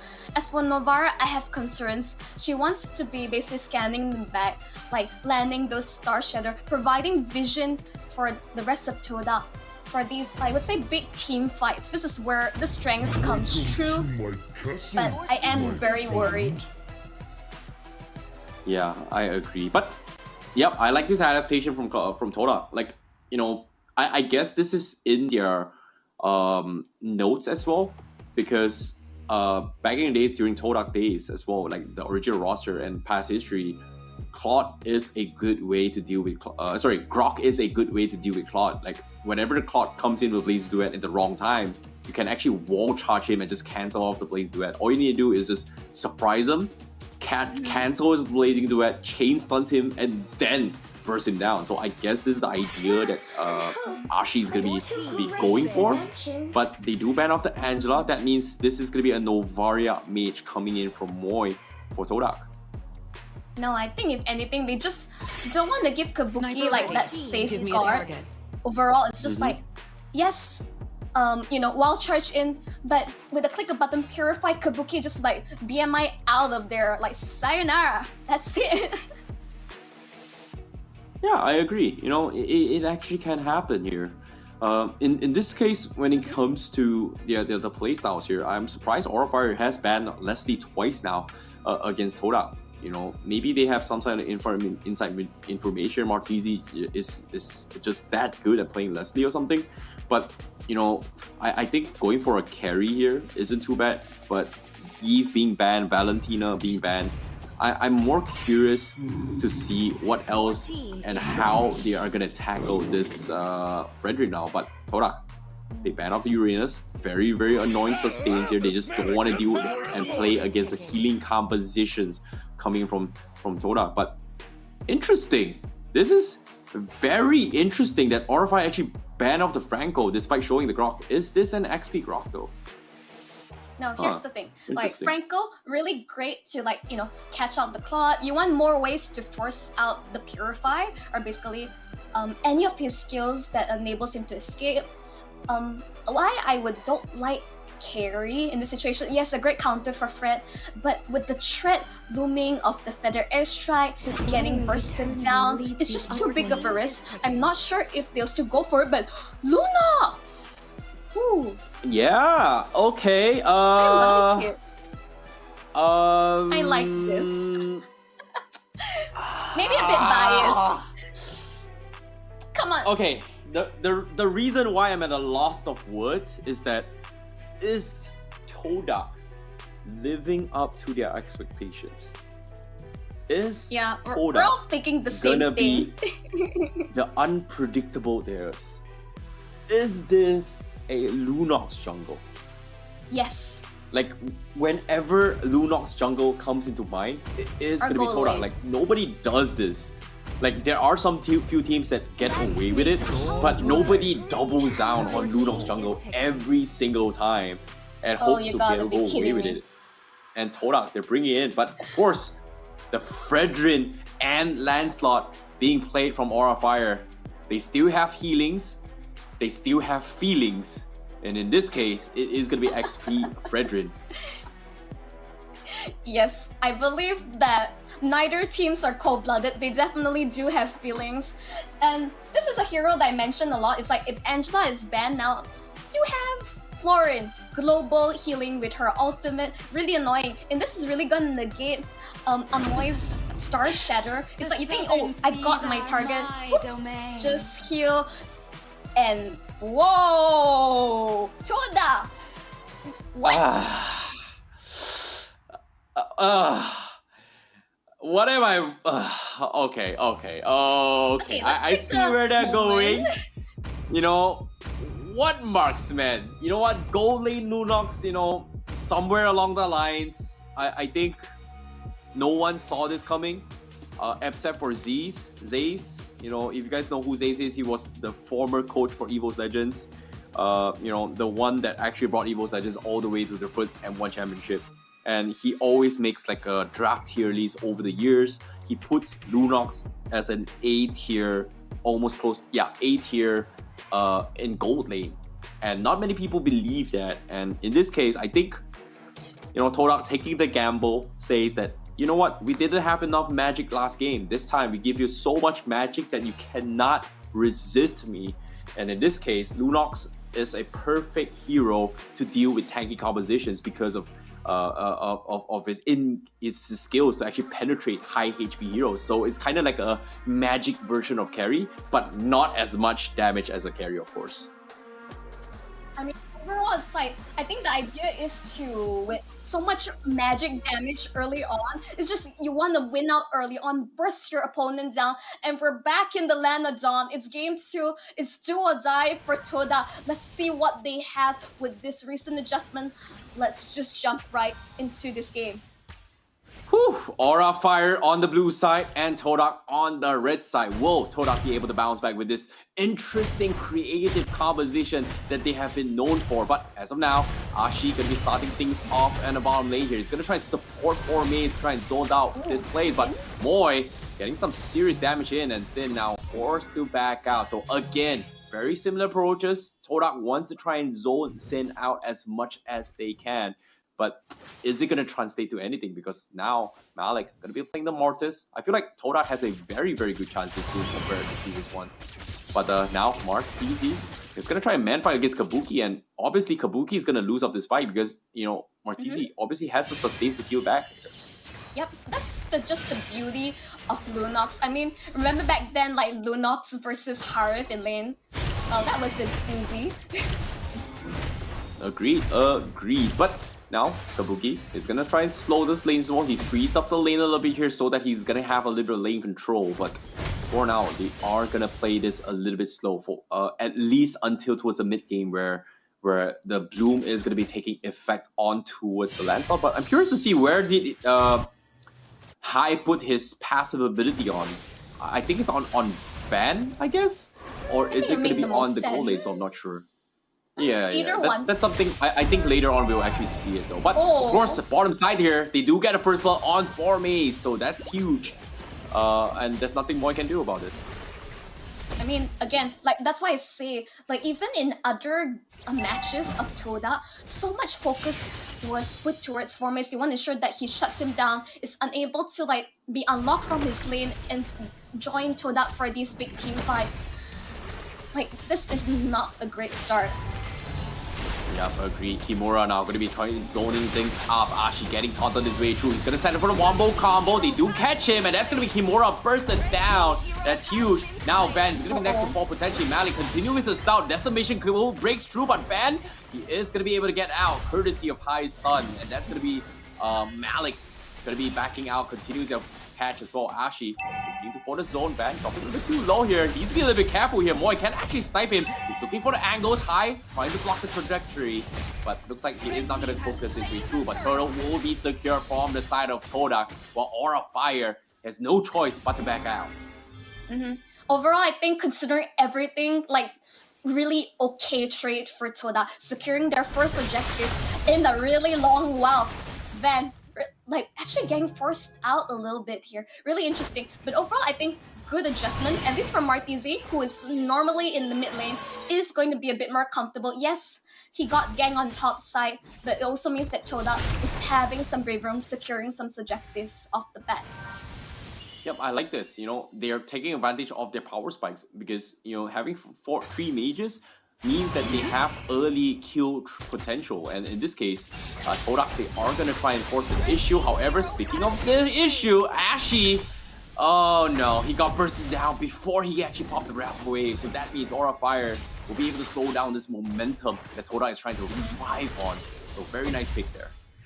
It's really unfortunate. It's all about those timings and Aura Fire. I mean, come on. They play so much Kadida, roam, or mid. It's like they know, they're aware of the limits of this hero, and they definitely know how to time their stuff perfectly. Martizi getting the poked out, like I would say, he's alright, but he's definitely stuck under tower. Ashi is walking into an ambush. Oh no, Ashi just, you know, could not tank the burst coming in, and now Malik is gonna try and pick up high as well. He's gonna be zoned out, and Flori needs to make a get away, but he's not gonna be able to do so. So that's gonna be a very nice trade-off coming from Malik. Meanwhile, Todak, they want to try and extend the fight, and Kabuki gets bursted down by 4 Maze, and now this is what I'm talking about. Todak action. When you least expect it, they hit you hard. However, Aura, they're gonna try and trade off the bottom side. Kimura, no, it is a lost cause, but we are gonna try and find farm across the map. Overall, like Malik having a really good start, good amount of farm. I was really worried that Florence healing would really mess with the decimate timing overall if timed well. But I think Malik is not too deterred. As for Ashi, you gotta be careful. Aura Fire, they're just camping for you. They are aware.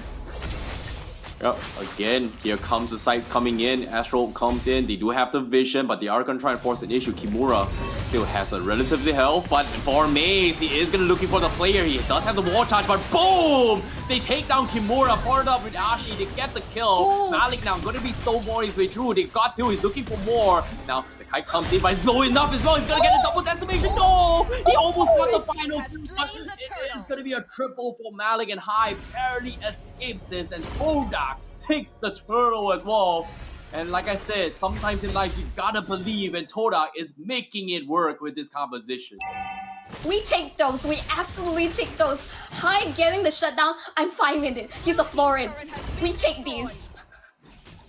We definitely do. In this case, Malik almost getting the decimation proc, almost getting the quad there, the maniac. But at the same time, Todak now still continuing pressure here. Kabuki needs to play this a little bit safe as well. He needs to respect the magical damage that Todak is delivering here. In this case, Martizi hurts, Ashi hurts, Moy hurts as well, and everyone coming from the Todak does have the burst potential to take them down unless they get those radiant armors and the Athena shield up. But for now, Todak, they're looking for the catch once again. Ashi does have the petrify, but Ashi gets scouted out by High though.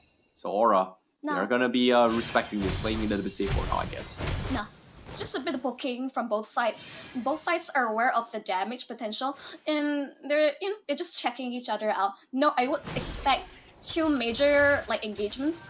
I think we would expect that around the next objective. We can see both Van and Malik just having a good look of each other. They do have really nice skins, huh? Yep. At the same time, Kabuki just got his golden staff, and Flori now going to be putting the bloom up on Kabuki to enable him. So they are going to take advantage of the first power spike of this slot and hope to try to manage their way through. So Todak, they have to be a little bit careful about this because they have been shifting the focus on Kimura. Wall charge already expended. Now they have to back off. But Kimura looks like he's not going to be able to start the fight for the team. Malik is here showing face, but it's just not the right time now. So Todak will back off. But easy. A little bit awkward as well. Will be Brilliance out of there. So he's going to be fine for now. But at the same time, Todak, do they still want to fight this? But they get the Petrify. Kabuki, oh, he missed the timing. He will Purify out of there. And now he turns the tide with the Blazing Duet. And Kimura flickers for it. Interjects, catches Ashi off. And that's going to be 1 down from Todak. I think just lose the roam fine. Amoy, fortunately, was able to use the Astro Echo, just phase through the walls, get out of the situation. But instantly Aura Fire capitalizing it, secured their first turtle this entire game. Todak, they have a really obvious timer on their hits. They need to close this out game for Brilliance. Once again, first out, but instantly no defense for Mace while charged.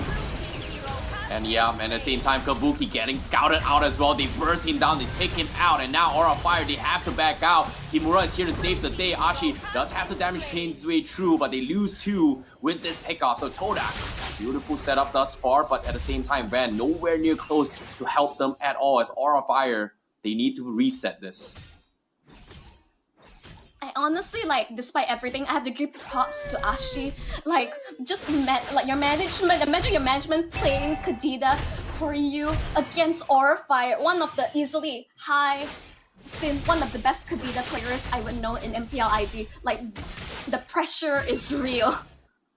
Oh my goodness, Ashi, Van, he doesn't have the skill, he might die here. He goes for the first, but no, Van, he needs to get out. He doesn't have the skills here, but he's dropped down so low. He needs to drop the decimation, and it's gonna be enough as Martisi finishes him off. Aura Fire got a little bit hanky there, but now Kabuki is gonna be next as well. But what? For Mace? What is that damage coming in from him? And now they're gonna look for more. Kimura drops the appraisal round. Martisi won't be fallen as well. Now Sin saves the day, trades off a double down middle, and Todak, beautiful start, but Aura Fire is able to trade as well. Time to go, Amoy. Ooh, that's not worthy if he have died right there.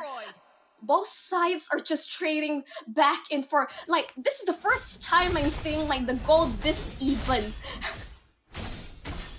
Well, it is not over. Sometimes you gotta believe. In this case, Malik making things work with this Martis. Kimura not having a great time as well. It's level 13. Van is able to catch up as well. But look at this, itemization-wise, obviously Martis gonna be going for the tank build, but Van going full damage right from the get-go. Having War Axe, having Molten Essence, and Thunderbelt means that he's not as tanky as we thought. But that's all for now. Feather X-Ray being expanded, Kimura being changed as well. But Appraiser's Draft is getting cancelled. Malik chain CC his way through, but Todak, they're looking for the reset. Ashi now, he needs to go for Petrify, he's gonna force this, but Van dodges him with the Dawn Rose, and now he needs to get out, but the Phantom Execution will catch him at the last tick.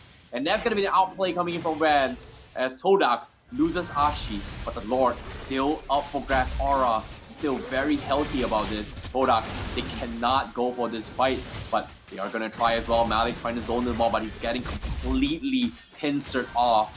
Snipes coming from Moy, not gonna be able to do him good, so that's gonna be an easy Lord in the hands of Aura Fire.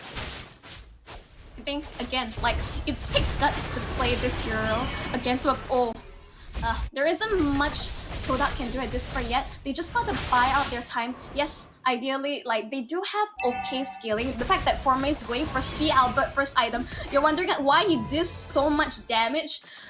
I wonder if that's enough, though.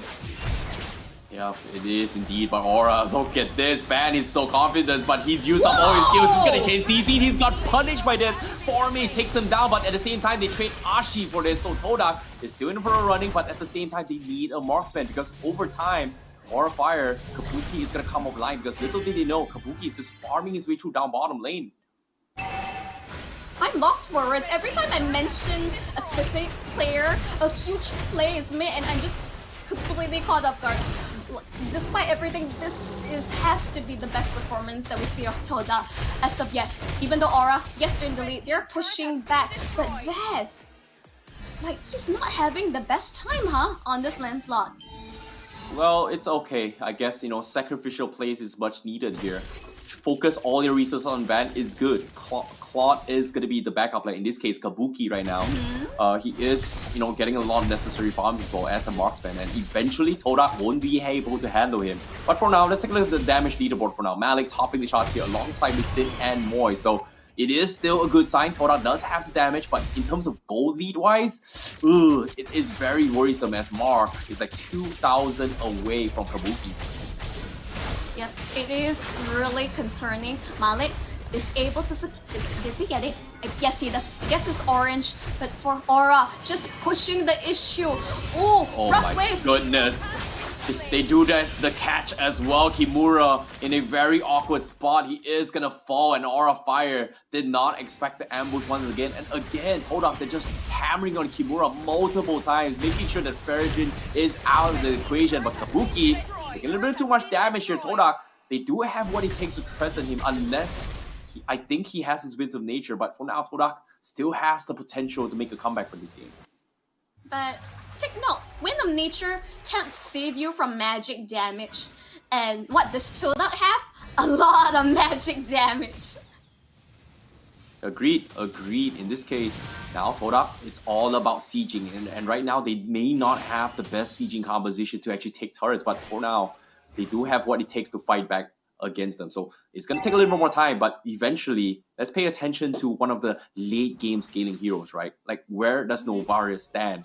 Because it feels like once Moi gets his max slot item, any squishies coming from Aura Fire that gets shot in, gets sniped in by this Novaria is going to be pretty much out of the fight right from the get-go. So they have to be a little bit more worried on what Moi is capable to do. But for now, they're playing it safe. Lord Van is going to be taking it for now. Malik going to be zoning them out. Kimura also trying for his bodies, but you get the Frank, the wraparound. Todak, they're looking for it. Ashi is concealed here. He's too far off, but he's all by himself. Where is his teammate here? He's showing his body. They're separating the fight, but Ashi, he goes for the play. He catches on Sid, but he gets bursted down before he can do anything. Meanwhile, Van also getting bullied out from the side lanes as well. Kimura trying to stall his way through, but the Lord will get resetted here as Malik tries to go all in, but he's separated from the rest of his team, and Todak, they get completely diced out on the sides. And now Martizi also running for his dear life on the sides. Van says, I've got minions, I've got the Ascension, and now the damage will come true, and he will pick him apart. Yep, no brilliance to save the Lunox whatsoever. What I saw was Van actually taking labor and forced to retreat, but instantly Malik just went, I think, way too far. Really was just gunning for the kill, and he just was isolated from the rest of the team. Oh, no. Amoy just barely surviving. Ashi knocking out, but you're gonna do too much against Kimura. At the same time here, Aura, they're respecting the power of Todak, but Kabuki, look at this, he's got the damage. No, Ashi, no! He just got auto attacked by Kabuki. You have been bullying me, and now Kabuki is online, and he is gonna pick him apart. And you know, at this stage of the game, this is where Aura Fire's win condition is all met, and Todak needs to find a way to stop it. I think it's gonna be really rough, like here on out. Instantly, Aura Fire, like shifting gears, they're aware of their item power spikes. This is approaching the late game. Todak's time may have just run up, and unless like Formis makes a massive play, because that's the main source of engagement. Wall charge or Ashi throwing bodies to ensure that a key member of Aura Fire is taken out. I'm not sure how Todak can defend against the onslaught of Aura Fire. Yep, I agree. But as of now, turrets are gonna fall. The Lord will be crashing on an inhibitor, and Todak now, they're going for a fight. Van, he's getting a little bit aggressive here. He does zone out more, but look at this. Conceal play from the backline for Maze. Connects onto, and here comes the explosion. And Sin gets taken now, but he will trade his life for it as well. But at the same time, Aura, he still has Kabuki. Look at this, so healthy. He's gonna pick them all bit by bit. They lose 2, and now Aura Fire is gonna be knocking the door. The crystals exposed. Kabuki says, I want to end this game. Martizi going for the brilliance, tries to clear the minions, but they don't seem to have the damage. But at the same time, Van is annoying the heck out of them, and he's got the Phantom Execution to kill him off. Double kill for him. Malik left, only one standing. He's got the immortality. He's gonna buy time, but There's he's one not gonna have minion the damage. left. He clears the minions left, and the minions to survive. And Aura says, I will end this game, and I'll close it out for you. And that's gonna be Aura Fire 2-0 Todak. Congratulations to Aura Fire, but my heart breaks for Todak. Terrence, how do you feel after this match? I mean, we honestly could say this was kind of expected. We knew that Todak had to close out the game before we hit that mid-late game power spike. Instantly, you don't give Kabuki claw. I think you see overall his performance, like, he's unstoppable. Yeah, I agree. You know, Kabuki is back. And at the same time, hopes and dreams of Todak to try and win this game is pretty much crumbled. You can only hope. But most importantly, you have learned something new. In this case, experience is going to be what they have learned. And hopefully, Todak is going to be able to bounce back over the respective matches to come. But for now, congratulations for Aura Fire as they get the clean 2-0, and hopefully they are going to be able to get back in shape to actually make a comeback in this scenario. But for now, that was a very convincing game there coming from Aura Fire. And in terms of recap as well, I felt like the Florian was a little bit interesting. They have some sort of healings, there's a little bit of stuns here, but once the Bloom is available, you can see how much Kabuki is just dishing out in terms of damage alongside Van in the later stage of the game. No, if anything, the Florian ping counters what Malik wants to do. With this Martis, you're gonna mess up with his decimate if he's not even gonna his cat go bam, bam, bam on towards his opponents. And Novara as well, it negates the amount of pressure they have with the Star Shatter, like just being able to hit your opponents from far. That is just negated away. But unfortunately for Martzi, I was expecting more aggressive plays from the Lunox, like off the bat, because like early on when Claude is not itemized like fully yet, Lunox should be winning in lane by right. Well, that's the thing, sometimes in life, you gotta take a risky gamble. In this case, when you're watching Todak, it's always gonna be a gamble. I was expecting maybe a jungle Lunox coming in, but I felt like Malik did his best as a Mortis, but eventually, the composition from the Todak was designed to win the early skirmishes. And late game wise, of course, we didn't see Moy kind of pop up with this insane burst damage coming from his snipes. But of course, Aura Fire, they had very, very clear win conditions, dragged this game long enough, and they will win game. And Kabuki definitely won them this game in this final fight. But nevertheless, of course, it's back to the drawing board for Todak, and hopefully they will be able to bounce back in this upcoming matches for them. But for now, it is a win for Aura Fire. Congratulations to them. Yeah, and overall, let's look in terms of the post-game statistics. I would say there was one point where the goal was like fairly even, but the minute we hit, I think 13 to 14 minute mark, Aura Fire was like, I think at some point 4K goal lead. Instantly, you see this item power spike. Even though Van, he didn't have the best start, but the rest of the team closed out really beautifully. Yeah. And based on the itemization as well, in the early game, they didn't exactly have the highest magic resist to actually deal with it. But the moment, you start seeing this Athena shields, this radiant armor is being built up coming from Van and Kimura, you can see that it's no longer a threat. And time and time again, you can see like Todak, they're just pummeling on Kimura in the early stage of the game. But once he got these two items, there was just nothing Todak could have done to actually shut him down. Like the only physical damage left here is going to be pretty much from Malik as well as Formaze. I felt like for Formaze, he did as much as he could as an early game Grok, but eventually when he itemized in tanky items, they were just lacking in terms of physical damage in late game. So I'd say Todak, they did their objective well in the early game, but they just couldn't close out those games. So that's a big problem for them. So I guess, Aura Fire just deserved this. They found the win. The Bloom as well was very, very on point, and Hai obviously, was always there to support for his team. In crucial moments actually, like Sin, even though he's died 3 times, technically he should have died way, way much more. Yeah. Alongside his friends, yeah. I mean, you're playing so aggressively on Forza with Flicker instead of Purify when there's a Kadita as well as a Grok that's going to like whack you in the face. Like definitely the value of the global healing from Foreign is just coming into play. Overall, I would say definitely better showing from Todak, but Aura just shown that they have the better composition for future proof with securing Kabuki's Claude. Look at the amount of damage that Todak is just dishing out. It's scary. Like 266,000 as compared to Aura, who barely even did a lot of damage here. But it's understandable considering that Todak has just so much burst potential. Obviously, sieging towers is going to be a big problem for Todak because the comp is not designed to be taking the objectives, right? It is meant to go in for fights. It's all meant for going for skirmishes. Obviously, damage dealt is going to be in their favor. Damage taken wise, obviously, Aura Fire, Kimura is going to be the meat shield, the sandbag for the team, alongside with Malik, of course. But when it comes to just setting up displays, I felt like, it was a very and I would say they did it pretty well. But of course, damage tower Kabuki obviously has the damage to do so. For me, it's going to be that the ones that top Todak side, but he is XP later. He's going to be trying to get value, but unfortunately that value just didn't help enough. Like they needed more objectives in order to close out the games.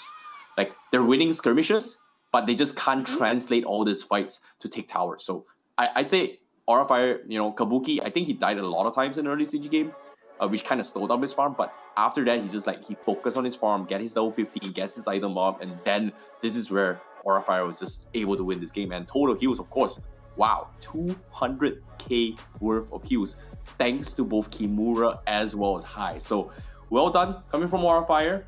And I'm curious to see who the MVP is for this game. I mean, if it's going to be High, I would take it. But for Van, he's going to be MVP of the day on the land slot, 7-3-3. Even though he didn't have the best start, but instantly, like, his team able to create a lot of space across the map. He had a really solid KD, able to dive in the backline, take out the vulnerable squishies such as Novara, just so easily slicing through them like paper. Yep, and on top of it all, the constant annoyance in the name of Ashi from the side of Todak has been terrorizing his teammates. Van finally, despite getting caught out, he was able to turn things around and got some very, very important kills to actually slow down Todak's momentum. So props towards Van, but of course, let's take a look at the highlights on how things went down between Aura versus Todak in game number 2, in case you're just tuning in. And of course, to summarize things here, Todak was just doing Todak things, which is pretty much being extremely aggressive in the early stage game based on this composition. And when this actually happened here, Aura Fire was just, unable to do so much, and all these skirmishes, Todak felt like they're just a little bit too hard to handle, and Malik was just power-powering his way through. And that's the thing about having a Martis, right? If you snowball early, you are gonna snowball hard, and that was a big problem in the hands of Aura Fire. I mean, with the composition that they have, it just made sense. They have to play aggressive. They have to get kills, like feed everything in towards Malik early on, because at some point, it's like if you have like no one to defend against your turrets, secure objectives. So that they're known to be a very objective-oriented team in their prime, but unfortunately, with the lack of a marksman, they're unable to really translate into too much. And as the mid-late game approaches, Aura Fire, they already built enough magic defensive items. They are able to just chip away whatever's defense that was left of Todak. Yep, and even here as well, it's pretty much the last stand. Todak perfectly had the tools to actually deal with it, and it was this moment where Van was able to do some serious damage here, and taking these 2 kills, kind of stopping Todak, saying like, hey, we've had enough of you, we want to close up this game, and this was it. And this was the clutch moment that Van kind of enabled Aura to just close out the game. And of course, even if Van failed, of course, you have the Kabuki to actually save the day. So a very nice 2-0 coming from Aura Fire. GG, well played. And they're back in action. Congratulations to Aura Fire though.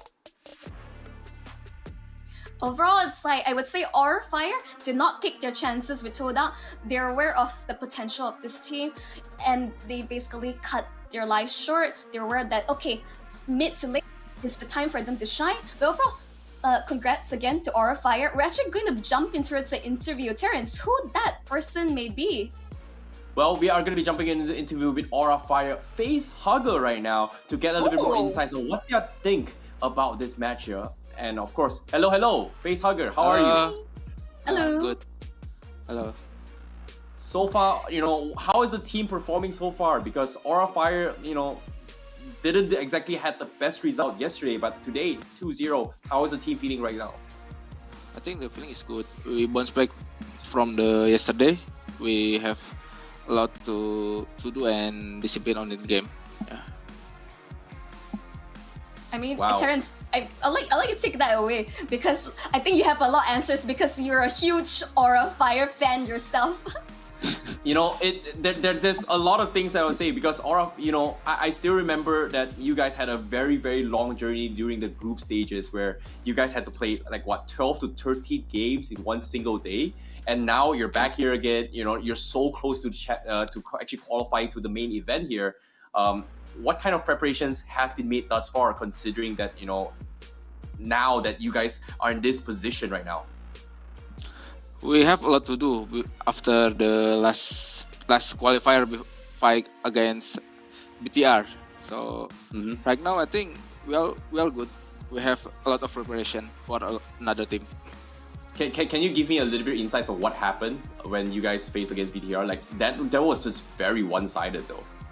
I think we just not disciplined lah. Many mistake, a little mistake make it we lost our objective. I mean, that's a learning experience overall. But I think Aura Fire, who do you hope you'll be able to get revenge other than BTR? Any team in your local MPL ID that you hope they're able to beat? I think we want to meet Onyx lah because he's the strongest now. Wow. Yeah.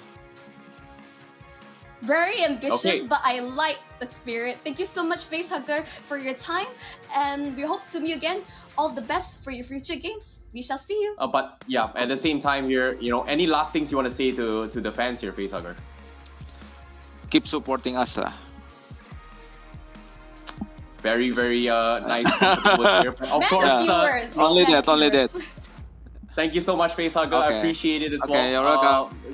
We hope you enjoy your victory here. We are going to be continuing the show. Thank you so much, Facehugger. And yeah, that was a very interesting interview here. Considering that BTR, they definitely had a little bit of a struggles, like they had a little bit of mistakes here. But of course, the team to beat so far is going to be Onyx ID. Everybody is gunning for Onyx ID. But the question here is, has anyone found a way to deal with them? So hopefully it is going to be a little bit better here. But of course, for these guys that are watching here, we hope you guys have been enjoying the show thus far. And we'd like to thank our amazing sponsor here, Samsung Galaxy S23 Ultra, for providing the best experience for you guys here. All the matches that you've seen so far and playing at a top level notch is all courtesy of Galaxy S23 Ultra. Monchel, now, it is something that I know that you love here. What is it that you love? Well, it's all about unleashing the beast with monster energy. I don't have a can right now. It's quite late. If I have a can right now, I'll be like jumping all over the room.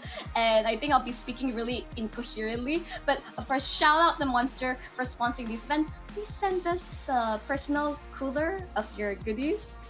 Overall, thanks so much. Overall, Terrence, any final words before we throw it to the next match? Well, that's the thing, right? Like, there's just so much that we can actually talk about as well when it comes to this upcoming match. I'm extremely excited to see it. I really, really hate that I'm not going to be casting it as well, because this upcoming match is going to be Burn X Splash going up against RSG PH again. And this is a very interesting one because Burn X Splash is top of the team here from the side of Cambodia. They have been playing really, really well, giving us some very, very good games so far. And I think, I do recollect this as well. During MSC 2023, they made it all the way to top 3. So that's something that I was extremely excited for. But now, considering that in this stage, especially just now, they've actually lost a game against Yudu Red Giants. And that's something that I did not anticipate and foresaw as well. So I feel like something went wrong, but of course, it is only the group stages. It's all about qualifying to the main event. So in this case, will they be able to redeem themselves? Because in this final match, it is going to be a redemption arc coming from both sides, both from Burn X Splash as well as RSG PH. Yep, absolutely agree with your point there, Terrence. I mean, there's one way to find out, as we can't wait to get the game, but we're jumping into a really short break. Everyone, stay in your seats. We'll be right back after this break.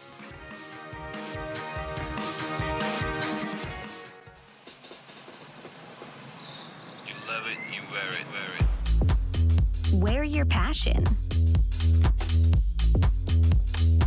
Share your passion. Wherever, whenever. Gaming is a lifestyle. Get your merch at shop.eslgaming.com.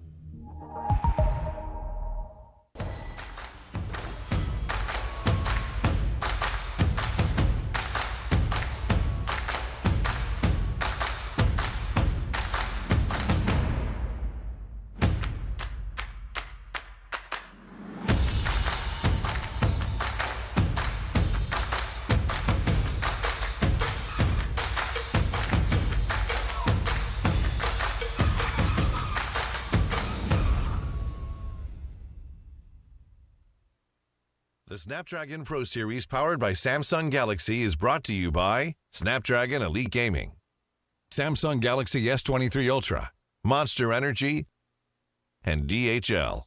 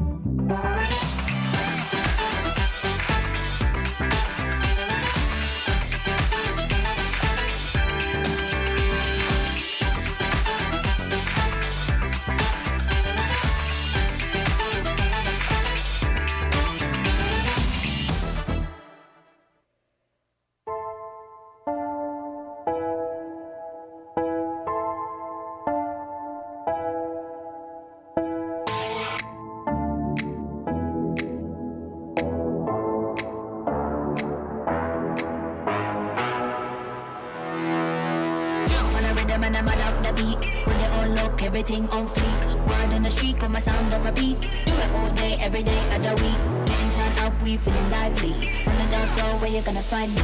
Here comes the drop, it's time to party. Here comes the drop, it's time to party.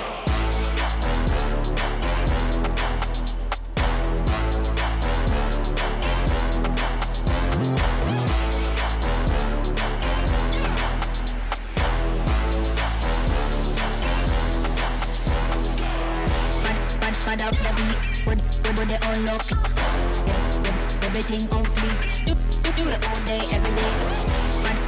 Up the beat, when they all look, everything on fleek. Do it all day, every day.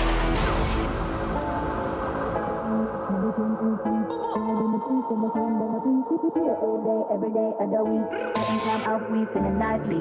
On the dance floor, where you gonna find me? Here comes the drop, it's time to party. Here comes the drop, it's time to party.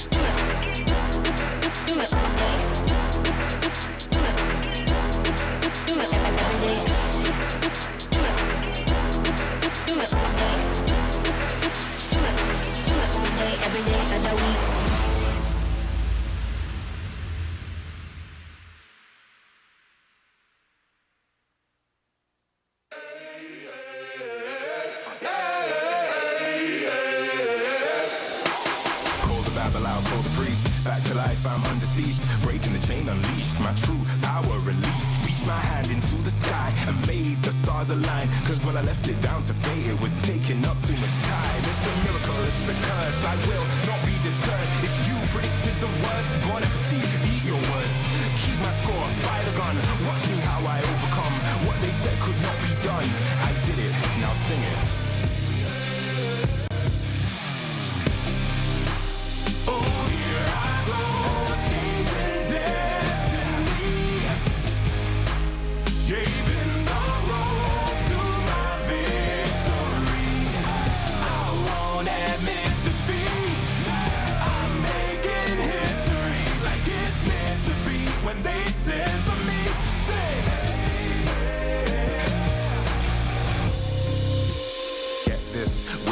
The birth of a legend, the past tried to trap me too bad. My future beckoned, I crashed, and yes, I burned. Hardest lesson that I learned was how to take a fall and crawl back out the dirt. Now I'm back from the grave, revived. Time after time, they tried to take my life, and still I wouldn't die. Survive, now come salute him. No man can dispute him. Back and I am biting, street fighting, Ryu Hadouken. What they said could not be done, I did it, now sing it.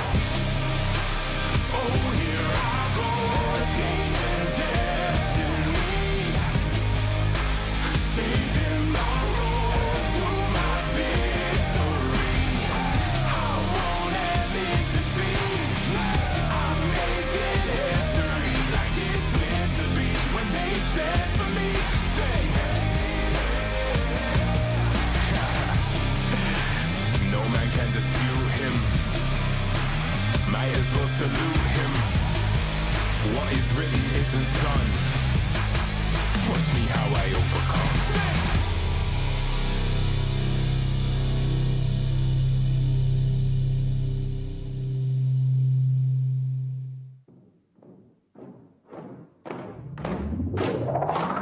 Lace up my shoes, time to get it. Put in the work, I'm with it. Paying my dues with sweat and tears. There is no weakness here. I ain't new to this, I'm a veteran. Wear my battle scars like a letterman's. I done crawled through the mud full speed, so I wouldn't underestimate me. That's a rookie move.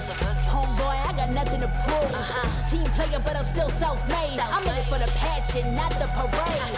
I don't need the lights or the cameras, just me and my opponent. All the work that I put in has led up to this moment. Let's go. You go hard, I go harder. You leap, I leap farther. You cannot match my speed. Cause I'm out of your league. I'm out of your league. I'm out of your league. Everybody wanna get like me, better reach for the stars, cause I'm out of your league. Game time, let's go. I hit that mark weeks ago. I'm about to lab you up. Tell me, have you had enough? You would think I had a PhD in psychology. The way I get in your head, there is no escape. Like I said, I'm out of your league. I play fair, but show no mercy. Only give my time if it's worthy. Cause I keep my mind on a mission. And you don't fit the vision. I ain't cocky, okay, a little bit. I call it confident, but they can handle it. Don't blame me, it's just my time. So move, cause you're blocking my shine. I'm out of your league. You better go with plan B. You taking the crown, that's a fantasy. You can't step to me. I'm out of your league. Better beef up that defense. I give you an A for effort. Now hit the bench. You go hard, I go harder. You beat, I beat farther. You cannot match my speed. Cause I'm out of your league. I'm out of your league. I'm out of your league. Everybody wanna get like me. You better reach for the stars, cause I'm out of your league. You go hard, I go harder. You beat, I beat farther. You cannot match my speed. Cause I'm out of your league. I'm out of your league. I'm out of your league. Everybody wanna get like me. You better reach for the stars, cause I'm out of your league.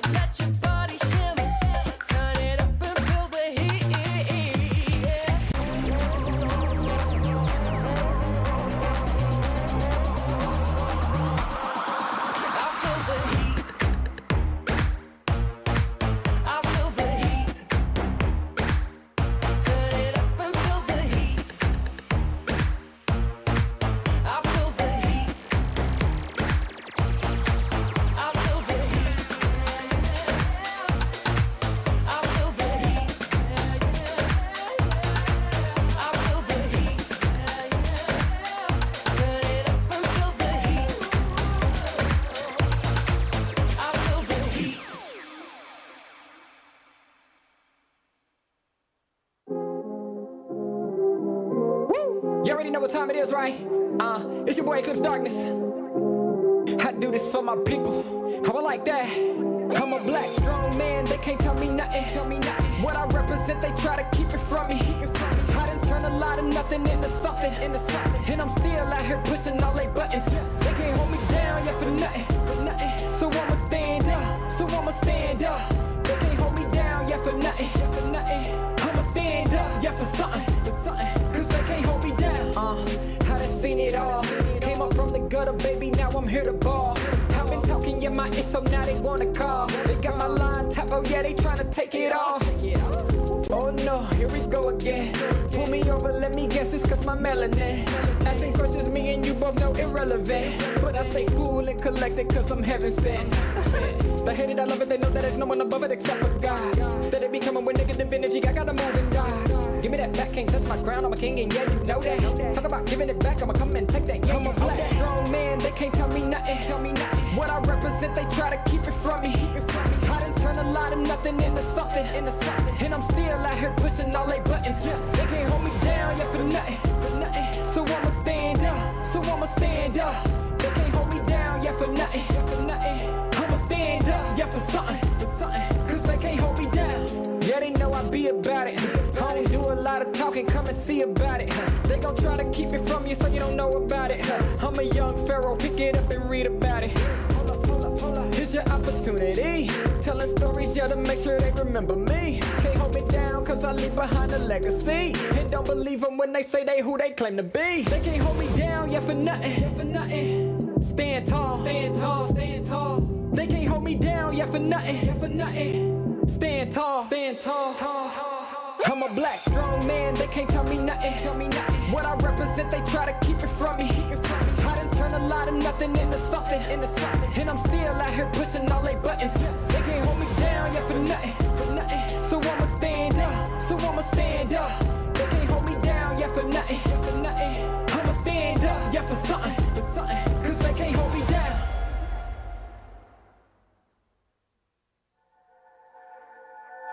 I got a thorn in my side. You can run, but you can't hide. Yeah, this is magic, you know it, but no rabbit in the head.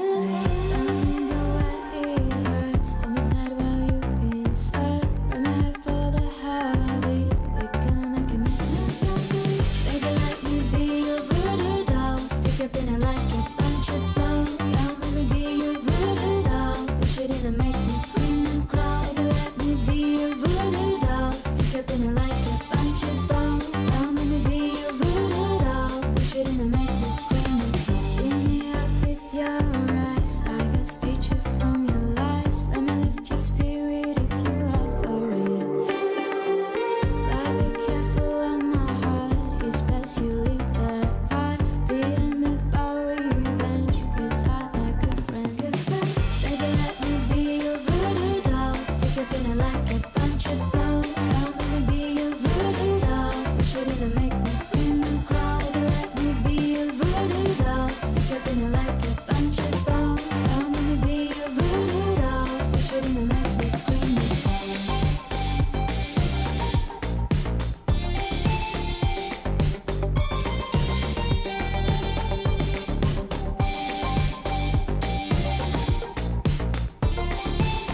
Let me lift your spirit if you are for it.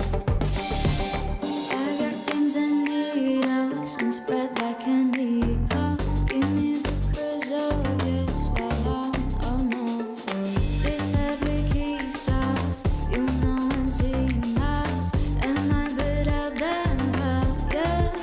She's on my trail, baby, let me be your voodoo doll. Stick up in it like a bunch of bones. Come let me be your voodoo doll. Push it in and make me scream and cry. Baby, let me be your voodoo doll. Stick up in it like a bunch of bones. Come let me be your voodoo doll. Push it in and make me scream and cry.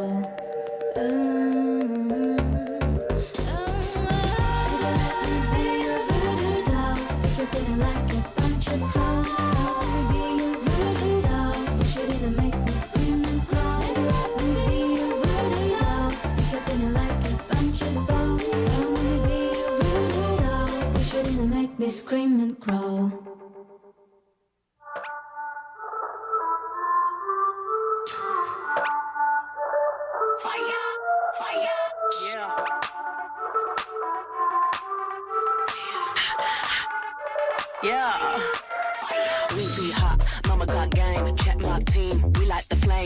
be bougie, all sound the same. We be, mama got game. We be hot, mama got game. Check my team, we like the flame.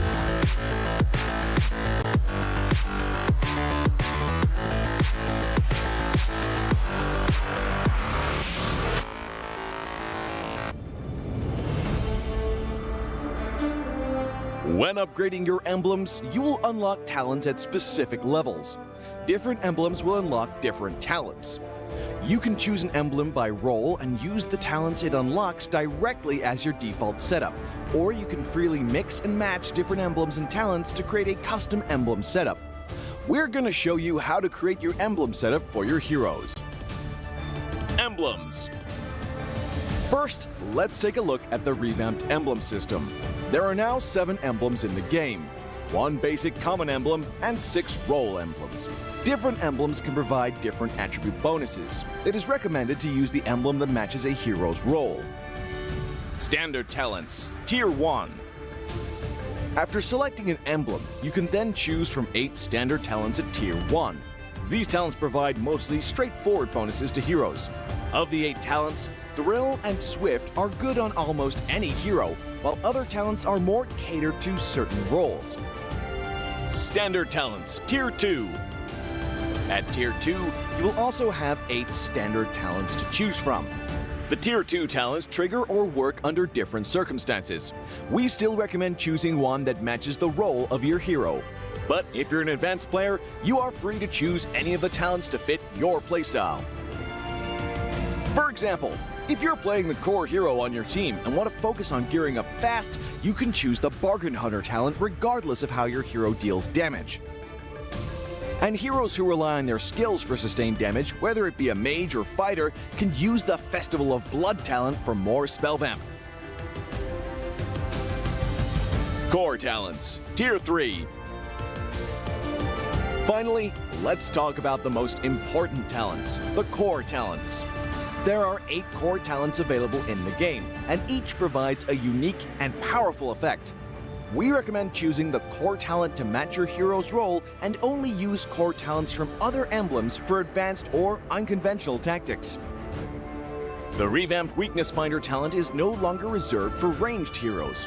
This talent is now a viable option for any hero that relies on basic attacks and wants better laning and the ability to slow enemies. The Lethal Ignition talent now deals adaptive damage, making it a prime choice for any hero that has heavy-hitting combos. While the revamped emblem system still uses the existing talents, we have removed the restrictions between emblems and talents, opening up new possibilities for many heroes. We look forward to seeing players discover new ways to play their favorite heroes on their way to becoming a legend.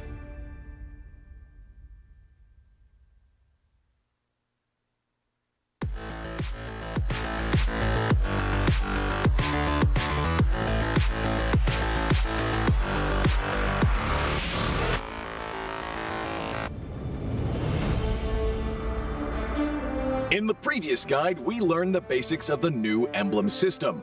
This time, we will take a closer look at the core talents unlocked with the basic common emblem, tank emblem, and fighter emblem. Core talents unlocked with the basic common emblem. By upgrading the basic common emblem, you can unlock 2 core talents, Impure Rage and Quantum Charge. Both are suitable for most heroes. The new Impure Rage talent now deals adaptive damage, making it a good damage-enhancing talent for a variety of heroes, such as Eve, Nathan, and Diggy. Eve is a hero with great poke and control abilities. She can use the extra damage and mana regen from Impure Rage to constantly wear down enemies. The new Quantum Charge talent now restores HP based on the hero's level and not their physical attack bonus, making it viable on more heroes that want HP recovery and mobility, such as Edith, Leslie, Layla, etc. When equipped with Quantum Charge, Edith in both forms can use the movement speed bonus triggered by her basic attacks to keep a safe distance from the enemy and the extra HP regen to stay in the fight. Core talent unlocked with the Tank Emblem. By upgrading the Tank Emblem, you can unlock Concussive Blast.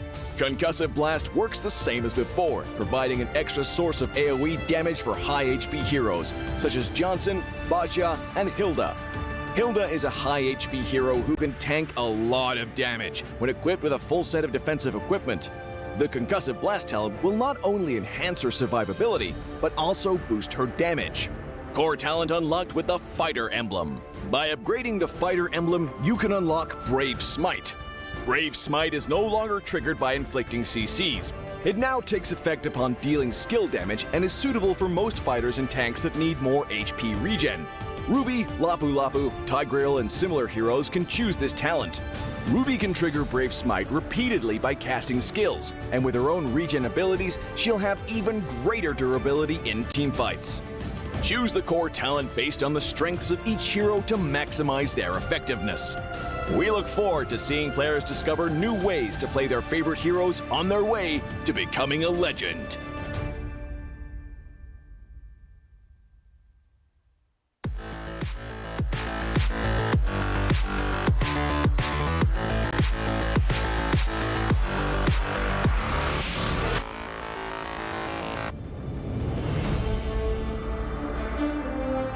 In the previous guide, we learned the basics of the new Emblem system. This time, we'll take a closer look at the core talents from the Mage, Assassin, Marksman, and Support emblems. Core talent unlocked with the Mage Emblem. By upgrading the Mage Emblem, you can unlock Lethal Ignition. The new Lethal Ignition now deals adaptive damage, making it a great option for any hero with heavy-hitting combos. With the change to adaptive damage, heroes with high physical damage can now use this talent to enhance their damage, such as Saber and Natalia. Saber's first skill and ultimate combo can easily trigger the effect from Lethal Ignition, dealing much more damage to enemy heroes. Core talent unlocked with the Assassin Emblem. By upgrading the Assassin Emblem, you can unlock Killing Spree. Now that the talent is no longer reserved for the Assassin Emblem, it becomes a good choice for any hero who can perform chain kills. Heroes with magic damage like Karina and Julian can now take this talent as well. Karina's ultimate resets after she kills an enemy hero. When equipped with Killing Spree, she will recover HP from each kill, allowing her to stay healthy and go after more kills. Core talent unlocked with the Marksman Emblem. By upgrading the Marksman Emblem, you can unlock Weakness Finder. The new Weakness Finder talent is no longer reserved for ranged heroes. It works well for heroes with high attack speed, as it can improve their laning and slowing abilities. A hero like Minzathar can take Weakness Finder because his second skill increases the attack speed of his basic attacks. When combined with equipment that can provide more attack speed, he can reliably trigger the slow effect to prevent enemies from escaping. Core talent unlocked with the Support Emblem. By upgrading the Support Emblem, you can unlock Focusing Mark. The Focusing Mark talent works the same as before. It allows support heroes to increase the damage their teammates can deal to the target enemy. Kaj's ultimate can be used to drag key enemies to his team. When equipped with Focusing Mark, the ultimate will also increase the damage the target takes, allowing Kaj's team to quickly burst down the helpless target. Choose the core talent based on the strengths of each hero to maximize their effectiveness. We look forward to seeing players discover new ways to play their favorite heroes on their way to becoming a legend.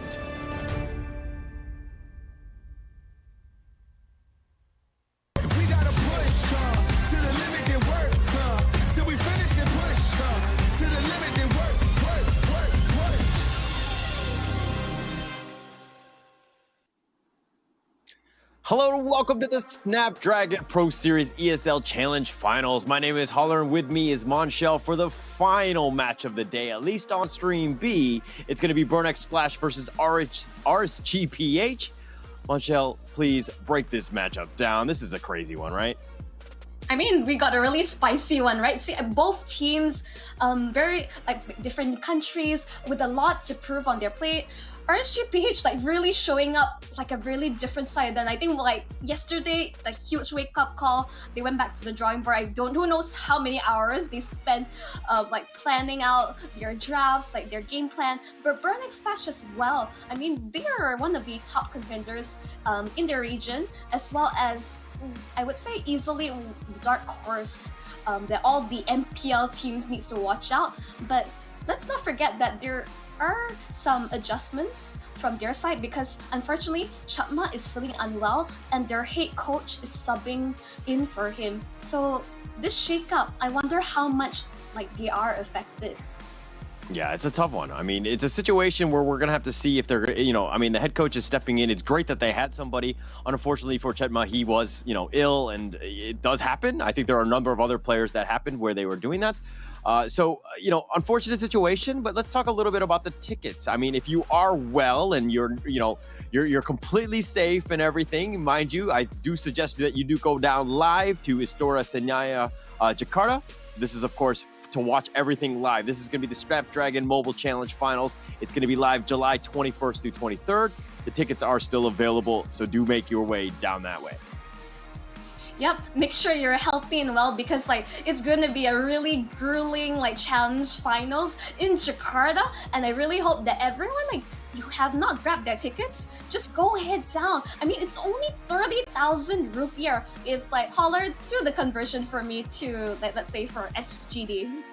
Oh my gosh, you're putting me on the spot. I don't know how much that is, but it's like the cost of a cup of coffee, I would say. It's definitely not that much at this moment. Actually, let me do the actual conversion so that we can kind of see. I'm messing with you, Holler, but basically, really affordable. Yeah, it is. Okay, we'll yeah. All right, so let's go to the video, kind of breaking everything down and going into this first matchup. RSG PH, they actually got the old gang back together. This is the MSC 2022 winning RSG. The kingdom in ruins, a victor emerges from the debris, RSG! I think RSG PH are back in their prime form, and I can't wait to see what else they can do. A little bit nervous because I will be facing RSG, SG, and Echo PH again SPS Challenge Final. RSG, ano gagawin nyo? Exort walang buhay doon, napapasok si Yawi. Light ay makakapag-shoot po out, pero tower lock para din sa side ng Echo. And Orcas makingan! We almost won against Echo in MPL Season 11. The early game and the turtle fights are very shaky, but right now we're prepared and we'll beat Echo. The interesting thing about them is we got to see them in the previous patch meta, but now going into the new one, we haven't seen any glimpses yet, so there may be some aces up their sleeves. I think my team is at least top 3 because we've been playing for so long and we still have the chemistry.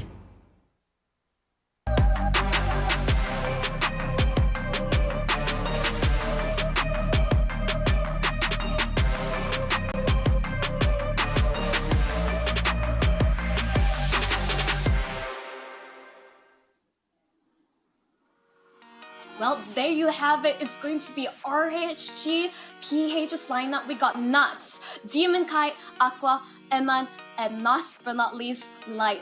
Overall, as you see, this recent adjustments that came in today, I like this shakeup. And I'm not gonna deny, I'm a huge fan of this PH team. They're just so much fun to watch. Just watching Nuts create so much chaos and havoc in the land Adam. It's always entertaining. But of course, Burnix Flash is they're known to be the dark horse to watch out in this tournament, because again, we don't have too much experience matching up against them. And I wonder for RSG PH, is the adjustments enough?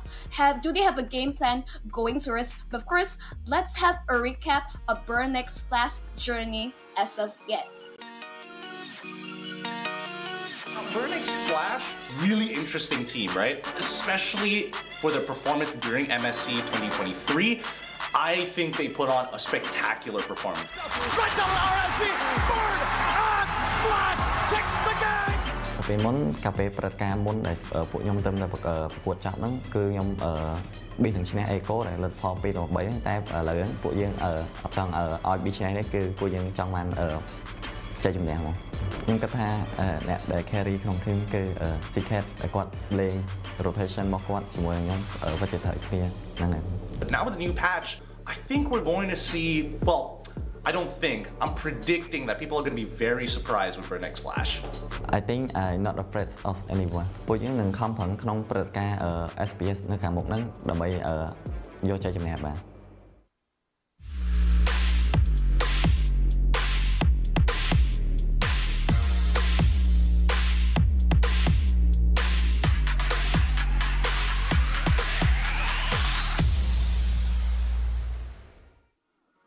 Burnex Flash, the only Cambodian representative. It's going to be represented by ATM, CCAT, D7, Donut, and of course, Mitch Satochi, who's going to be the, that's actually not his real pick. It's hard to believe, I know, but it's actually the coach stepping in. Chetma was a little bit sick, and so we had to step in. So he's going to be there. This is a huge upbringing to try to get into this one. I mean, are they going to be at the same level? This is a bit of a struggle right now, considering the fact that this team is 1-2. They're kind of on the bottom with RSG Singapore and EVOS Icon going into this one. This is almost, dare I say, must win for this team here.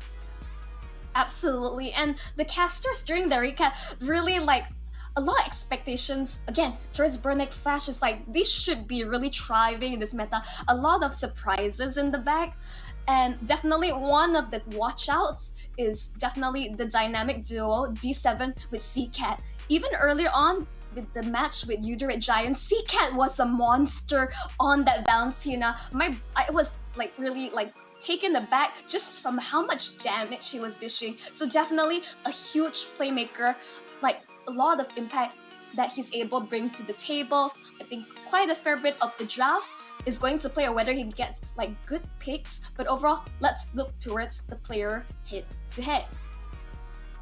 All right, it looks like it's going to be Aqua and D7. Going to go head-to-head on this one. I mean, if we're looking at KDAs alone, obviously a little bit more in terms of Aqua. He has that advantage, of course, being just with 15 kills. Unfortunately, D7, not to the same level, but he's kind of an assist god. I mean, the 84% kill participation, meaning that as for the team, he's been there, right? He's very reliable. You talked about, CCAT and D7 being that that wombo combo, the nice little combination that they have. They are quite good. And, there's a reason why he's still got there. I mean, he's got decent DPM as well. I mean, overall, we're comparing mid to roll, and obviously D7, he's not going to have too many kills, but I would consider both of these to be high impact players to really watch out across the map, especially towards the drafting phase. But of course, let's talk a bit more of our predictions. Fans in the chat, Raiders, the Cambodian representatives, tell us, who do you think is going to win this best of 3?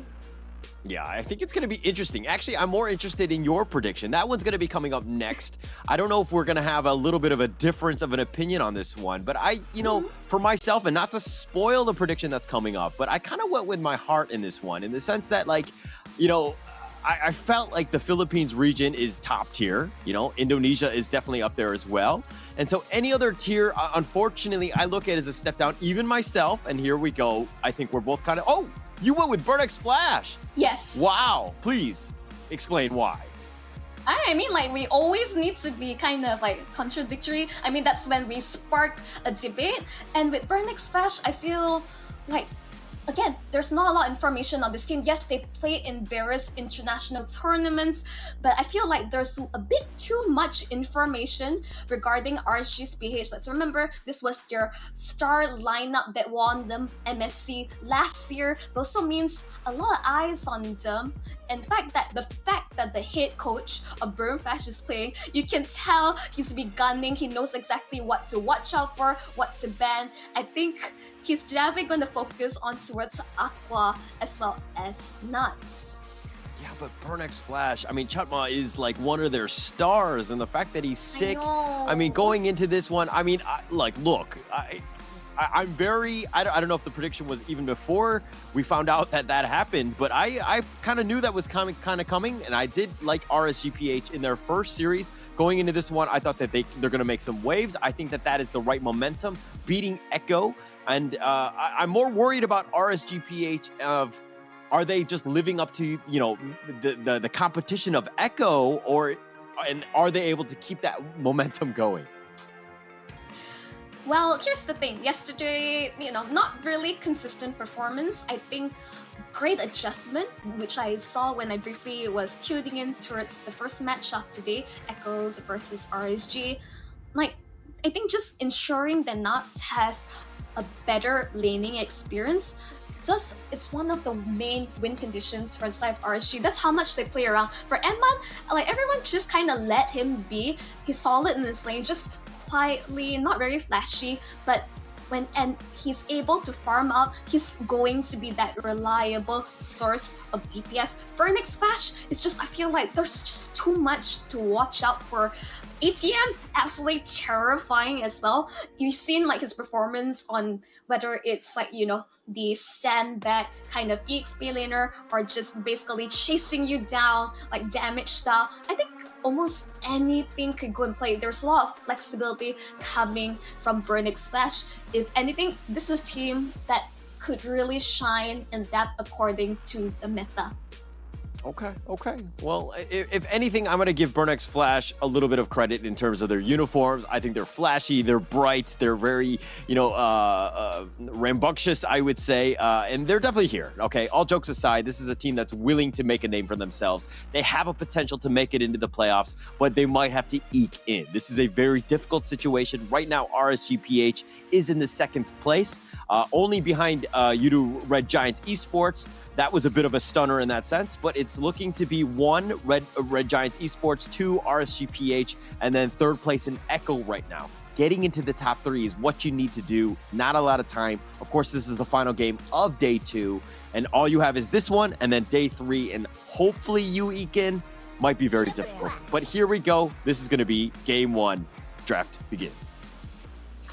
Yep, I mean, instantly you can see like a lot of focus towards the mid lane. Like instantly, Valentina, Yves, Joy already banned out. A lot of respect towards Aqua, and the RSG answers back, banning out the Claude. I think just a lot of respect for Donut. Like if you saw the earlier match cracked on like Leslie, that was just like so much damage to a later series game. RSG really is watch out for that. But the ban on Diggy is quite peculiar, I would say.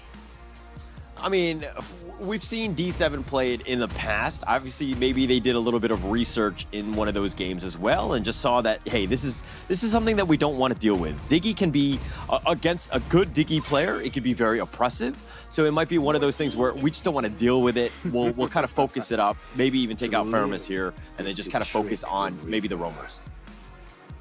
Because here's the thing, I mean, but banning out Diggy so early on just kind of telltale of what RSG is wanting to play for. But maybe they're trying to force something, and I think like just locking Uranus like at the bat, like just like locking something really solid. You can see the players like really having fun across the camp, showing love, whether it's to their fans, the audience back at home, like really cute stuff. But RSG, I'm really wondering they're forcing something. Maybe they want to pick up something like, I really want to see Atlas. I think that may be a bit risky to play, but that's something I kind of want to see Light do. Like, I want to see a bit more from him. Okay. And we're gonna hopefully see more. I mean, we want to see this one go the distance, right? I think that, having it just go to 2 games is a little underwhelming in that sense, but I just want it very competitive. I want this, Burnix Flash team to really shine. I think it would be a huge upset if all of a sudden they brought in Mitch, the coach here, and they were able to just destroy RSG PH. That would be like an amazing story to tell. I mean, not only amazing story, that is a statement to say, like, imagine like secretly the head coach himself is able to like step up and like sub in for Chakma, who unfortunately is not feeling his best. I think, like, how cool is that? Like Cambodian, like there's a lot of pride riding on this nation. Like, come on, like enough props it must be given to, I think, Kaja, like early on, just really good stuff, something really safe, like just hit a button, Divine Judgment, you get lasso and pulled right into the rough waves. That is a combo, alright? Yeah, that's a bit of a combo. You have the burst potential, you have a lot of mobility, and you have basically ways to get onto the Farza, which can be a little bit worrying for RSG PH. They need to figure out some way to kind of protect the Farza here, and also, I think that the Uranus, I mean, we talked about the potential and how it has kind of shown up, right? I think in terms of a meta, in terms of a tank, it's actually very strong. You need an answer for it, and it looks like they're going to pick up the carry. Your thoughts? Is that enough? Well, Durov and carry should be sufficient to deal with Uranus. Like, hands down, like the combo, the armor, shred, and the carry just damage over time. Just like maybe a bit too much for ATM to handle. If anything, maybe RSG just want to ensure that they scale up, ensure that Mats, as I say, win condition, ensure that he has the best laning experience possible. But I would Sniper say ready. on Give me a target. Burnex Flash side, they ban out the Franco, which is really interesting. I think they just don't want, you know, perhaps the core on their side to get caught out. Maybe they still want to play something like the Link, which up to now, it's still open on the table. Really interesting. A lot of options. But you look at this. The Franco and the Kufra both being banned. I mean, the control, the potential initiation, the setup is going to be there. So like, you know, it's kind of obvious the way Burnex want to start things off. The Uranus will probably jump in, or Kaja will find some sort of divine judgment targets and just kind of pull them in. Now, what do you do as RSG PH? How do you deal with that initial setup of a team fight? From, you can see from composition, Burnex Flash very pick-off centric during the early stages of the game. But overall, RSG, they do have a bit of a rundown composition. Frederick Strike, boom, like just blast them out of the sky, as you would say. And then combo with the Grok, we're really gonna see quite some setups. Okay, I could see that happening, and the Grok isn't is decent here. I mean, the barrier can be there. You kind of lock in somebody, hopefully on your side of the wall, have your team, which has a decent amount of damage, just kind of burst them out. But here we go. We have seen a 1-1 like last night in a different stream, but I would say RSG respecting Donut, like the fact that they banned out Leslie. Like, hands down, they are aware of the damage potential from Donut, but giving something like a 1-1, we don't have enough data in terms of how good 1-1 is in this current meta. I do wonder whether it's enough, but locking in Hayabusa, whoa, Mitch, what you got in your pockets? I like it. A lot of damage, and the potential burst. Basically, if they Divine Judgment, whoever it is, they're just going to blow them up, right? I think that's pretty apparent with this lineup here. They're going to use Uranus to kind of just tank and just be that nuisance. It's someone that has to deal with him. But at the end of the day, you have a decent amount of damage. You have the burst potential that you have from Burnex Flash. There's a lot of squishies on RSG PH, so the potential for a very quick kill is there, but let's see what they finish off the draft with here. But it looks like it's going to be other than not a single worthy foe. Yep. I think they end the draft with Mortis. I think this is overall very proper front-to-back composition from RSG, and from side Burnex Flash, they do have really good early game pickoff, and in terms of late game scaling, they have the 1-1 as well as the Hayabusa. So overall, I think both sides, I really like their draft, really clear win conditions, good amount of setup, and I think just like we're in for a game, Holler. But I don't know how good RSG PH's initiation will be, right? I think a lot of the team fights are going to be, they're going to want to stick together as much as possible, make sure that, you know, they're deathballing it almost.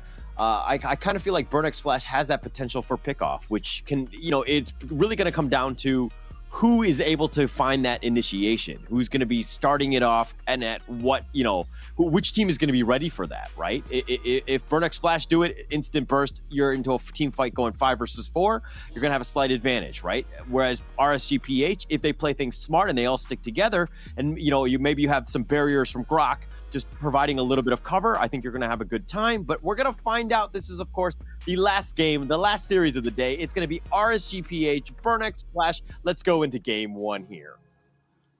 Right, as we're back in the Land of Dawn, as you say, this is going to be a really exciting match. Game 1, a Burnex Flash versus RSG PH. Both teams have a lot to prove, and this is the time for both to shine. Let's get it. Yeah, let's go. And Mitch already just providing a lot of vision just to kind of start things off, and nothing too out of the ordinary, at least to kind of start things off. But RSG PH just trying to be take care of their own jungle. They're not able to do so with by themselves, but D7 getting a little bit low. Nats is focusing it in, and Light is actually going to get first blood. ATM, yeah, you're tanky, but now you've been focused on by 3. You're going to go under tower, you're going to be fine, and now Mitch has joined the fight. You have the Ring of Order. Nats taking a lot of damage here. Doesn't need to be careful, but now Mitch has been turned around. And RSG PH, this is a great start for them. Definitely a great start. I can see there's some adjustment in terms of roles. Mitch on the Kaja, CCAT playing the Hayabusa. So something to know about Burn X Flash players, they're also relatively flexible. This is something that I've seen, not very common. We usually stick towards their roles, but I think have seen CCAT's Hayabusa, but overall, really great start for RSG PH. Like just instantly aggression across the board. Really great start. Yeah, Burn X Flash need to stem the bleeding. They need to just slow the game down, give themselves some time to get some sort of farm. Donut is your win condition. He's the one that you want to give as much space and time. As I say that, CCAS looking to force it onto Iman, who has to flicker. Does get to safety, at least for now. He's going to be under tower. One more shot. Oh, Iman gets away, and CCAT gets killed under the tower, and Iman, literally a sliver of life. I can barely see it. Just overzealous, maybe even a slightly sign of desperation. Demon Kai, ATM can't do too much. Your jungler is nowhere in this fight. ATM already take a lot of damage. You can see Nuts damage coming through. Light actually getting a kill on towards Donut. Donut might have stayed a bit too long. What was that? A solo kill onto Donut? And we're talking about how Donut needs to carry this. What happened there? You cannot have a game like this. This is a disastrous start for Burn X Flash. You don't give RSG PH such a massive leap off the bat. Remember, this is a team that rides high on momentum. Mitch, really they got the flicker. Early divine judgment, but he gets out of there. Okay. That's the commitment for the flicker, and some cooldowns are down, but he does get out, and Iman is fine. I felt like that was a bit too early. I don't think he quite communicated that with Donut, but I don't think Donut had enough damage at this point to really burst Eman down. And let's look in terms of the emblem of choice. Nothing too out of the ordinary from both sides. Yeah, just looking across, nothing too unusual.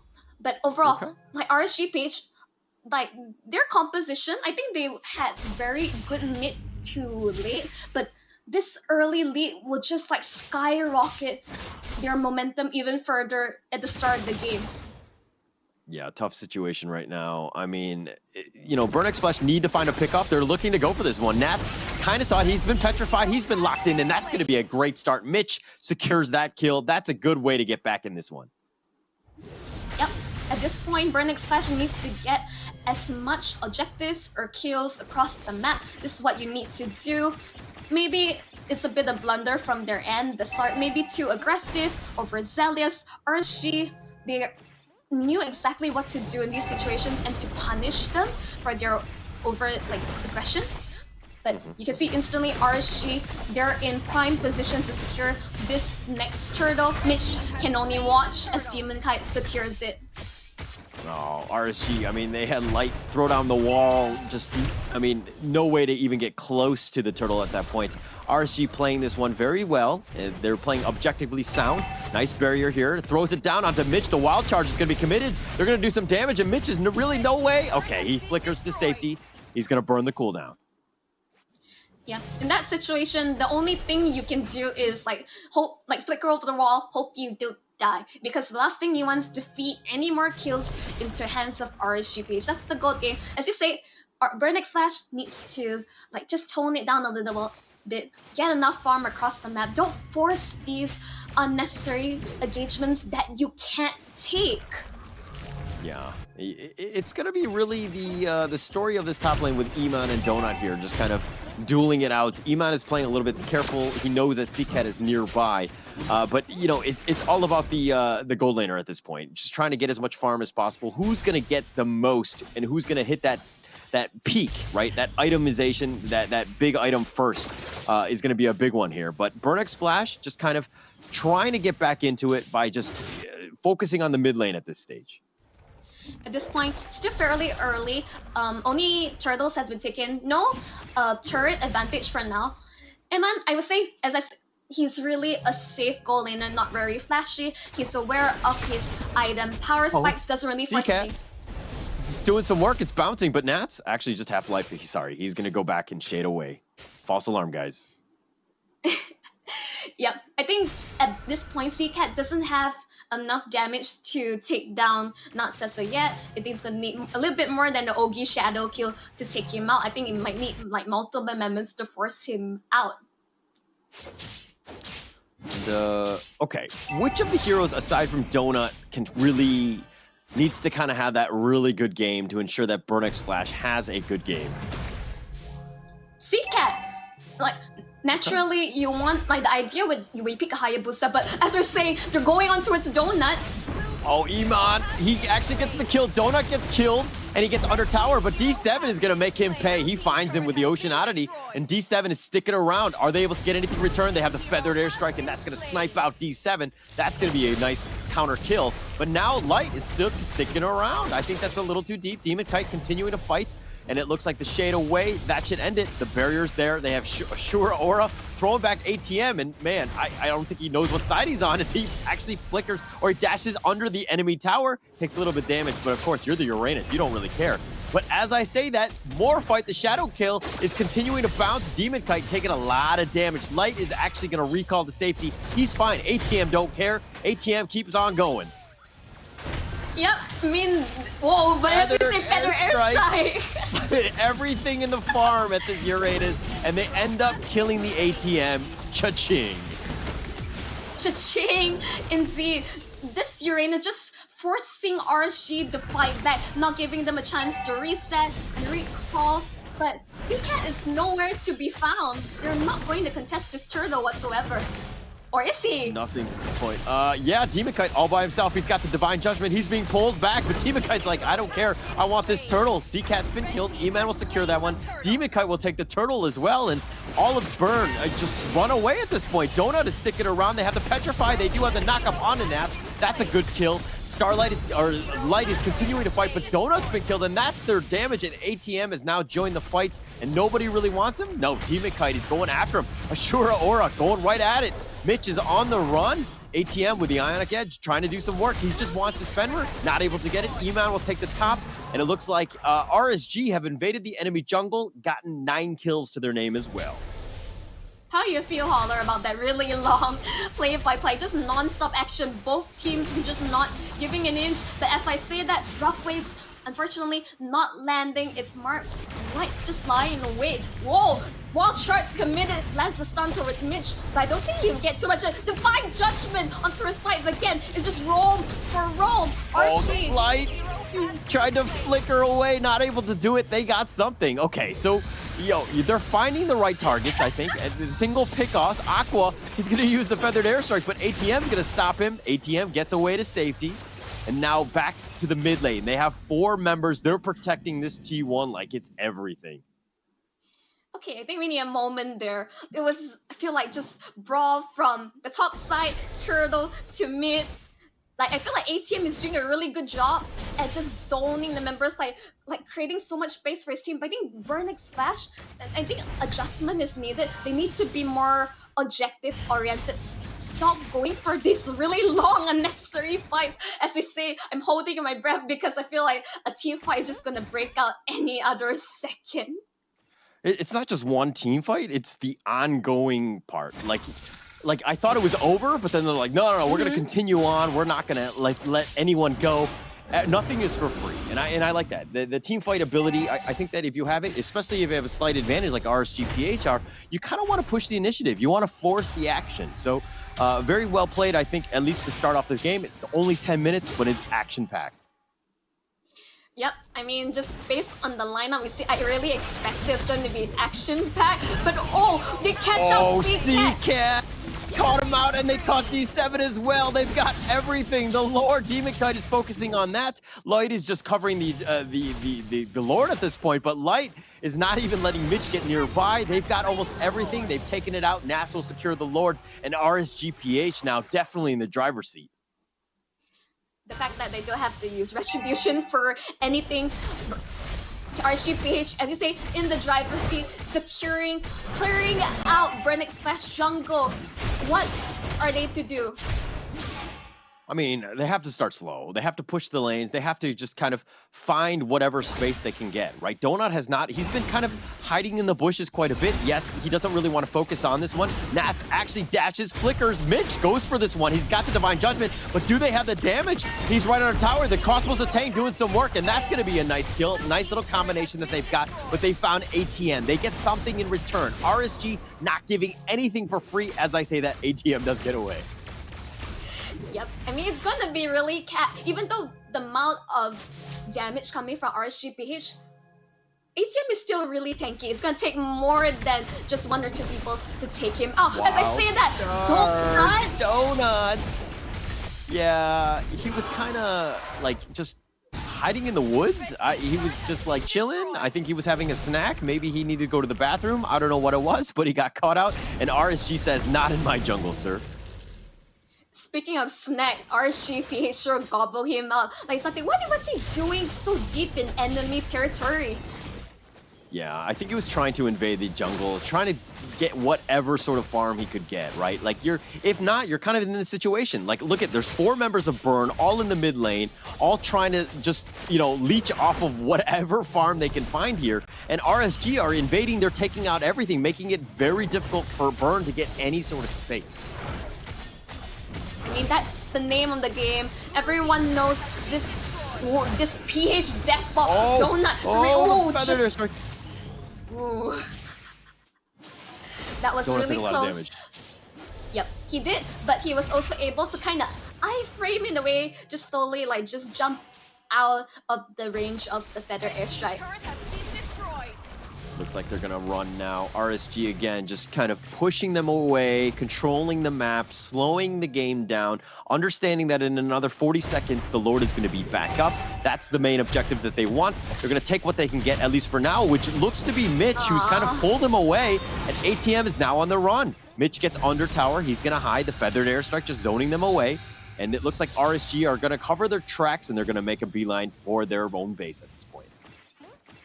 Unfortunately, it's instantly whenever Mitch he thinks he finds the opportunity to pick off a specific someone, there is lack of communication in terms of, I don't think the rest of Burn Clash was ready to get that pick off. So I think this is the adjustment that they need to consider going to this, because they want to go for these early pickoffs, but it's kind of lost in translation.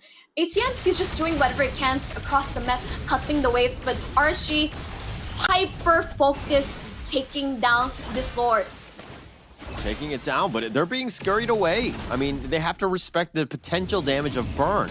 I mean, they have 5 members here, and it looks like Nats will eventually join the team fight here, but the feathered airstrike, that's going to be used defensively. D7, does he get away? He does not. Nats will make him pay. Nats is getting very low. He's going to be killed in return. CCAT with a shadow kill. The crossbow's a tank doing some work, but it hasn't killed anyone as of yet. Mitch is getting low. He gets sniped out. Demon Kite will secure that one. Light gets killed as well. Donut will get something in return, but he falls, and it goes to Demon Kite, and that's not what you want to see. ATM now just trying to fight it in, but Iman's got the burst. CCAT will shade away, and Demon Kite very low. You have 1 single member. CCAT, woo, barely survives. Yep, almost burned to death. Aqua, he's going for it, but he lives. CCAT lives despite everything. Like, as Aqua really aggressively, like overall, I wonder if he wanted to flicker under tower to secure the kill, but he knew better. RSG PH, like solid, so solid right now. Top of the leaderboard, you got Eman, like, but Donut not too far behind on this 1-1. Yeah, like Aqua was going to the ends of the earth to secure that kill. Like he was hunting him down, and I'm sure CCAT will have nightmares about this one. But the feathered airstrike, that's doing some damage, and I don't know who got it. I think Mitch ended up getting it in the end, but that was actually very close. And again, RSG contesting everything. Nothing is for free, even in your own jungle. Yep, it's just like they have the monopoly, I would say, of Burn X5 jungle. Just everything in the land, the light touches, it belongs to RSG PH. Unfortunately, that is the case, at least in this game one. It has been a rough one. Feathered Airstrike, that's going to be used to cover most of the tracks. They do have the minions. They're going to be up front, but they're going to take out as much as they can. The Lord is now crashing in the top. The T3 is going to be there. The Charge is going to do some work. That's about half-life of that. They have the Shadow Kill. That's doing some work onto E-Man. He's being bounced around. He's going to shade back to safety, but the Lord, they got to deal with that. The T3 top has already been taken out. ATM still up front. They haven't dealt with ATM. They don't have a single way to deal with it. Yes, they do. They have a lot of burst, but no kill as of yet. But it looks like CCAT gets back the Feathered Airstrike. Once it, whenever it's off cooldown, he's just been spamming it. Aqua not able to get any kills on this one, but Donut now backing off. Demon Kite continuing to push. Every single minion wave that's being there, the bottom now is being there, and they're continuing to push and to just focus and to force the issue onto Burnex. Burnex Splash, that is. But D7 does get picked off. They're looking to go. Shadow Kill is bouncing. Again, no real kills there. Yep, at this point, I think RSG does have the right items. Burnex Splash is just stacking out damage. The fact that I saw that Donut... They tried to go in! Oh, he got stunned. They were waiting for it. Oh, man, he was completely baited. He gets knocked up and he gets destroyed. CCAT is now dead. Wow. Yes, the jungler on the side of Burnex Splash was taken, but Feather Airstrike committed the zone. Donut has Athena's shield. That's how much of a threat Aqua is toward this gold laner. Oh, they barreled through it. The T3 mid has been taken out. No, does need to be careful. You got to get to safety. Okay, he dashes away. He's fine. Nice Ocean Oddity on that one. That's going to do some work. Nas actually is going to come back. He's going to be rezzed. That's his second life, but he is low. Mitch is going to be killed. He's going to be left for dead. Do they get anything else? Iman is focusing. He's up front, and Demon Kite is kind of covering his tracks, but now they're going to back off here. They're going to look to reset, especially with the Lord up in about 13 seconds.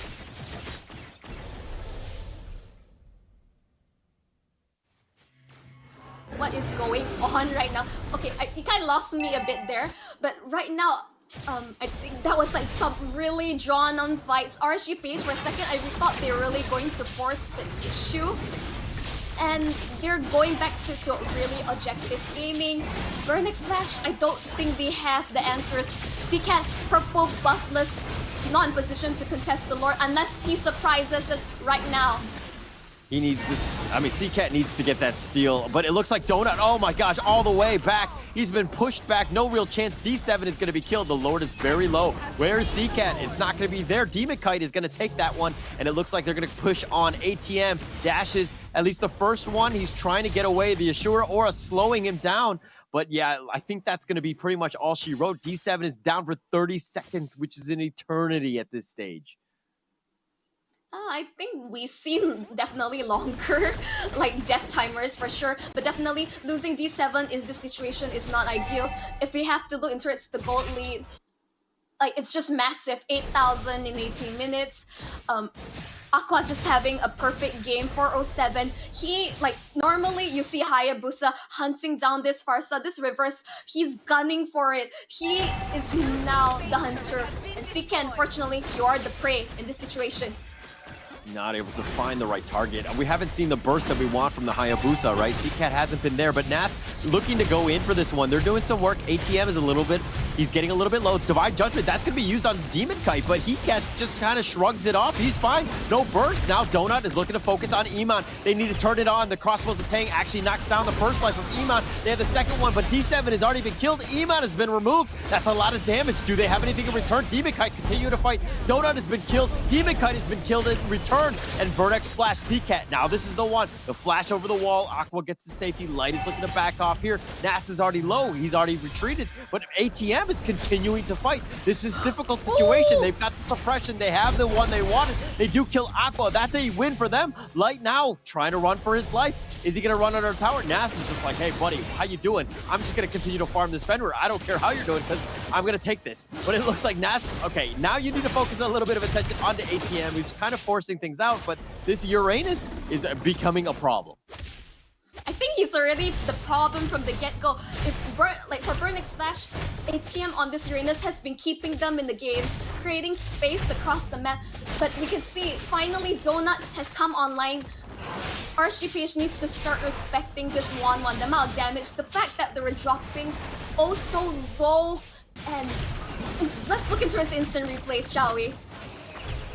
I mean, look at Iman. He got killed the first time, and Donut went all in for this one. The fact that D7 died at that stage, the feathered airstrike was decent, but I mean, Demon Kite did a decent amount of work. He was spread around, but it looked like CCat finally is able to turn it on. He was starting to do some damage, and I mean, he's got 3 kills, which is second highest on the team, but they need a little bit more out of him. Definitely a little bit more. I think at this point, RSG PH slightly underestimating their opponent's damage, but they already clear out all of their inhibitors. No infrastructure left for Burnix Flash. Their crystal is exposed. If anything, they have to be really wary of how they manage their waves, because any moment, if they're not looking, RSG could just backdoor and take this game home. Yeah, you got to be super careful. This is a difficult situation. They got to make sure that the lanes are all fixed, figure out some way to find some sort of opening. ATM, it looks like he's the one that's going to be the space creator. He's pushing the top as fast as possible. Now, if we're looking more towards the bottom, the Lord is open. This is one that they probably need to contest. Vernex Flash need to make a play, make sure they somehow steal the Lord here. Yep, better airstrike to just ensure they're able to burst it down fast enough. Burnix Flash, are they going to look for engagement? I think it's really rough. I think what they need to do is to reset and just hope they have enough damage to deal with the upcoming waves as well as this upcoming Lord, because they're gonna need it. They're going to need it. I mean, I think they're going to need a little bit more than that. Probably some thoughts and prayers in addition to this, because this Lord is crashing into the mid lane, right? This is a difficult situation. Burnix Flash need to make a play, figure something out, maybe get a pick off in addition to the Lord. But I mean, if I was RSG PH, I'd just kind of fix the lanes a little bit and then just, you know, death ball with the Lord straight in the mid lane. I think in this upcoming Lord, RSG, they have to be really disciplined. They can't let what happened earlier on allow Donut to get on top of them, because instantly, like, the damage is coming through, but the better airstrike on top of everything, he can't. Oh, nice 2-man knockoff. They have him, and they have ATM. That's going to be one of the tankiest one. Light is solo. He's going to get out of this one. Donut, CCat now on the run. The base is wide open. The Lord is doing some work, and they're looking to focus in, and they go right for the base, and game 1 goes the way of RSG PH. GG, well played to RSG PH, taking game 1. Overall, just really convincing from start to end. Even though we got really nervous, like our hearts went our throat watching just Donut pelt on towards them. But overall, calm, collected, objective gameplay from RSG PH. GG. Yeah, from start to finish, I mean, that's an RSG PH game if I've seen one, right? This is it's very systematic in terms of how they did it. They were winning from the beginning. Every single objective was taken, right? They owned the entire map. They made it difficult for Burnix Flash to get anything going. Yes, Burnix Flash had a decent hold at times, but this was in no doubt that they were gonna win this game. You know, RSG PH, that is. They were in full control from minute 1. I mean, I guess I say momentum is everything for RSG. The fact that they were able to secure so many, like, early game kills just propel them forward and onward for the Raiders. Like, overall, in terms of the draft, like, there's a reason why I like it coming from both sides. Really clear win conditions. You had some concerns towards RSG whether they have enough setup, but I think the damage really came true. In fact, they played really aggressive. They went for pickups. When Burnix Flash, they should be looking for it with the Kadida, combo with the Kaja, or with the Hayabusa. Unfortunately, CCat didn't have the best performance, unable to get those, like, snowball going for this assassin. Yeah, just no items, right? They didn't really have that damage, and it was very late before they got anything going. But it all comes back to the laning phase, right? RSG PH full control. They understood how to control it from minute 1 and basically starved them out, right? Burnix Flash did not get any sort of farm, and they were struggling throughout the entire game. I also felt like there are many moments where they just force, like, those really drawn out fights. You think it's over, they're gonna reset, but no, Burnix Flash just keep pushing. They wanted the more, they wanted to get something, and RSG, well, they're like, okay, you have used all your stuff, we're gonna use ours, like ours, and instead, and just force the issue on them instead. Yeah. And I mean, okay, look, I understand that Chetma's not there. People are not playing the traditional roles that they play, right? So like everyone can play any role. I get that, especially at this level, but can you play to the top tier level where you're going to win tournaments, right? I think that, you know, it's very difficult to do, and this is a reason why everybody will usually play an assigned role, because you stick to that and you do it. Now that you're forced to play like, you know, mid or, you know, jungle or whatever, something completely different, you're going to struggle. And we kind of saw how they were struggling in this one. Definitely not as easy as a ranked game. I mean, this is like basically the best of Southeast Asia has to offer. It's really unfortunate like circumstances that resulted in Burnick Flash having to adjust their roster. But let's look in terms of the overall post-game stat. I think overall the numbers don't lie. It's a really dominant showing from RSG PH. They're back. Yeah, definitely back. I mean, they were back from Echo. I think they woke up today and they were like, hey, we're going to choose murder, because that's all they did today. I mean, look at all those kills. 7-2-8 from Neiman. Aqua with 6-1-8. Demon Cut with 5-1-6. Those are your cores. Those are the ones that you want to do very well in the KDA department. They did it, and they really stepped up today. Absolutely, it's like, I would say everyone just, I feel like it's really hard to pick a winner. Maybe special shout out for Aqua to really like playing so aggressively on this Farsa. Really strong showing, but I think, come on, look at the overall damage dealt coming from RSG PH. This is insane. I mean, the KDA overall does not lie. I think ATM, but I think like there doesn't look quite of him. Different picture, I think. But ATM, like, I think he did so much for a team. This is, I would say, one of his better heroes. Like, just zoning, like, cutting waves, like, creating a lot of space. There are really good moments, but whether Burnick's Flash was able to capitalize on it was a different story. In RSG PH, they overall, really, overdraft was a big part of their win, but the way they take team fights from various angles, whether to push and pull, and when to go in, I think it's just perfectly executed. All right, I want to talk a little bit about ATM's play, because normally when we see him, he's usually not really team fighting early, and he's kind of cutting the waves. He's just, you know, being somebody that you have to deal with, or else your own wave is going to crash, or the enemy wave will crash in that lane, right? So ATM was not able to do that. He was kind of trying to force the issue, trying to get into some team fights, and he did die early, which is a little bit of a problem. You don't want to do that as the Uranus, especially early in the game. So it didn't really feel like ATM was playing it like he normally plays it. I mean, I think overall ATM EXP laner is like just based on previous matches what I've seen from MPL KH in past international tournaments. I think overall he's playing this hero to the T, and I do wonder now that Diggy ban earlier on was kind of baiting Burnick's Flash to bring out this 1-1 pick for Donut, because you can see like a lot of focus banning on Beatrix, banning his signature Leslie. What was less in the hero pool that could really scale towards late game? But overall, like, let's like cut to the chase. Who's going to be our MVP from the side of RSG PH? And it looks like it's going to be Iman, right? The 7-2-8, that was enough. The 65% kill participation, I mean, they were getting kills everywhere. Kind of difficult to get 100% or close to it when, you know, kills are happening all over the map. But, you know, this is what you want in that gold laner. You want to ensure that you have the carry who's capable of just getting the amount of gold and the items to ensure that, hey, they can get those kills when they need them. And they really showed up towards the end with that 7-2-8 KDA. I mean, really, like, at this point, max out in terms of items. The fact that earlier we saw that Seacat just jumping in Ogi Shadow kill, I did see that Wind of Nature ensuring that his survivability in the nick of time. Otherwise, I feel like Seacat could have got the kill if he were having a better time in the overall like laning phase. But let's look in towards the highlights of this game. But man, this was really, really action-packed, caller. Yeah, there were so many long team fights. They were sustaining. Like, this is the one where, again, ATM wants to be by himself and he wants to be pushing a lane. Dona got caught out a decent number of times.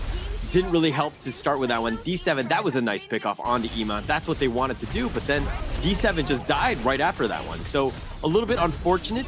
You get your pickoff, but Donut died a lot in the early game. And that kind of, it's a tough situation when your gold laner dies like that. Yeah, I think like for 1-1, unfortunately, a lot of support is needed, like a lot of space created to ensure that he's able to farm up and, you know, become that late game, like really scary core that Burnick Flash needed. But fortunately, there are even moments where you see that they got really good setups, but overall, RSG PH, the sustain, the damage just came like clear to like, the table. Overall, like this is one of the turnaround moments. I wish they had that earlier, because by then RSG PH has already taken every single objective, like every single inhibitor. It was really difficult for Burnick Flash to make a comeback. Like, seeing how the laning went, and then the fact that RSG PH were in full control, the game still went close to 25 minutes, which I think, if you're a Burnick Flash fan, you're kind of like, hey, we got a chance if we just kind of extend the game. Like, RSG PH, they need to be better, right? They need to close out these games as quickly as possible. Yes, they did it in the end, but you got to do it a little bit, cleaner, I would say. I mean, there's a room for improvement, right? I'm going Asian dad on this one, and the fact that they can do better, right? They got an A-, they need an A+, though. I mean, I think they went from not so great performance yesterday to really stepping up against Echo, and now finally a really predominant showing. I would say really good steps. I mean, if you're going too hard on them, maybe that would like derail their morale. But overall, really great showing from this. Okay, all right. No. Holler. It's tough love, okay? They need to do this. They need to ensure that they get to that next level. And I mean, okay. Another thing, speaking of getting to the next level, if the DHL FBot Dash Cup win 5,000 euros, that's not a typo. Take part now at esl.gg/FBot. Please do participate in that. I mean, it's one thing to play MLBB, but you could also play in this one and have your chance to win some serious money. I mean, what would you do if you won that 5,000 euros? Well, I would probably buy a Samsung S23 Ultra, get myself back into the game in terms of the best phone that I could use for MLBB.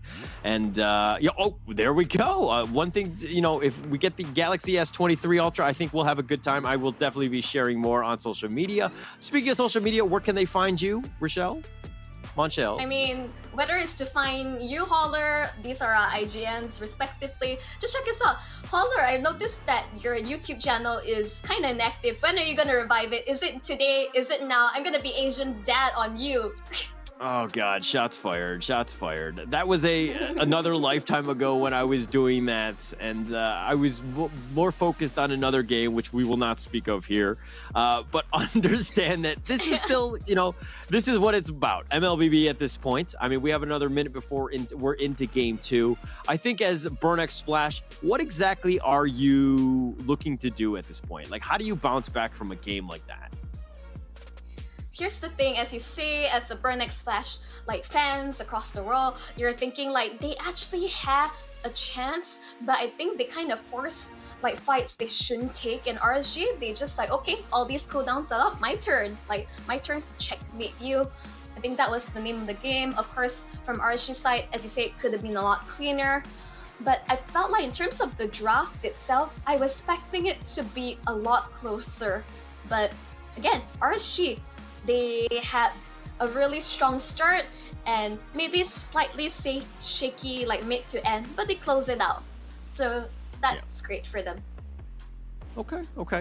And if you're looking at what RSG PH is going on right here, the coach helping out with the drafting is, she's serious when she's writing stuff down, right? Like if you look at Burnick Flash, they're just kind of like, they're just talking to each other, having a good time, lounging.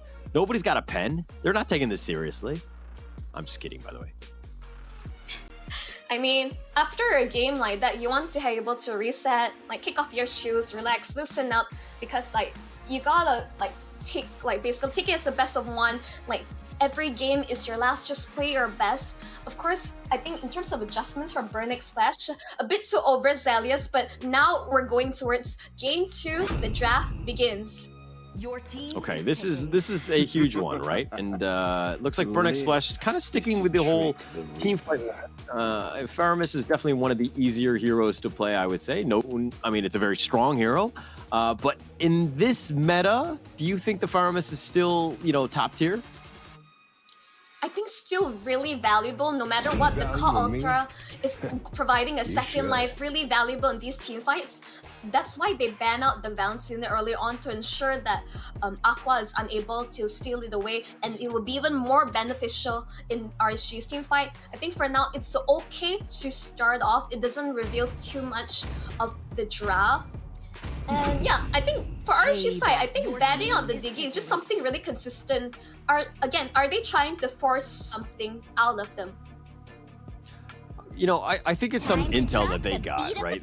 They just don't want to deal with the Diggy. I think D7 plays a decent one. It's something that you do need to be careful about. But, I mean, look, the Farza's been picked. The Fredrin is there as well as RSG PH. But then they go with the insta-pick from Burnix Flash into the Joy. Your thoughts on that one? I think overall Joy, as long as they remove like Franco, Kaja out of the mix, I think it's pretty okay. I think it's okay for them. As I say, Kaja, they pick it away, they remove forms of expression, but also means that Light can pick up the Franco to lock down on this Joy. Okay. I'm on the roll here.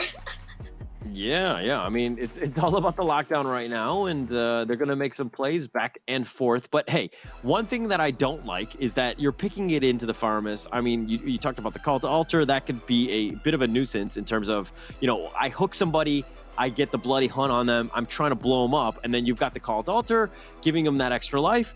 That's going to be a tough situation. So it really comes back to how do they play around Faramis's Call to Altar cooldown. I think that's going to be basically how these team fights go. I mean, in the end, it's all about like who is able to bait out these cooldowns. I think either way, it's whoever pulls the trigger first who has the better counter engagement. I think that's the name of the game. I think there's still so much utility from the Famage, like built well, a lot of damage as well. But I think overall, RSG side, as well as Burnix Flash, a lot of focus towards the gold lane. I think for the side of Eman and Donut, respect all around. Okay, can we talk a little bit about this Fredrin pick? I've seen it, you know, first or second pick almost every single series, you know, from yesterday as well. And I understand why teams like it, but I just don't know if it's that good. I mean, if we're talking about MPL ID Season 12, like it's been picked 9 times, which is like top 6 or whatever, and it's got a 22% win rate, right? I don't know what the win rate in the Snapdragon is, but it's not as good as teams think it is at this point. Okay, before the patch drop, like Fredrin, hands down, one of the top tier utility junglers there is. I think why RSG picks it up, it still can be flex. Not skip plate towards the EXP. Demon Kite still like really used to playing Fred. You're going for a bit more of comfort on this side. Still about a good amount of flexibility in towards. But they instantly, this tells where this Fredrin's going, not picking up his Turisla. Okay.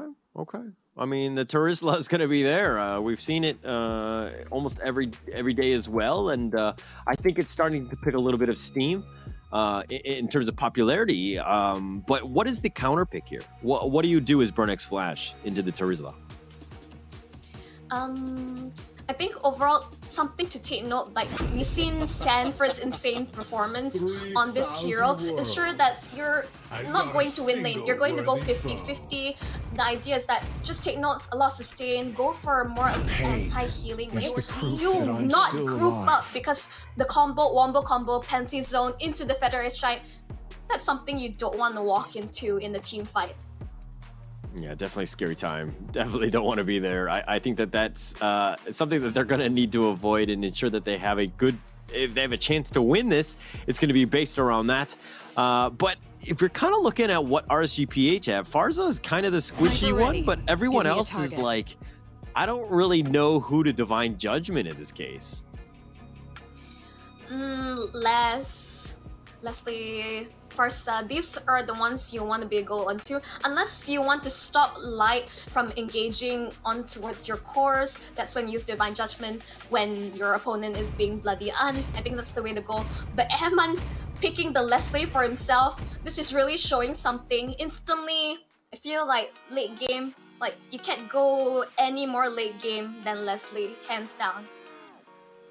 All right. The drafts have been finished. The players have kind of picked their heroes. Who do you think has the advantage going into game 2 here? I think the fact that they just close off with the Leslie, my vote is for RSG. In terms of they have really good wombo combo, they really solid team fights. Burnix Flash, they cannot repeat the same mistakes they did during game 1. They have to play for the calculative pickoffs, they can't group up. I think that's the name of the game. Do not repeat your past mistakes, learn from them. But RSG, I think they have what it takes to take the series. Okay, we're gonna find out. And here we go. It's gonna be RSG PH. They're up 1-0 against Burnix Flash. This is gonna be game 2. Is RSG able to kind of close this one out? We're gonna have to find out. And I feel like Burnix Flash, they're kind of fighting for their tournament lives. They need this win. Absolutely. As we're back in the land of Ton, as mentioned, this is going to be a match point for RSG PH. And let's see how Burnix Flash will play this differently, because RSG setting the momentum and tempo. Okay, RSG have been on the red side again, and we were talking about it earlier about how the red side has a slight advantage. Is this a bit of a mix-up by Burnix Flash, or they're just like, hey, we'll just stick with blue?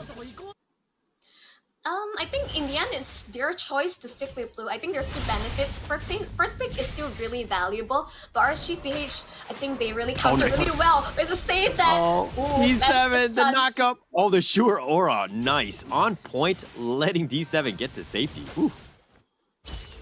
Yep, just a nick of time. But just take note that if they lose Faramis there, he's back in no time. Not ideal to give a first blood over to RSG PH, but I think you take what you can get. Yeah, for sure. And Burnix Flash need to be aggressive. They need to kind of play a little bit riskier at times. I think that they need to figure out ways to kind of, break through the potential farming machine that Demon Kite has in terms of, the enemy jungler. And also taking objectives, right? Burnix Flash have done a poor job of taking any objectives in this series thus far. I don't think they have a single one to their name as of now. So giving up yet another one, not a good situation for Burnix Flash. Yep, definitely not. Divine Judgment. Divine Judgment. Towards Light. Oh, he's going to flicker. He's going to be back. ATM has now joined the fight. He's looking to fight this one, but the Cult Altar, they've got him. The nice little knockup. The Feathered Airstrike is going to do some work, and Seacat is going to be the first to go. Light is going to be killed in return. Mitch will secure that one. The Turtle is still alive. Mitch has got the Ring of Order. He's going to do some damage, but Nat's getting a little bit low. Aqua as well, and it looks like Demon Kite will somehow take it. He's got the Retribution. He's going to stick around. D7 is going to be killed, and RSG kind of coming out on top. Yeah, once again, Burnix Flash, they were like, RSG PH, they were really juicy. There were like so many members were really low. But again, they stayed for too long hoping to get something, anything. And RSG PH, they just come on top. Objective secure, kill secure. Again, another great start for the Raiders. Bit of a missed opportunity by Burnix Flash. There were so like Aqua and I think Iman. I don't know. Sorry, I don't think he was Iman. But somebody else was very low. They just barely got away. It was a situation where maybe if they committed a little bit more, they might have gotten it. And I think at this point, you kind of need to go for that risky play. You got to figure something out. You got to change it up. Yeah, I mean now we could say would have, should have, but I think this is how it plays out. It's not the end of the world for Burnix Flash, but they need necessary adjustments. It is looking really rough right now. Tough situation. Light a little bit off with that hook. That could have been a huge one if he got the pick off. Mitch is going to be scouted out here. And Aqua, they found him. They're going to start this off. They got the nice little knockup. Demon Kite backs off. D7's looking to go for this one. The Ghost Burster is going to kind of be used. But now ATM is going to get to safety. Everybody's starting to disengage. Nobody wants to deal. Well, nobody wants to fight, apparently. Yep. Very different compared to game 1. But as I say that, Bloody Hunt committed. Mitch is out of the picture. And cults are expended, not saving anyone in the process. That's one way to get it. And D7 gets sniped again. The Feathered Airstrike, he's been on point. Aqua has been a madman with that spell throughout the entire series. Ooh. Ew, that was really close. Like really close range hook. But again, as I say, whoever pulls the trigger first, instantly you see RSG PH capitalizing on those cooldowns. Instantly you see, okay, Call of Thor is used, they have no fear, they just dive and like they just burst D7 to the ground. They bursted him down, but the turtle right now is about half life. Demokite's sticking around. He's in the front. He's taking up most of this one. ATM is here, and it looks like they're going to start this one. And Mitch just gets instantly bursted. ATM, the Rhythm of Joy, doing a little bit AoE, but nobody's actually dying at this point. CCAT getting a little bit low. The Feathered Airstrike, and they've gotten D7, and Aqua is a madman on it. And ATM now just wants at least Demokite. Does he get him? He does not. Demokite limps away, and he's fine as well. And RSG, all 5 survive. Yep, I think instantly it's already starting to look like a disaster for Burnex Slash. The fact that they're the hook, but it's on towards Mitch. They aren't interested in engaging on towards him. RSG, they were at their limits. They make this. They've got the Divine Judgment. He pulls him back into under the tower. The flicker away. Iman just barely getting away. D7 is now looking to join the fight. Light has been killed. They got something at least for now. Demokite trying to get to safety. He's going to be killed, and the Rhythm of Joy makes him pay. And Burnex Flash get a couple kills. That's a good win for them. Yes, this is the moments they're looking for. Finally, Mitch was like, he saw the opportunities. He saw that, okay, Leslie is out in the open. He's going to gun for it. I think it's a really good call. And they need moments like this to stay in the game. They need more than that, right? I mean, it is only a 2K net worth lead. It is still very early. It's 5 minutes in, but you don't want to be, okay, all right. The hook is going to actually connect onto the Siege Catapult, but now RSG are coming in here with spades. They've got the T1 bottom, so they got something. Burnex Flash now on the retreat. Yep, comparing to the previous game, they're going for objectives. This is a really good start. You can see instantly they're going for it. They're gunning for it. Oh, Aqua, how many kills has he gotten on this? He's 602. The Feathered Airstrike, I've counted at least 3, but he might have more. I mean, Aqua's just been an absolute sniper with that spell. And you see that with Eman also. There's another sniper, the actual sniper from this RSG PH, but Aqua is just like taking everything he can. CCAT just not having a good time. Demokite, yeah, just running him down. Look at like Fredrin, just a chat, hands in his pocket, like just taking everything. But Bloody Hunt. Bloody Hunt. On to Donut, my friend. Where are your friends on this? You got to stick together. You got to get some sort of farm. Donut, you got to stay alive. You got to get some kills. But here we go. The Rhythm of Joy doing some work. Aqua, he gets bursted. ATM's going to make him pay. They do get it. Mitch has been thrown back. He's going to be killed. Eman will secure that. D7 has already been removed. ATM now, he's been sniped. He's got a couple shots on him. ATM does get back. Demokite through it all has taken the turtle.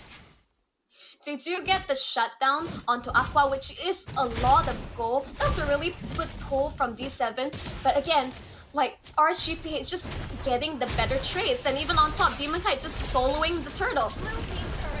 No chance. I mean, that was a fight 4 versus 5, and RSG came out on top. I think that says, speaks volumes about how this game is turning. And RSG have completely controlled the enemy jungle. They're in their face. Burnex Flash have no space to breathe. Absolutely not. Like RSG, they're just going to death ball their way to victory. And not only that, they have the late game for it. ATM dancing around nuts, ensuring that in the end, with Trisla, just take note, he's quite easy to kite, but overall, the amount of setup, the teamfight potential for RSG speaks volumes. Donut.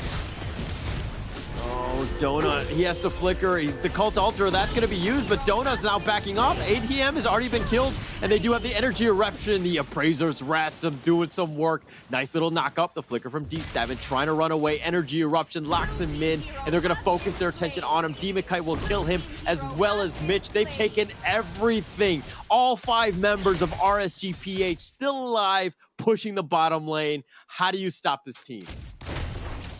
You really, at this point, can't stop this RSG train from, look at what they're doing. Instantly, Donut, I know, understand, you're trying to get objective, but you shouldn't be throwing your bodies just for it to take a single turret. And you can see CCAT, he's doing what he can, split pushing, he does have the mobility, but Donut, You're one of the cores for the Cybernetics Flash. You can't throw your life away like that. RSG PH, you're just playing 4 or 5 men rotating, like taking names, taking everything. All right, ATM doing what he can to try to get them back in this game, right? Pushing the bottom lane, maybe forcing the issue. RSG are going to stick around. I mean, the eventual one is that you know that they're going to go for the Lord, right? How many members of RSG PH are going to be committed for the Lord? It looks like it's at least one, but this is a situation where you got to take what space is being given. You have open space in the bottom lane. Maybe you push the T2, maybe the T3 bottom if you're, you know, being somewhat risky. But it looks like that's not the case. The Lord has already been removed. Demon Kite will secure that one. RSG they're looking to go for more. Nas is continuing on. CCAT is kind of pushing people around with the Ashura, but it looks like they're gonna back off. They got the nice little hook into the bloody hunt. The feathered airstrike, the Cult Altar will keep him alive. That's one counter to it. Iman getting a little bit low. ATM is gonna force him to get to join the underground, so to speak. And it looks like they've gotten Demon Kite as well, and D7 gets that kill, and Burnex Flash are kind of starting to do well. Yes, RSG have gotten the Lord, but Aqua is getting a little bit low. ATM is forcing the issue. He's gonna back off here. Yep, in the end, you still have to respect Burnex Flash damage. I was a bit aware of like that earlier concealed play, but really great timing of the Call Altar. Instantly, their RSG is realizing, oh, we have forced this too much. We burn a lot of our cooldowns. Instantly, Burnex Flash answers back. ATM, you can see, I feel like he's really keeping like his team together. Destroy, like just pelting with vengeance. Enough damage is coming true. Yeah, there's enough damage is definitely being coming through. But here's the instant replay, the pullback, the Cult Altar, the throwback by Mitch. This is actually a long time ago. Actually, this is the 6-minute one. So we're going way back in time. Yeah, way back in time when you can see instantly like, okay, gotta give credit when credit's due. D7 like had some good moments, like they double pull in, securing that shutdown to Aqua like way back ago, but that Call Altar like turned around. No, he gets instantly deleted. Cult Altar is not gonna save him, and that's unfortunate here. The feathered airstrike, that's gonna slow down most of them. D7 is gonna push back, and now they're gonna focus on that T2. That's the last remaining one. It's all coming down to the T3s, and RSG PH are literally choking you out. Nice hook. They found him on the Mitch. ATM on the backside. E-Man blows him up. Enough is enough. And looks like they've dealt with the nuisance. They've dealt with a cockroach, so to speak, in the back line. They've gotten that. They've taken the T3 as well. And RSG PH on the up and up with all of these kills. Yep, they're 5 men strong, forcing it. Better airstrike top everything. CCAT, I don't think you can survive. Killing spree for Eman. Oh, the hook again! They pull him back in! You think you can get away, and he says, get over here! And he throws you back. They kill Mitch as well, and RSG PH are starting to roll. The only thing slowing them down is the fact that they only have 2 minions at this point. With the Cult Altar, they're going to try to force something. Maybe you get some sort of kill on the Nas. They're not even able to do it. ATM gets killed. The base is at half-life. Nas is starting to get low, but it doesn't really matter. And RSG PH win game 2. They do it systematically. Convincing victory from RSG PH, and like you say, they're officially back into this. Like, what happened overnight?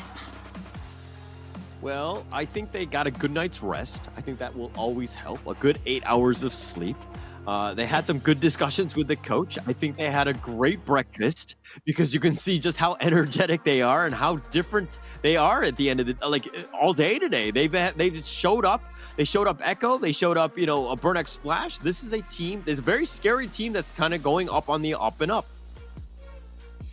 Yeah, I think overall, in terms of just draft alone, like instantly when I saw that Leslie last pick, I was like really looking like Aqua getting his Farsa, Nuts getting his Tersla. Overall, just really solid picks, but the Leslie is just the final nail in the coffin for Burnex Flash potentials late game, I would say. Yeah, no real chance. I mean, look, Chubma's not there. Everybody's playing different positions. It's really not a fair fight. They're not at 100%, right? So let's give credit where credit is due. They put up a good fight. They tried to, you know, to push on, so to speak. But RSG PH too strong today and really showed up. And that draft was very scary. They were all over you. Team fight was on point. For me, the biggest standout was Aqua. If he doesn't win MVP, I think that there's something fishy going on. Something very fishy indeed. This really takes me back to last year watching MSC live at the venue. It was just a sight to behold. And man, when Light performs on this Franco, he was just landing hook after hook after hook. This is what I want to see from RSG side. And I say, they're really a momentum-based team. When they're riding on this wave, there's no stopping this train. Yeah, for sure. And I hope the train continues on even into day 3. They're going to figure things out. I mean, you definitely want to be on the top side of the leaderboard, so to speak, just to ensure that you don't have to deal with tiebreakers, right? I think that's a very difficult situation. You don't want to have to be like, oh, did I beat this X and Y and how that happened or whatever. You want to control your own destiny by just winning out. So the sooner that they can do that, the better they're going to be. So I hope to see more of RSG PH in the tournament today. I mean, there's a reason why, again, top contender, top 3 in their last MPL, which have recent this year, this next half of the year hasn't started yet. Really looking forward to it. But you ask whether Fredrin, what is all the hullabaloo about Fredrin? I think instantly you can see in the hands of Demon Kite, still really solid. Very tanky, still kind of up there. I think the stats will be very padded because he's very tanky and he sustains quite a bit. But I think in terms of the actual kills and everything else, he just provides a lot. Let's look at the stats here in the post game. Let's see exactly what I'm talking about. Hopefully it'll show in the data here. Well, I think the data speaks for itself. Close to almost 10k goal lead, 22 versus 6 kills. Vernex Dash, compared to the first game, which is a lot shorter, and they weren't able to drag this out as much as further. RSG, they just overall run them down. They're set up for success overall. This recipe, the beautiful setup from Light, Nuts, and of course Aqua just pelting fire, burning Vernex Dash to the ground. Yeah, for sure. I mean, look at what happened. Nats is just on point. Aqua, again, look it. He's got his finger up for a reason, right? He's 8-1-10 or whatever, and he just did so much damage. But speaking of dealing a lot of damage, Aqua again on point, right? I think I rest my case, Your Honor. I think Aqua is the one. I mean, I would love to agree. As a Farsam main, I would love to see that, being the MVP. But overall, surprising the damage dealt. The carry is ATM 52k damage, so he in a way did out damage RSG PH. But overall, I think RSG PH was just able to layer and in terms of how they take these team fights, and overall, just better team composition. Really great start. They did not allow Vernex Dash any signs of life. Yeah, no life, nowhere to breathe, nowhere to go. Just a tough situation, right? And it really comes back to just the play style. People were getting caught out from Vernex Flash. I mean, Donut was there in the bottom lane. He just went 1 versus 3. He got blown up. He just couldn't get anything going, right? There were not very many times where we were like, hey, Donut is making this play. He's getting himself back in the game by getting these kills. And they were just struggling throughout. It was just a tough game.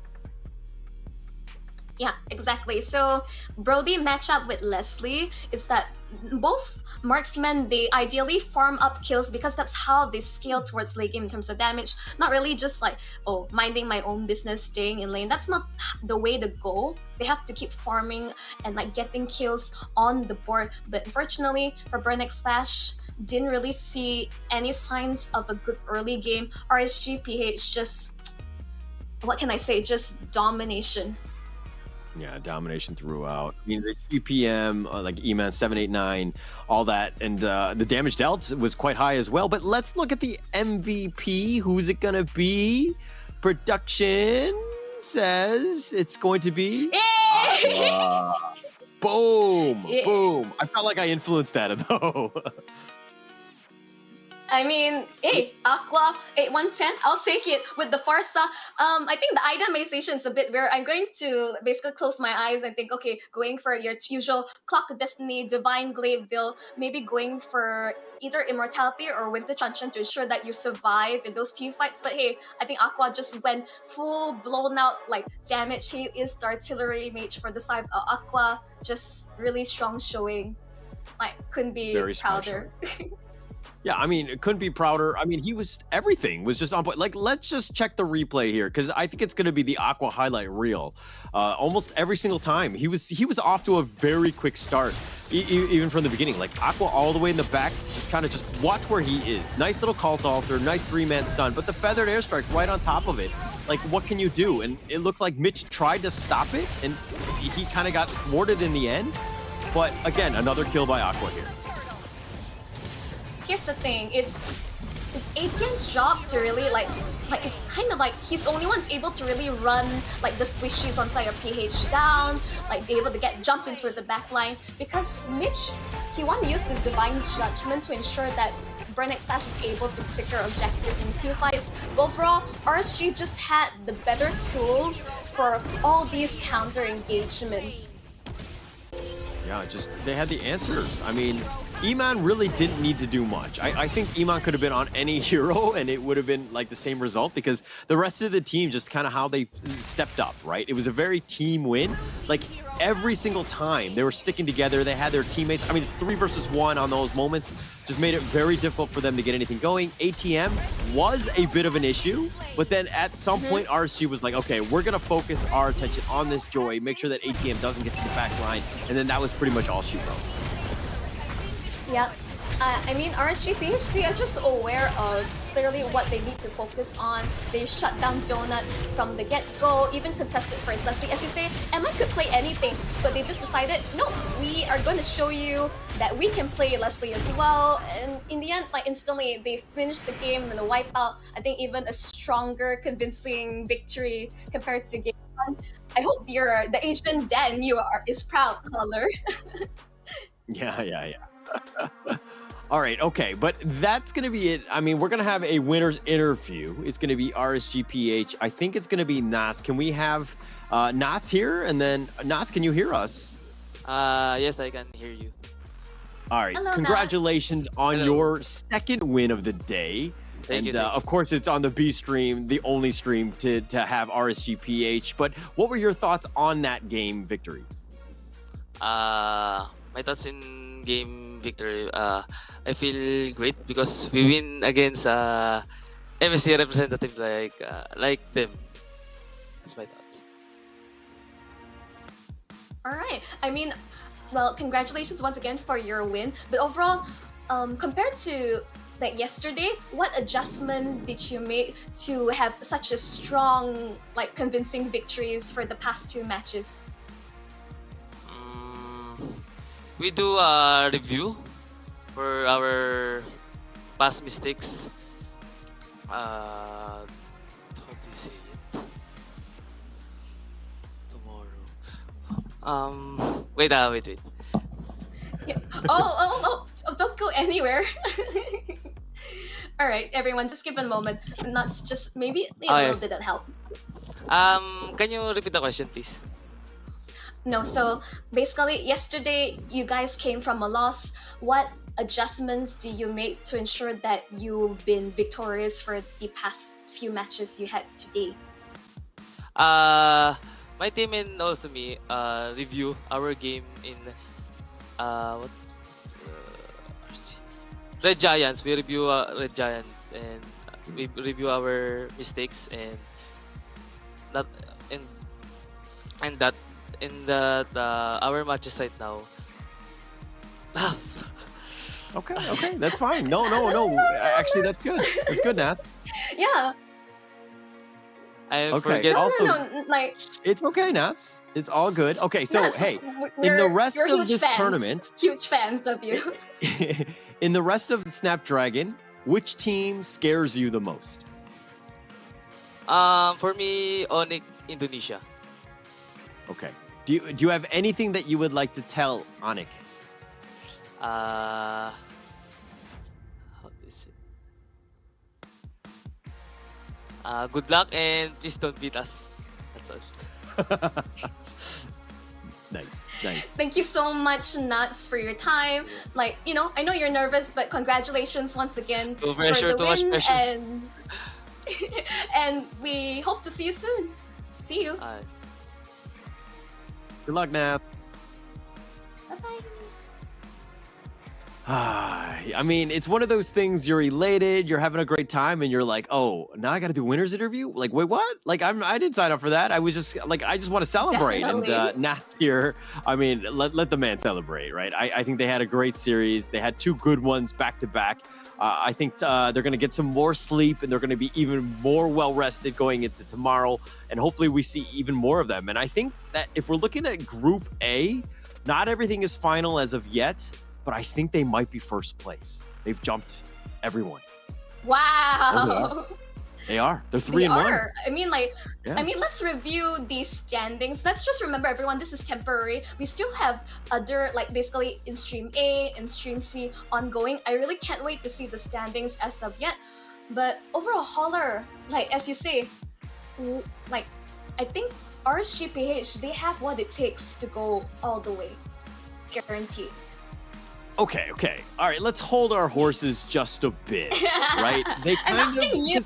Because look, I don't want to undermine what they have done today. I think Echo was definitely a formidable opponent. That was a huge weight off their shoulders being able to win against them. But this Burnex Flash team is kind of a wounded duck. They weren't 100%, No. right? And I don't mean to undersell what they've done. Burnex Flash has still a very strong team, but they didn't have that lineup. They didn't have everybody in their roles, right? But this is one where RSG PH can kind of pat themselves on the back and be like, hey, this is a great momentum going into day 3, but how do they build off of it, right? They're still not out of the woods as of yet. Yep, absolutely. I mean, that was my question for you. Do you think they have what it takes to go all the way? Because, you know, top 3 from their respective groups, you know, for the top 6. This is like really important for them. But again, like adjustments have been made, but as you say, not quite out of the woods, but this is a team that, as I say, like from the start to end, rides on momentum. That's the RSG way. I mean, if we're looking at every single tournament, it's about who gets hot in the end, right? Getting into the playoffs is one thing, but then kind of riding out that momentum going in. I think that's going to be super important. If they win another one, like we've seen it time and time again where teams like, again, I'll just throw out RSG, SG, right? In MSC, they were tops in their groups. Everybody was like, oh my gosh, this team is looking undefeatable, excuse me. But when the playoffs happened, they hit a wall, right? They were going into this one. They lost one game and they didn't know how to recover. So it's more of like overconfidence going into these things. You need to ensure that you're able to take the blows, figure things out, and just kind of grow with it. But let's find out the standings, where we are today, who stands where.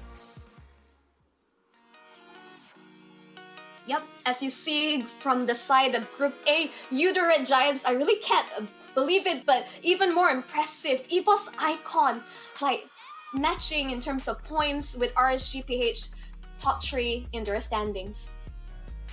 Wait, hang on.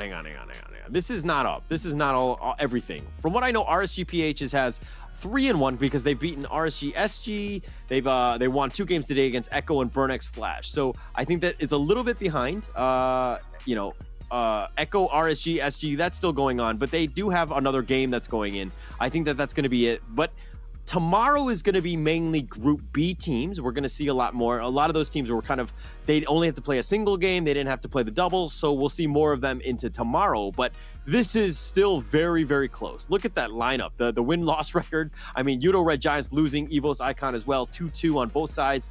It's anybody's game in Group A. Absolutely. I mean, like, Group A is looking like really like competitive, and you can see like a bit more stark difference for Group B. But overall, let's talk about the top 3 plays we've seen as of today, shall we?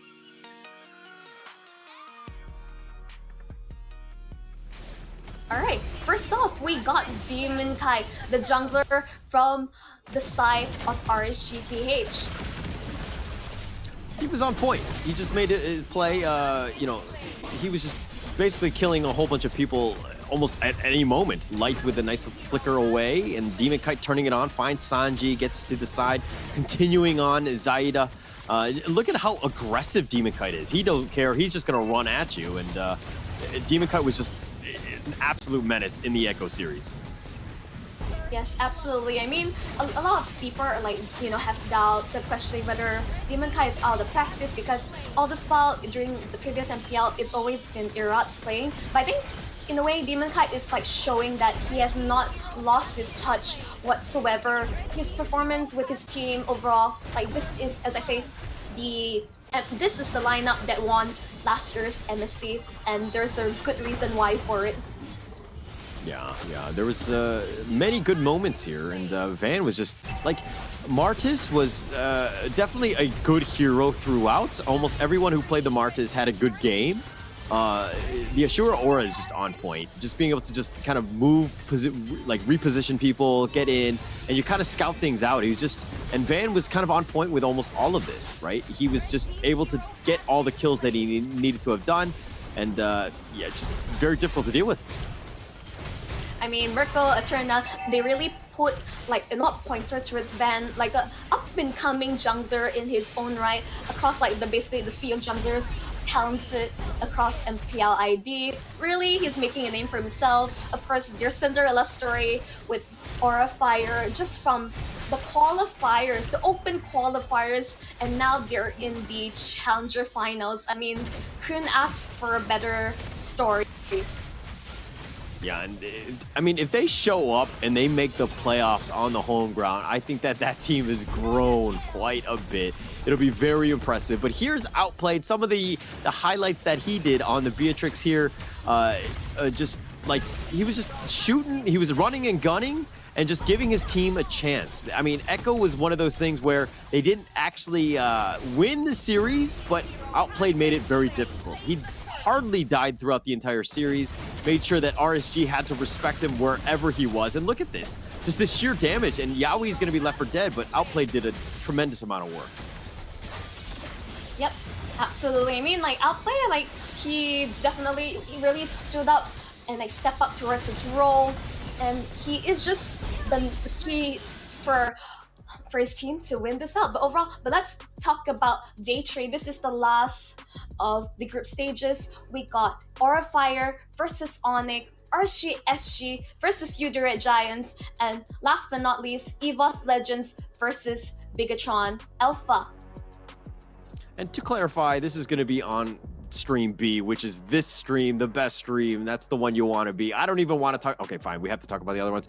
Stream A, yes. Fine. Todak, EVOS Legends, first game. RSG PH, EVOS Icon, Todak, Onyx, match 3, stream A. Yay. But stream B is where you want to be. But then stream C, there's AP Brand, Bigatron Alpha, match 1, Echo versus Burnex. And I'm just kidding, Burnex Flash. I mean, there's plenty of good ones in this stream C as well. Aura Fire, and of course, AP Brand. That's going to be there. And there's a lot of good games. Just find what team you want to watch and make sure that you're there. But I think the most interesting one, at least for me, is going to be that second game. There's going to be RSG SG versus the Udirate Giants. I think RSG Singapore might be playing for their tournament lives, but plus I'm from MPL SG. I live there. There's a little bit of a home team on that. And then you, Munchel, you have, of course, the Udirate Giants. And yeah, we're going to go at it. You know, I think that we're going to see who comes out on top on that one. Yeah, and of course, last but not least, you want to make sure that you stay up to date with the latest news of our MLBB series. Like, yes, just go on in, sign up for the newsletter. This is where you want to be. You don't want to be lagging behind like with your games. You want to ensure that you're always up to date of the latest news and meta. I mean, this is where you want to be. Join the newsletter. Sign up. It's the easiest way to do it, right? To figure out what you want to do. And of course, you can watch all of these teams. Well, the winning teams, the teams that make it to the playoffs, you can watch them live. It's going to be July 21st through 23rd. July, Istora, Senayan, Jakarta. You can get tickets. I believe tickets are as cheap as 30,000 rupiah. Monchel, you asked me at the beginning of the cast how much that is in SGD, and it's actually only $2.65, which is actually very, very cheap out here. So yeah, I mean, tickets are incredibly cheap. Please do go and see this live. You will be incredibly wowed by the crowd, the energy, everything that you wanted there.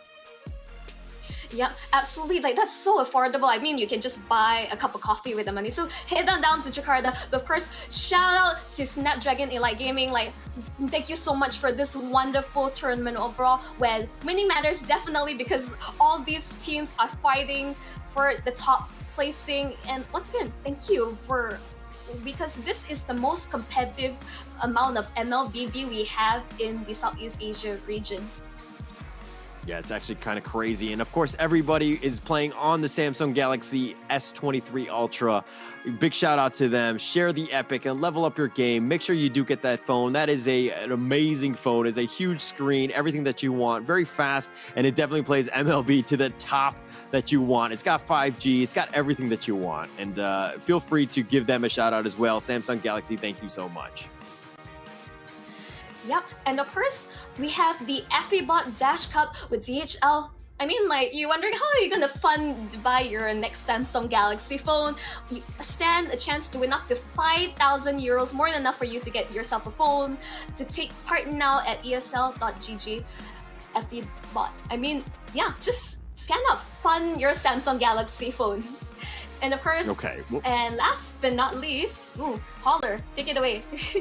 No, the Monster Energy, I think I might need one right now. I'm starting to wane a bit, but Monster Energy, unleash the beast. Get your energy drink in monsterenergy.com/gaming. Check out that URL and you might get some freebies, also some good things that you might do. And of course, Monster will get you through the day. Hopefully it'll get me through day 3 as we have that one coming up tomorrow. We've got some action-packed games going on, and there's going to be a lot of hype going into the day 3 games. Yep, I mean, I really can't wait. I mean, it's been an honor to be part of the ESL cast, as well as casting with you, Holler. We have one more day of the group stages. This is where, I would say, for the teams that are doing well, they have to keep up the momentum. And the ones at the bottom, who with maybe 1 or 2 points behind, this is the time to fight for your tournament lives. Overall, Holler, any closing remarks to our viewers? No, well, thank you so much for tuning in. My name was Holler, and with me was Monchel. Thank you so much. We had Terrence earlier today. Thank you so much. Have a good night. Drive safe, and we'll see you tomorrow.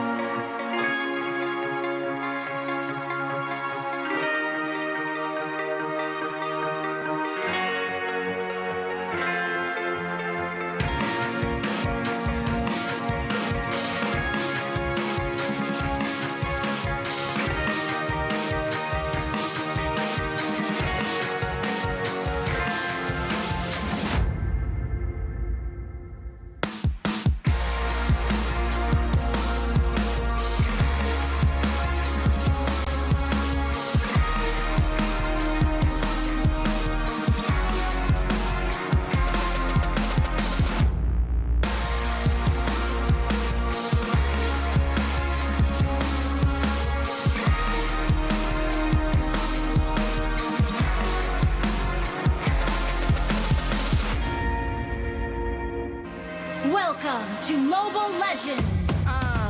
What is a winner? Make a promise, then I go and deliver. What is a great? They all amazed. This ain't for beginners.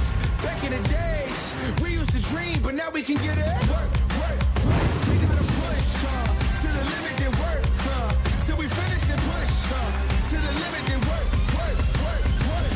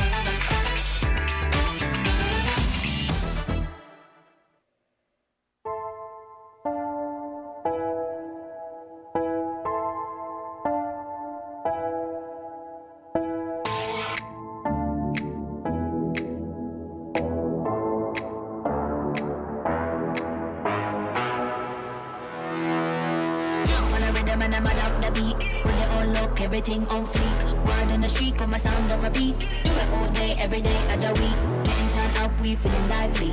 On the dance floor, where you gonna find me? Here comes the drop, it's time to party. Here comes the drop, it's time to party.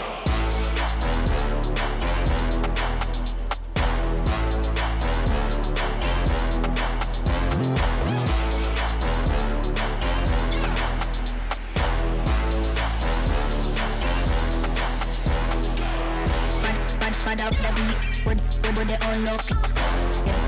Everything on fleek. Do it all day, every day. Bad up the beat, when it all look. Everything on fleek. Do it all day, every day.